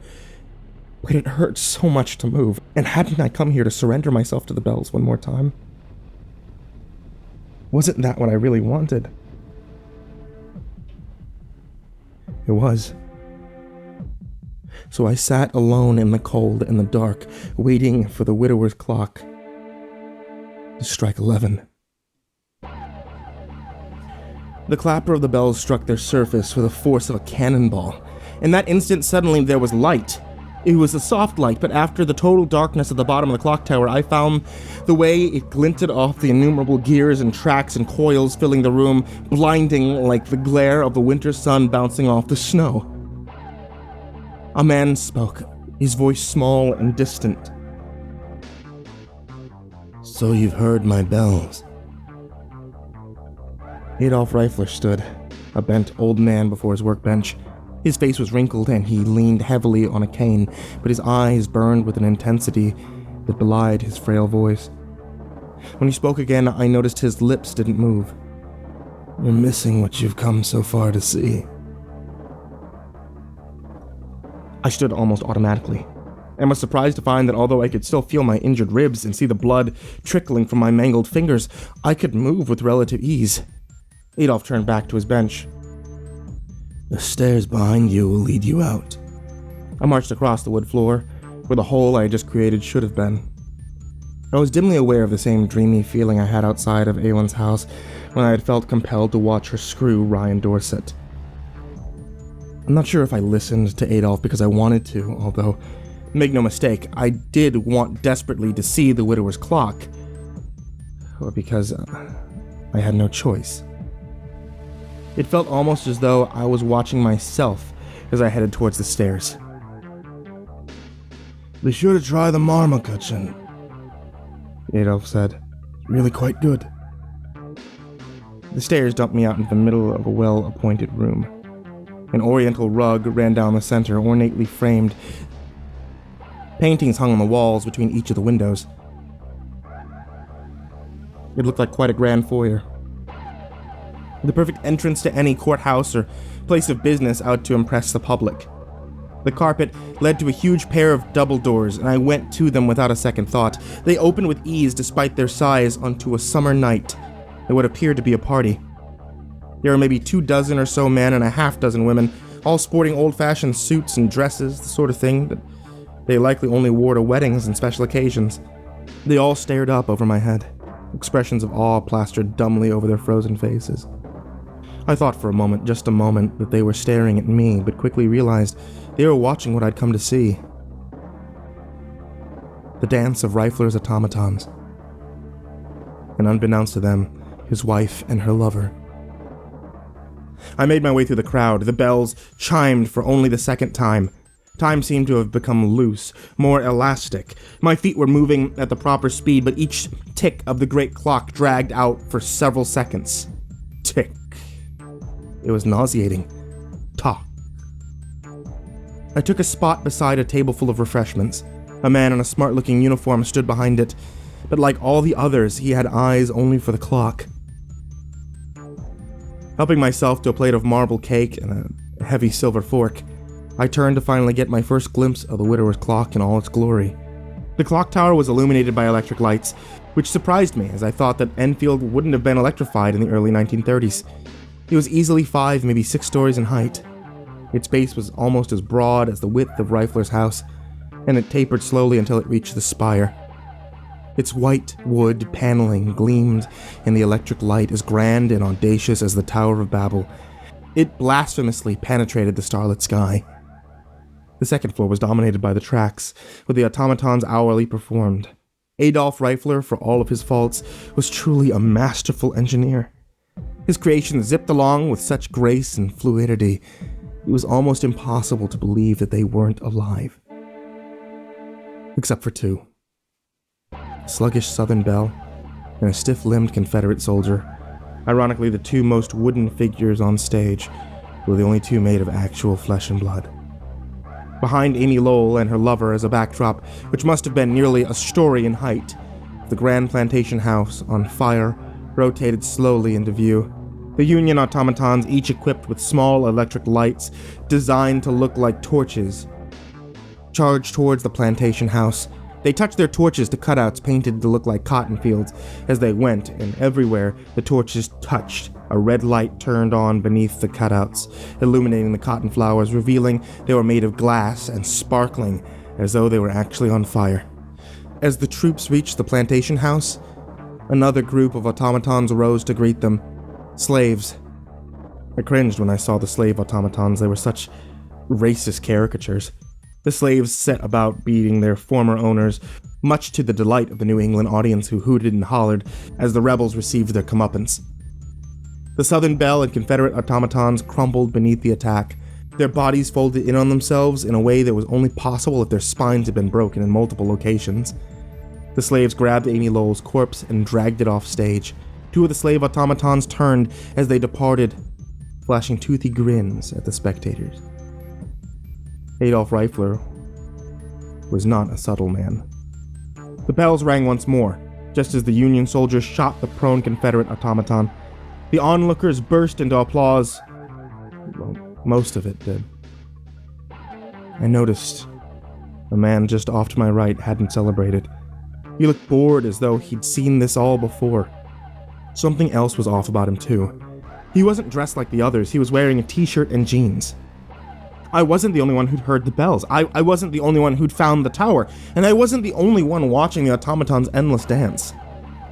My eyes scanned the crowd. There was an emaciated man in a park ranger's uniform, the bones of his face plainly visible beneath his skin, leaning against the end of the refreshment table. There was a boy in a tie-dyed shirt who looked to be about 13. His slashed wrists covered his corduroys in blood, but he gave his injuries no notice. Were they dead? Was I? Had the fall killed me? I noticed another figure sitting alone near the woodline, a young man with a slender build about my height. His skin burnt to a crisp with the color of charcoal, and most of his jaw was missing. Robert Edward Keenan. What was left of his skin flaked off his neck as he turned his head and fixed me with his gaze. Beneath his blackened eyelids, his watery eyes were as blue as a clear sky. Rob patted the ground next to him. The bells chimed once more, and Rob and I shuddered in bliss. I took a seat next to him. He tried to speak, but his injuries made it impossible to understand him. I think he was trying to apologize for killing himself, or maybe he was just sorry to see that I'd followed him to the bells. I don't know. We sat together in silence, watching as another glass backdrop rotated into view, a glass work of Atlanta. The lights made it flicker as though it was on fire. Time seemed to return to full speed, and the bells finished calling out the hour.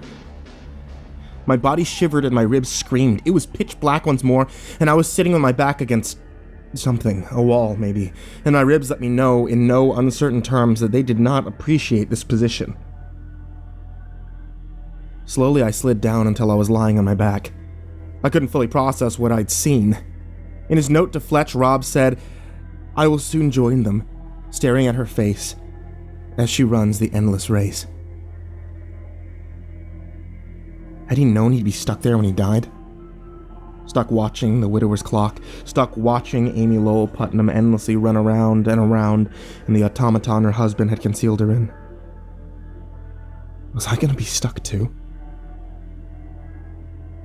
All I could say for sure is that the spell was broken. I never wanted to hear the bells again. The cold had numbed my fingers to the point where I could feel little more from my missing nails than a dull ache, and while I was thankful for the small blessing, it also meant that hypothermia and frostbite couldn't be far behind.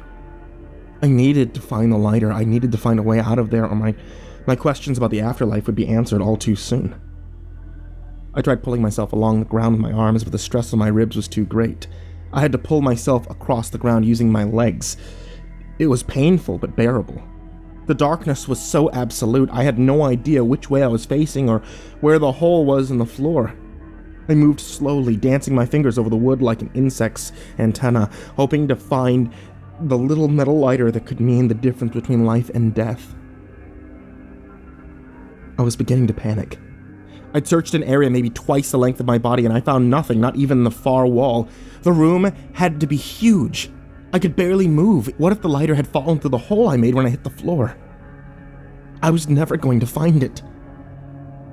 I began mumbling prayers to myself just to keep my growing sense of despair at bay. Hail Mary, full of grace, the Lord is with thee.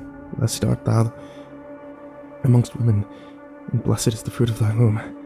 Jesus, Holy Mary, Mother of God, pray for us sinners, now and at the hour of our death. Amen. The Virgin Mary, the most exalted woman in all of Christianity. What could be more comforting than praying to her, the Mother of God? Wasn't I a child in despair? Don't all despairing children cry out for their mothers? So why did it feel so empty to pray to her now? I didn't know, but elected to continue my work in the oppressive silence. My fingers were so cold and numb, the lighter didn't even register when they sent it sliding deeper into the darkness. I only knew I'd found it because of the sound it made sliding across the warped planks. I flicked the flint once and nothing. Twice and it sparked. 3 times and it lit. To suddenly see the flame was like staring at the sun. It took my eyes several seconds to adjust. That's when I noticed I wasn't alone. Figures stood all around me, casting long shadows across the floor that disappeared into the edge of black beyond the lighter's reach. I panicked. I couldn't run, I couldn't fight, but I scrunched up my face and I braced for an impact that never came. Slowly I reopened my eyes, and much to my relief, realized that the figures were automatons. After 60-some-odd years of neglect, they were all in a state of disrepair. Their plaster faces were spider-webbed with cracks, pieces, sometimes full limbs, laid in heaps around their bases.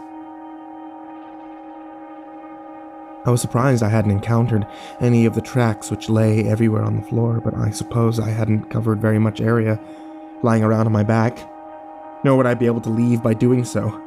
I gritted my teeth and, despite the pain, forced myself up onto my feet. The plaster bodies of the automatons seemed small, scarcely 5 feet in height, as I picked my way slowly between them. It made Amy Lowell and her lover, having been hidden inside of these things, seem all the more grotesque. There was no way Adolf could have done it without chopping off their hands and feet. One by one, I climbed the stairs, taking frequent breaks when the pain in my ribs grew too intense for me. Eventually, I drew even with the bells, which appeared to be rusted fast to the thick iron rings from which they hung. I don't know why this surprised me so much. I guess somewhere in the back of my mind I thought they'd be made of polished silver and sparkle like starlight. In time, I reached the collapsed landing, or rather, reached where it should have been. Now there was nothing but a gap, 5 feet across, with the staircase continuing its upward climb on the far side. It would have been easy enough to jump if my ribs weren't broken, and I trusted the wood on the other side to hold my weight. But they were broken, and I was terrified of taking another fall. I sat down on the steps and cried, utterly convinced that I would die there and join Rob and Adolf and Amy Lowell in front of the widower's clock every hour on the hour for all eternity. It wasn't fair. Yes, I had chosen to investigate the spire in the woods, but I didn't choose to crave the bells. I didn't choose for them to warm me when I was cold or comfort me when I was scared. I didn't choose to black out at the sight of Aylin and Ryan Dorset, and I certainly wouldn't claim to have been in my right mind when just an hour earlier I chose hearing the bells one more time over searching for a way out. The lighter closed with a snap that echoed in the darkness. I had been Catholic my whole life, but as I sat there on the edge of the broken stairs, straining to see even the faintest sliver of moonlight from the window that laid beyond my reach, I knew that my faith was gone. I had set out to find evidence that there was more to creation than could be explained by science, and though I'd certainly found that, I felt more alone in the universe than ever. What kind of a god would create a world so cruel that it contained the bells? How could I pretend there was a design and a moral underpinning governing the universe when something as innocuous as a beautiful sound could rob you of free will and, by all indications, damn you from it? Eventually, I got so tired of staring at nothing. It was too cold to keep sitting there. I lit the Zippo and headed back down the stairs. I needed to find a way to warm up. My duffel bag was sitting a few feet from the hole that I created in the fall. I pulled out the raft and I briefly considered inflating it. It would have been nice not to have to lie directly out on the cold, hard floor, but ultimately I decided it was best to use it as a blanket. It occurred to me that there might be something useful in the floor below. I crept as close to the edge of the hole as I dared, held the lighter over the chasm and peered down. It looked like most of the room below had been claimed by groundwater that had frozen solid. If the planks that broke my ribs hadn't held, I doubt that I would have survived slamming into the ice. Lying back down hurt like hell.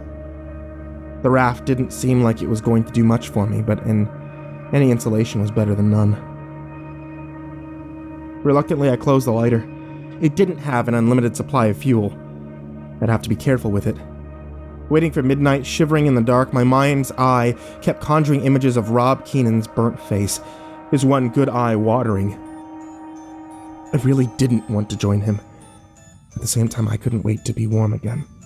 With the deafening clang, the bells tolled. It was midnight. And I once again found myself lying on the floor of Adolf Reifler's workroom. "You're back?" He never looked at me, just continued to scan the rows of wrenches that hung from the wall. "People don't usually come back quite so soon." "I can't get out the stairs, Brooke." "I'm sorry to hear that." His voice was filled with pity, but his unmoving lips retained their scowl. He took a wrench from the wall and began picking his way back through the tangled mess of gears that seemed to only exist when the bells were ringing. I followed him to a hidden corner of the room where the Southern Belle and Confederate soldier automaton stood. Adolph's deft fingers pushed the dress down over the Southern Belle's shoulder, exposing a bolt on her neck. He slipped the wrench over it and set to work. From beneath the lacquered wood, Amy Lowell's bones splintered and popped. My stomach revolted at the sound, and I looked for a place to retch. Adolph continued to smile as he gave the bolt another half-turn. "You mustn't judge me too harshly," came his sad little words. "You can't fathom the regret, the burden I carry with me for the rest of my life." He pulled her dress down further, pausing only briefly to admire his handiwork as he exposed the majority of the automaton's body before continuing to the next bolt. "I loved my wife. Despite her faults, her vanity, her frivolity, I loved her. She was mine." His hand slid up her body, pulling her dress back into place. "But there was no pleasing her." He lifted her arm up by the wrist and let go. Her hand herked and jerked as it fell back into place. Scheiß, he yelled, his lips moving with each curse. He grabbed the automaton by her head and twisted it violently in a way no neck should bend. It sounded like cracking knuckles. The automaton's blank eyes seemed to stare right at me. They were such a lovely shade of brown. I was lost in those eyes and thought of Elena until Adolph's wrench returned to work and the sounds of bone crunching shook me from my revelry. "You mustn't doubt my love for her," Adolph whispered through his closed lips. "What you're seeing, I was simply angry then. It was a malady of spirit. I admit that I have a temper, like squalls on the open sea. My foul moods disappear almost as quickly as they come. Taken against the rest of our marriage, not to mention the courtship, this was a moment, a fleeting moment. And it wasn't as though she was blameless. You can't possibly know, can't possibly understand the humiliation of seeing another man take what is rightfully yours." I felt compelled to speak. I've always hated when someone challenged my experiences. It made me feel so small, but it was more than that. My mouth moved, but it was like I was outside my body, listening to myself tell Adolph all about Elena and what I'd done to Ryan Dorset. "So you do understand?" He sounded relieved, as if I'd just given him absolution for his sins. The bell tolled. Adolph gave the bolt in the automaton's elbow a full turn, splintering Amy Lowell's bones. It was loud, like a branch snapping off a tree in a storm. He again lifted her arm and let it fall. He must have been pleased with the results, because he set down his wrench and headed towards the stairs. I followed without thinking. Adolf Reifler slid through the crowd, exchanging pleasantries with farmers and businessmen, neighbors and travelers alike. No one seemed to notice me follow in his wake. They never looked at me, or reacted to anything Adolf and I said to one another. They also don't seem to notice any of the others that were like me. Stuck. Most of the conversations Adolf had with his guests were brief. They'd offer him some sort of enthusiastic pleasantries that I imagine you'd hear any time a work of art is unveiled. He'd respond graciously enough, until the man he addressed as Edwin inquired about Amy Lowell's whereabouts.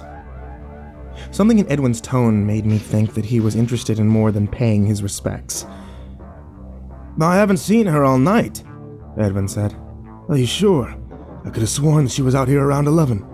Adolf's voice dripped with condensation. The couplet Rob left in his suicide note to Elena floated around in my foremind, and every hour I see her face, and she runs the endless race. When I'd first heard the story of the widower's clock, I had thought that it was cruel that one could be damned just for laying eyes on Amy Lowell's corpse. After all, we hadn't killed her. We didn't put her on display. What I realized watching Edwin calling it a night was that the partygoers weren't stuck watching the endless race. If they had been, they wouldn't have been able to leave. No, only those of us who had heard the bells and followed them to the Spire were stuck. But why? They'd heard the bells. They'd heard the real bells. Why weren't they stuck with us? Midnight marked the end of the automaton's reenactment, or Lee's surrender to Grant. Once Lee had signed the Articles of Surrender, the tent backdrop zipped out of view, and dozens upon dozens of automatons took their curtain call, dancing behind the generals like something out of a Bubsy Berkeley musical. The freed slaves came out in a chorus line, doing the can-can as if they were the Rockettes. The partygoers howled with laughter. I wanted to be disgusted. It was every bit as racist as a minstrel show, but no matter how much of Adolf Reifler's cruel indifference was reflected in his work, the widower's clock was still too fine a thing to look away from it. When the Southern Belle automaton returned, I couldn't help but notice how sinuously its arm moved. Her arm. The bells tolled once more, and I was alone again. Freezing in the dark. It was so cold the blood from my fingers froze before it could clot. The raft wasn't much of a blanket. I needed to make a fire, or I was going to wind up with frostbite. Half my mother's Bible was a chunk of ice, but the top half was dry. I began ripping the undamaged portions out. The delicate work was slow going with my fingers. I twisted up the torn pages and set them in a small pile near the hole in the floor. I wasn't worried that the floorboards would catch. They'd absorbed far too much moisture over the years. Besides, paper burns faster and at a fairly low temperature, especially when each page is as thin as the Bible's. After a few minutes, my hands weren't quite as numb, but it was clear my meager kindling wouldn't hold until morning. I needed more fuel if I was going to survive. My ribs weren't thrilled to be moving again. It would have been so much easier if the bells were ringing. I didn't want to love their sound, but they were like an X, just can't get over them. As bad as they are for me, even today, I still crave them. The automatons hung lifeless on their posts. Their clothes had largely disintegrated. Moisture had penetrated much of their lacquered finish, spotting them with mold. Even though the years hadn't been kind, looking at them in the flickering glow of the lighter, they were still marvelous. I ran my hand down the arm of a rebel soldier, almost as lovingly as Adolf had done with the automaton that encased his wife's remains. If I wanted to survive, I'd have to burn it. The area that had once been Adolf Reisler's workspace was littered with rusty tools and ancient gears. I took up some of the wrenches from where it had fallen. My fingers ached just holding it, and set about dismembering the nearest automaton. The bolts were rusted. It was tough to get any of them to budge. Straining against the wrench made my ribs feel like they'd been replaced with broken glass and fish hooks. But eventually the bolts turned and the arm fell to the ground. The wood portion of the arm was no more than 1/4 of an inch thick, just enough to cover the clockwork inside and hold the paint and finish. wouldn't burn for much longer than the paper. I had to burn them all. The only upside was that I wouldn't have to screw another bolt. The wood was brittle enough that I could smash it to pieces with a wrench, and if I used my offhand, well, it still hurt like hell, but there wasn't anything that I could do about that. I smashed the Confederate and Union soldiers. I smashed Lee and Grant and Lincoln. I smashed women and children and slaves and then gathered up the pieces. I had already ripped apart and burnt the pages of my mother's Bible, but somehow smashing the automatons felt worse. I felt like a small child watching the tide wash away a beautiful sandcastle. There would never be another clock like this. The rack that had once held Adolf's wrenches on the wall made a decent grate, and soon I had a sputtering fire. It wasn't great, but it was warm enough that I'd live. I draped the raft over my shoulders and slowly laid myself down.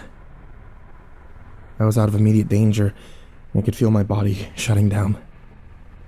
I awoke when the bells tolled 1. The fire was gone. Adolf's workshop was warm, but before I could so much as sit up, their call ended and I was back where I'd begun. I threw more splinters of wood on the fire and laid back down. Sleep didn't come easy. The automaton's nude clockwork, exposed for the first time in decades, cast intricate shadows that seemed to dance in the firelight. I couldn't put my finger on it, but something was bothering me about. I awoke at 2 o'clock. It was dark inside the workroom, but when the doors opened for the slave automatons to zip out, the electric lights illuminating the clock poured in. The Southern Belle hung limp on her post. Her eyes stared blankly in my direction. A large backdrop swung out through the door, blocking the light. I was alone in the dark with Amy Lowell's corpse. Once the backdrop rotated out of the light, I saw the Southern Belle slide out after it. For just a split second, I thought that I saw the Southern Belle's head swivel on her neck, as if she was tracking me with her eyes. But it had to have been the clockwork getting her in position to perform, right? Then I realized what was bothering me about the automatons. Fletch had told me Rob put his fingers inside the eye sockets of a human skull, but all the automatons, before I'd smashed them up for firewood, had their lacquered faces intact. Amy Lowell's corpse returned to its starting position. Its limbs swung forward like a rag doll's when it came to an abrupt stop. She was looking at me again. Could a sculpture have a ubiquitous gaze? Or was that only paintings? My heart was racing as I waited for the bells to ring a second time. Why had Adolf painted her face with such a creepy little grin? It wouldn't stop staring. I rose to my feet and I turned her head away from me. I did it quickly because I couldn't stand to touch her. The bells tolled once more. Was Amy Lowell's body going to wait for me in the dark? Amid the kindling there was only a couple pieces of wood large enough to use as a torch. It took a painfully long minute, my eyes straining to detect anything out of place in the darkness, to get one of them to catch. I held the torch aloft in my left hand, and even though I doubted in my present condition that I could ever swing it, I held one of the larger wrenches in my right. The weight of it felt good. It reminded me of the rock I had used to attack Ryan Dorset. The floorboards groaned beneath my feet, and I moved from automaton to automaton, examining each one in turn. The faces weren't designed to move. Beneath the wood of each of them, a little metal knob that could be mistaken for a skull. There was a stairwell in the far corner going down to the room below. I had twice used it while the bells were ringing, but now there were nothing down there but ice. Had Rob gone that deep? I doubted the groundwater would have been lower in the summertime, but I can't say for sure. Cautiously, I went down, one creaking step at a time. Dirt and other particulates made it impossible to see much of anything in the ice, although I thought that I could make out some of the furniture that I'd seen on my way out to view the clock. I was reluctant to venture too far into the room, lest I slip on the ice and break another bone, but I was sure there was nothing of interest to be found. My heartbeat slowed. I was relieved not to have found Amy Lowell's automaton. Rob could have touched anything in the dark. Maybe he was touching her automaton while the bells rang and found himself alone in the dark after their last toll. Or maybe Fletch got part of the story wrong. Who could say? I can. I crept back to my fire, wrapped the raft around me, and let my exhaustion overtake me. My fire had burnt out while I was asleep, and I awoke shivering violently. There was plenty of wood, but I was almost out of Bible pages. As I carefully arranged twists of paper beneath some of the thinner splinters, I heard a dreadful sound. It was quiet, but impossible to miss, like fingernails on a chalkboard. I froze.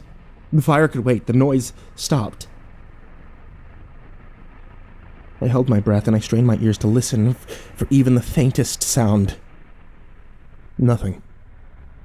Maybe an animal had gotten in here with me and scratched its claws against the metal surface. A raccoon or a rat could live down here. Maybe an owl nested in the old gears. I wouldn't exactly call myself an animal lover, but I found the idea of another living thing being nearby very comforting. I returned to the work at hand. When you're building a fire, airflow is key. If the wood presses down on the paper too much, you'll smother the flame before the wood can catch. My hands were shaking from the cold, and it was tough getting the wood to sit right, but I managed it after several tries. Just as I flicked the lighter to light the paper, the noise came again. It was a long, dry screech, the kind of sound a metal gate makes when its hinges need oil.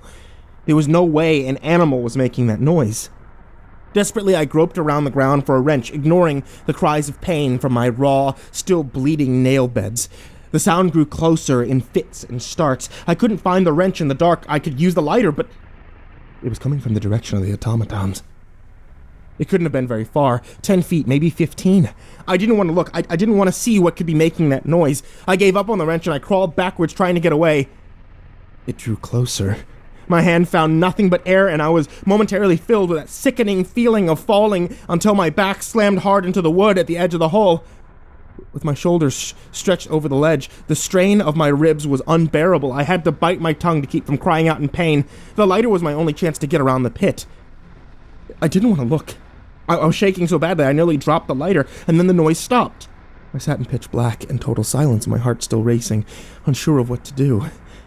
Light my way around the hole, search in the dark for the wrench. Whatever it was didn't give me long to ponder. The small thud of something heavy hitting the wood echoed through the room, followed by a dragging sound. I flicked the lighter once, and nothing. The sound grew closer, twice, and it lit. Standing over me was the Southern Belle automaton.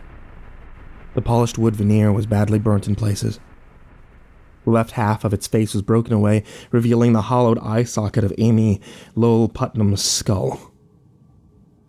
I screamed until my broken ribs forced me to stop.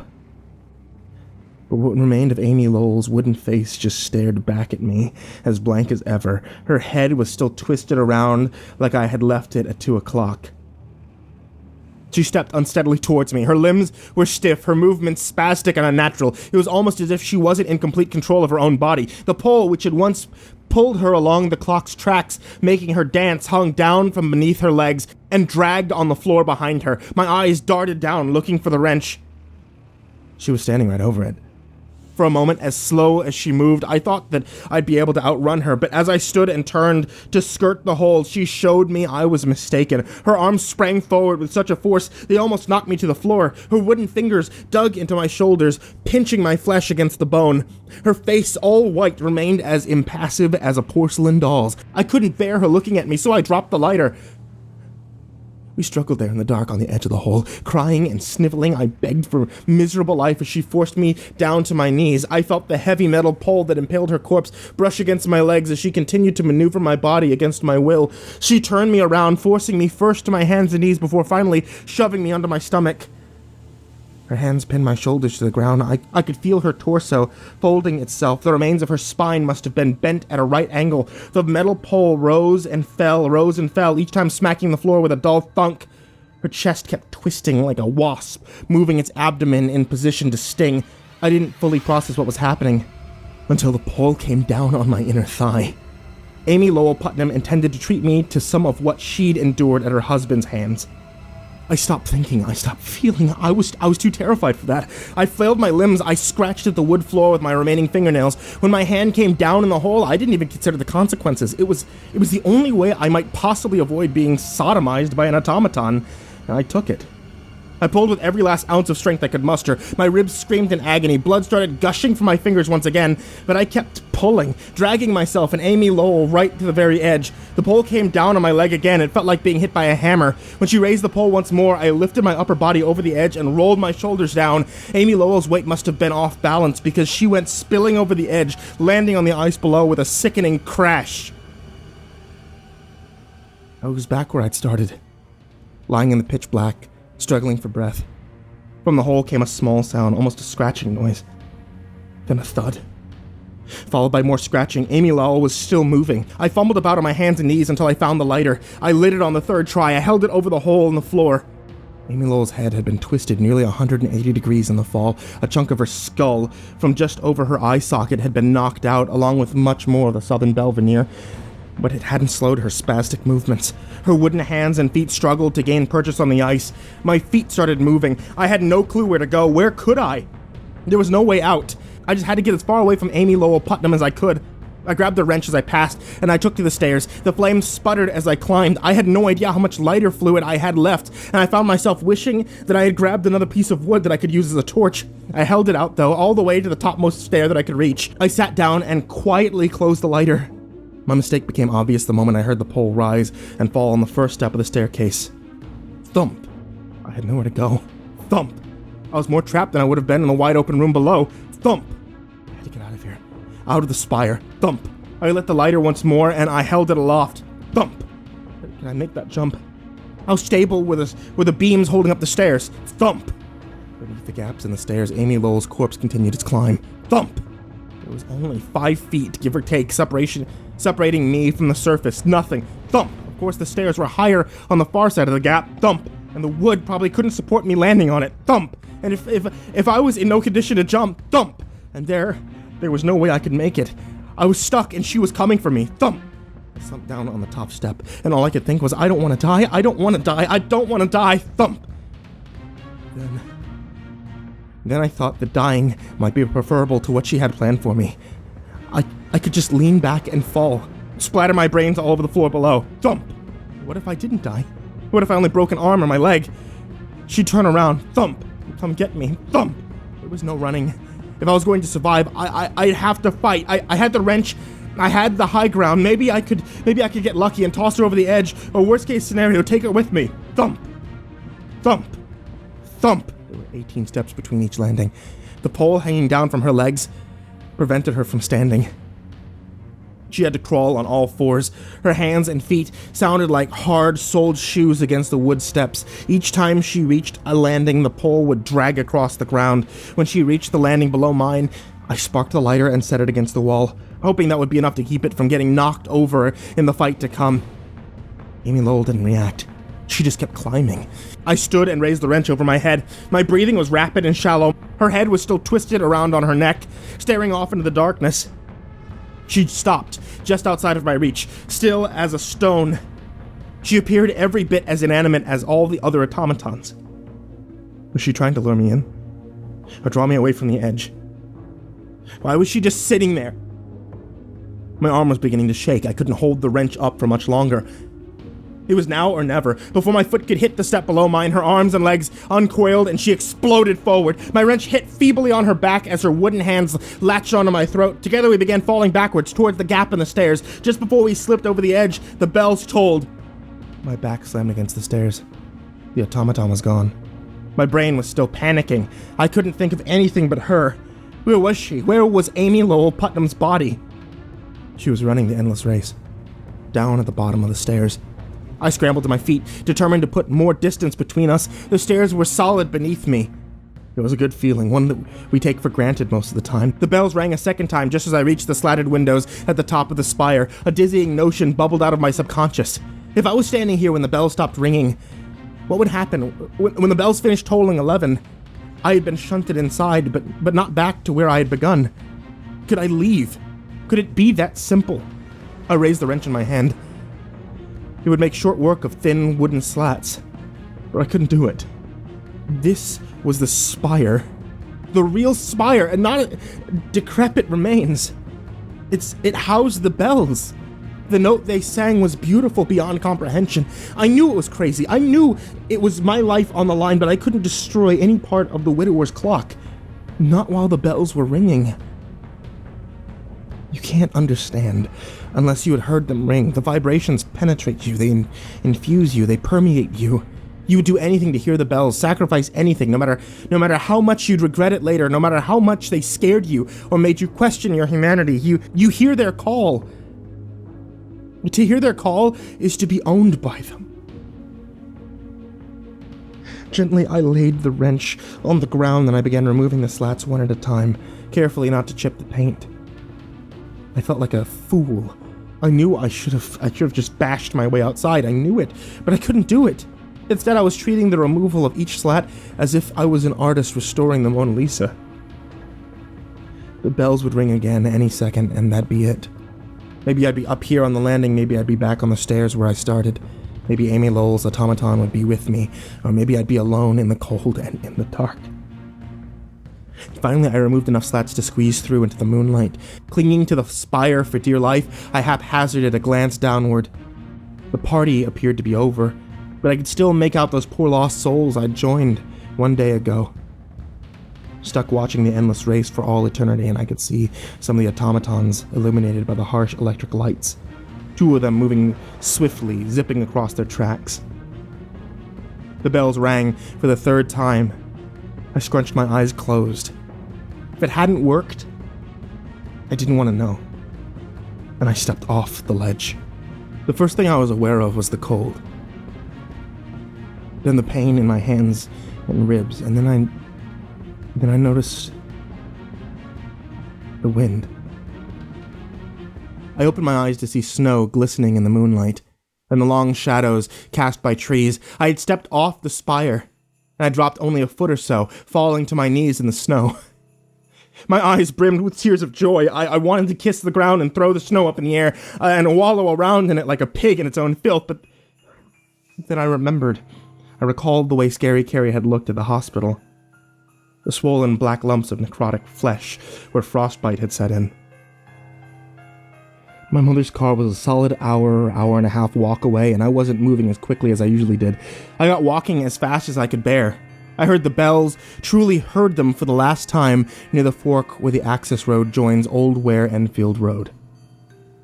But they didn't fill me with warmth like they had before. No, they stopped me dead in my tracks. They tugged at my guts. They called me home, but also filled me with the sensation of being watched by eyes in the darkness. To this day, I still hear them hourly when I go off my meds. There were 2 police officers waiting for me when I got to my mom's car. You might think that I would have run all over again. After all, it was the fear of arrest that had sent me chasing the bells, but I didn't. Instead, I cried. It was cold. I was tired, and my whole body hurt like hell. I didn't care how much trouble I was in. I was just happy to see people, real people again, people who were alive. I learned later that the police had no idea who I was or what I had done to Ryan Dorset. They were there because I'd parked in front of the same trailer that Fletch had parked in front of back in December. When the owner had gotten up to go to work and seen my car outside, she called the police. Apparently, in his haste to get the car after Carrie had fallen through the ice, Fletch had driven over one of the trash cans. I'd nearly killed a kid, but I was being arrested because someone else had ruined a garbage can that you can get from Home Depot for $35. I don't recall the officers' names, but I wish I did so I could thank them. Their attitude towards me changed immediately when they saw the condition I was in. One of them took a blanket from the trunk and wrapped it around me. They tried to ask me what had happened, but all I could do was cry. I'm not sure I would have had anything to say anyway. Explaining the bells to someone who had never heard them is like trying to explain the color blue to a dog that's blind from birth. They ushered me into the back of their squad car and took off for the hospital, the one that Fletch and I didn't know about. 12 minutes later, we arrived at Mary Lane Hospital, and I was admitted to the ER. The doctors picked up where the police had left off. What happened? Were you in a car accident? Were you in a fight? But I remained unresponsive. They ran their fingers through my hair, checked me for a concussion, but couldn't find any physical indications, and my pupils responded normally. It's like he's in shock. You don't say. Since I wasn't helping, my clothes had to be cut off of me, just in case there were any injuries that they weren't seeing. The right side of my chest had one gigantic purple bruise. I needed 5 stitches where the splinter had gone into my fingers and another 2 where it had come out. The rest of my fingers were cleaned and bandaged. Then one of them had the bright idea of giving me something to help me sleep. I wish they hadn't. All I dreamed of was her. Amy Lowell Putnam's corpse, dancing on its post, back and forth, back and forth, back and forth as the bells rang. It was late afternoon. The following day, before I woke up to find my parents staring at me and my wrists handcuffed to the bed. They were looking at me like I was behind glass at an aquarium, a particularly nasty deep-sea fish that turned their stomach. Well, there was pity there too, but mostly disbelief and fear. I wasn't really their little boy anymore. I was a thing, twisted and disturbed, a danger to myself and others. Seeing my parents looking at me like that hurt really bad, but it was still preferable to the blank stare of Amy Lowell's automaton, which was my company at 2 o'clock, and again at 3, and 4. Ryan Dorset's parents never formally charged me with assault. A civil suit was settled between our families out of court. As a condition to their not pressing charges, I had to seek psychological help. I spent the next 6 months of my life at McLean Hospital in Belmont, Massachusetts. It was probably for the best. The first 2 weeks, I didn't say a word to anybody about anything. I can't exactly say why. Shame was certainly a big part of it, and I know that I was afraid that they'd think I was crazy. And then again, given where I was and why, well, the SS Sanity had probably already sailed. After weeks of hearing the bells and watching the automatons reenact their tableaus, after weeks of seeing Amy Lowell Putnam dragged about on her pole, I finally broke down and told them what was happening. A woman I called Dr. Laura was assigned to me. She was in her early 40s, her hair was always messy, and she used a lot of Yiddish expressions. I didn't get most of her jokes, but they still made me feel like she was sharing something, and that I could trust her.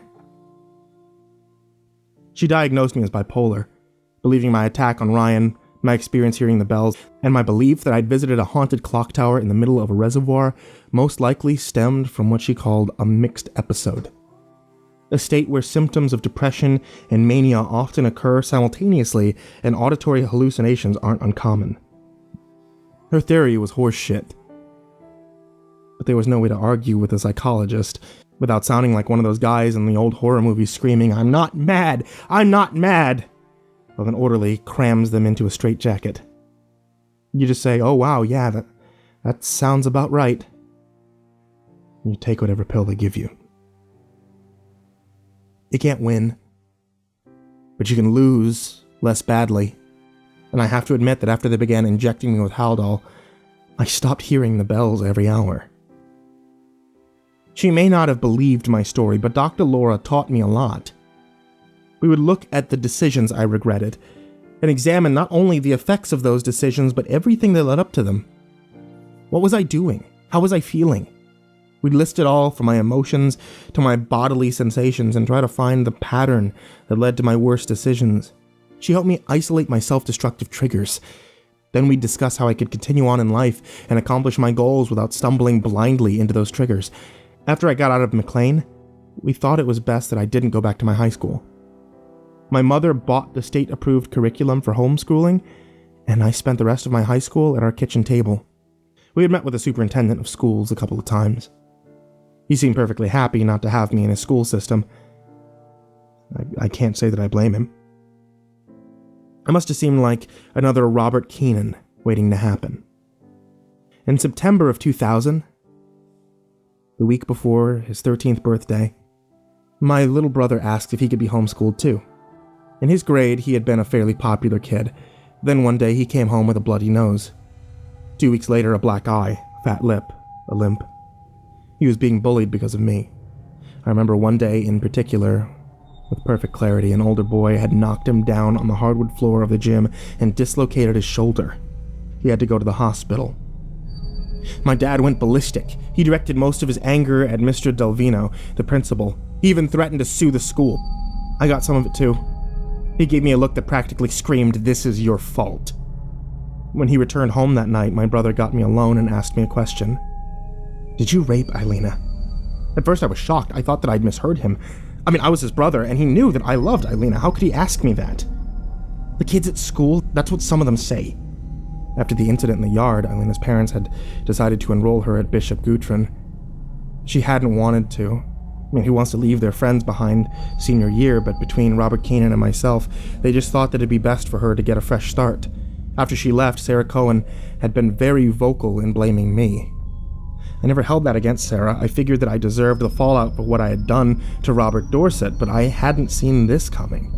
Denials poured out of my mouth. Yeah, we had sex, but it wasn't... I couldn't even say it. She never said no, that was true. I never threatened her, so was that. I only wanted to make her feel good. But was that the truth?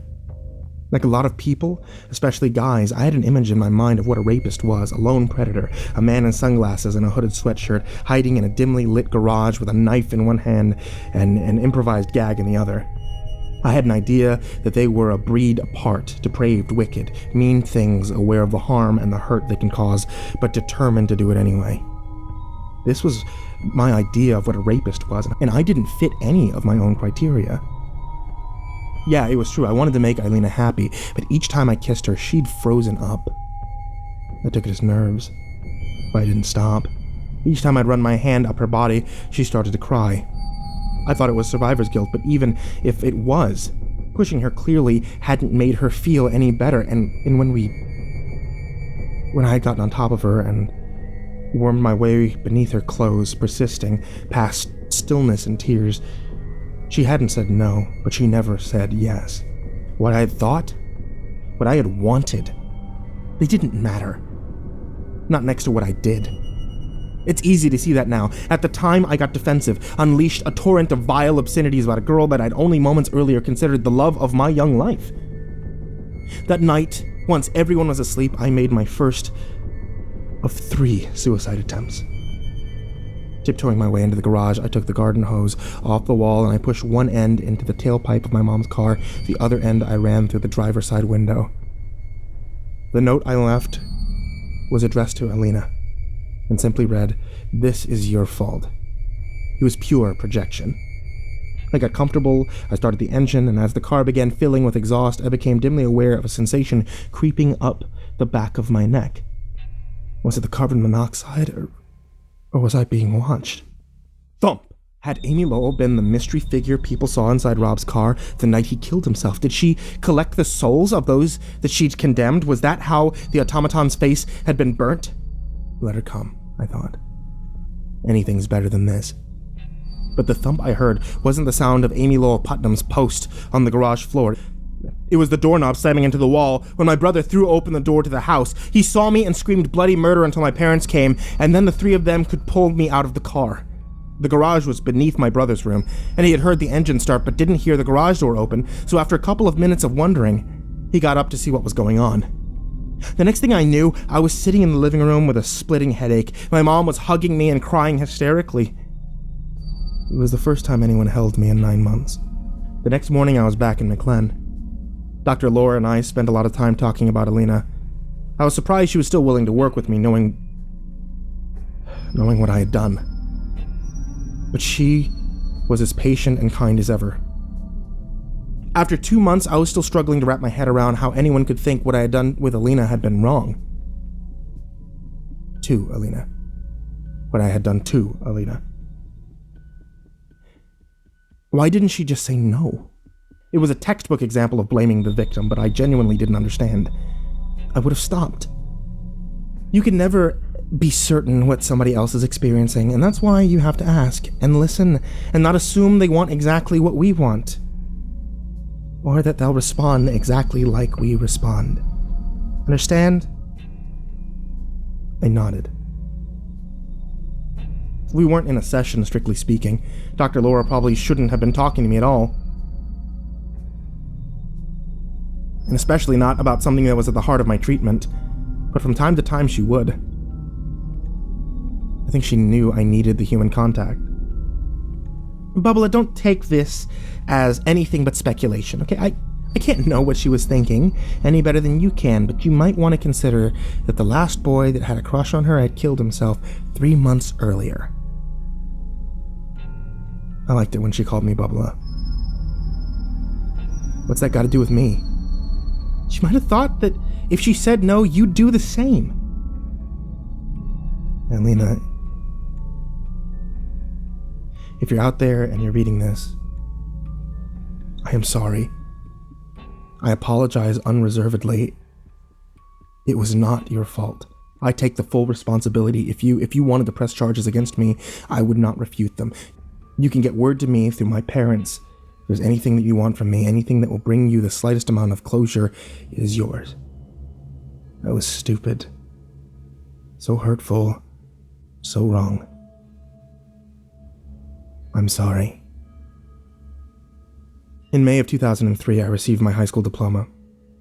My parents didn't think I could handle living on my own, but I had to get far away from the Spire and the way they looked at me and my reputation around town as I could. My aunt lives in San Jose, California, and I managed to get into a vocational school 20 minutes from her house.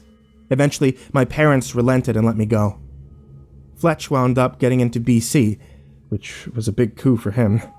As fate would have it, so did Eilena. From what I understand, the two of them actually wound up becoming pretty close. The last time Fletch and I spoke was November of 2002, right around Thanksgiving. He had stopped hearing the bells before the end of freshman year. 2 of Scary Carrie's fingers had to be amputated, along with her thumb. She also lost her left foot from around the mid-calf down. Eventually, she recovered from her aphasia, but not before the school moved her into a special education program. She never made it to college. Mrs. Peterson got her a job at Market Basket bagging groceries. My mom sees her from time to time and usually does her best to avoid her register. Neither Carrie nor her mom have asked about me since the incident. I don't know if she still hears the bells, but I doubt it. As for me, I'm unhappy but alive. I only hear the bells now when I don't take my Zyprexa. But they're never too far from my mind. Someday I'm going to die, and Amy Lowell Putnam is going to claim me. There's nothing I can do to avoid it. A part of me wishes she'd just hurry up and do it already. The bells really do sound so lovely.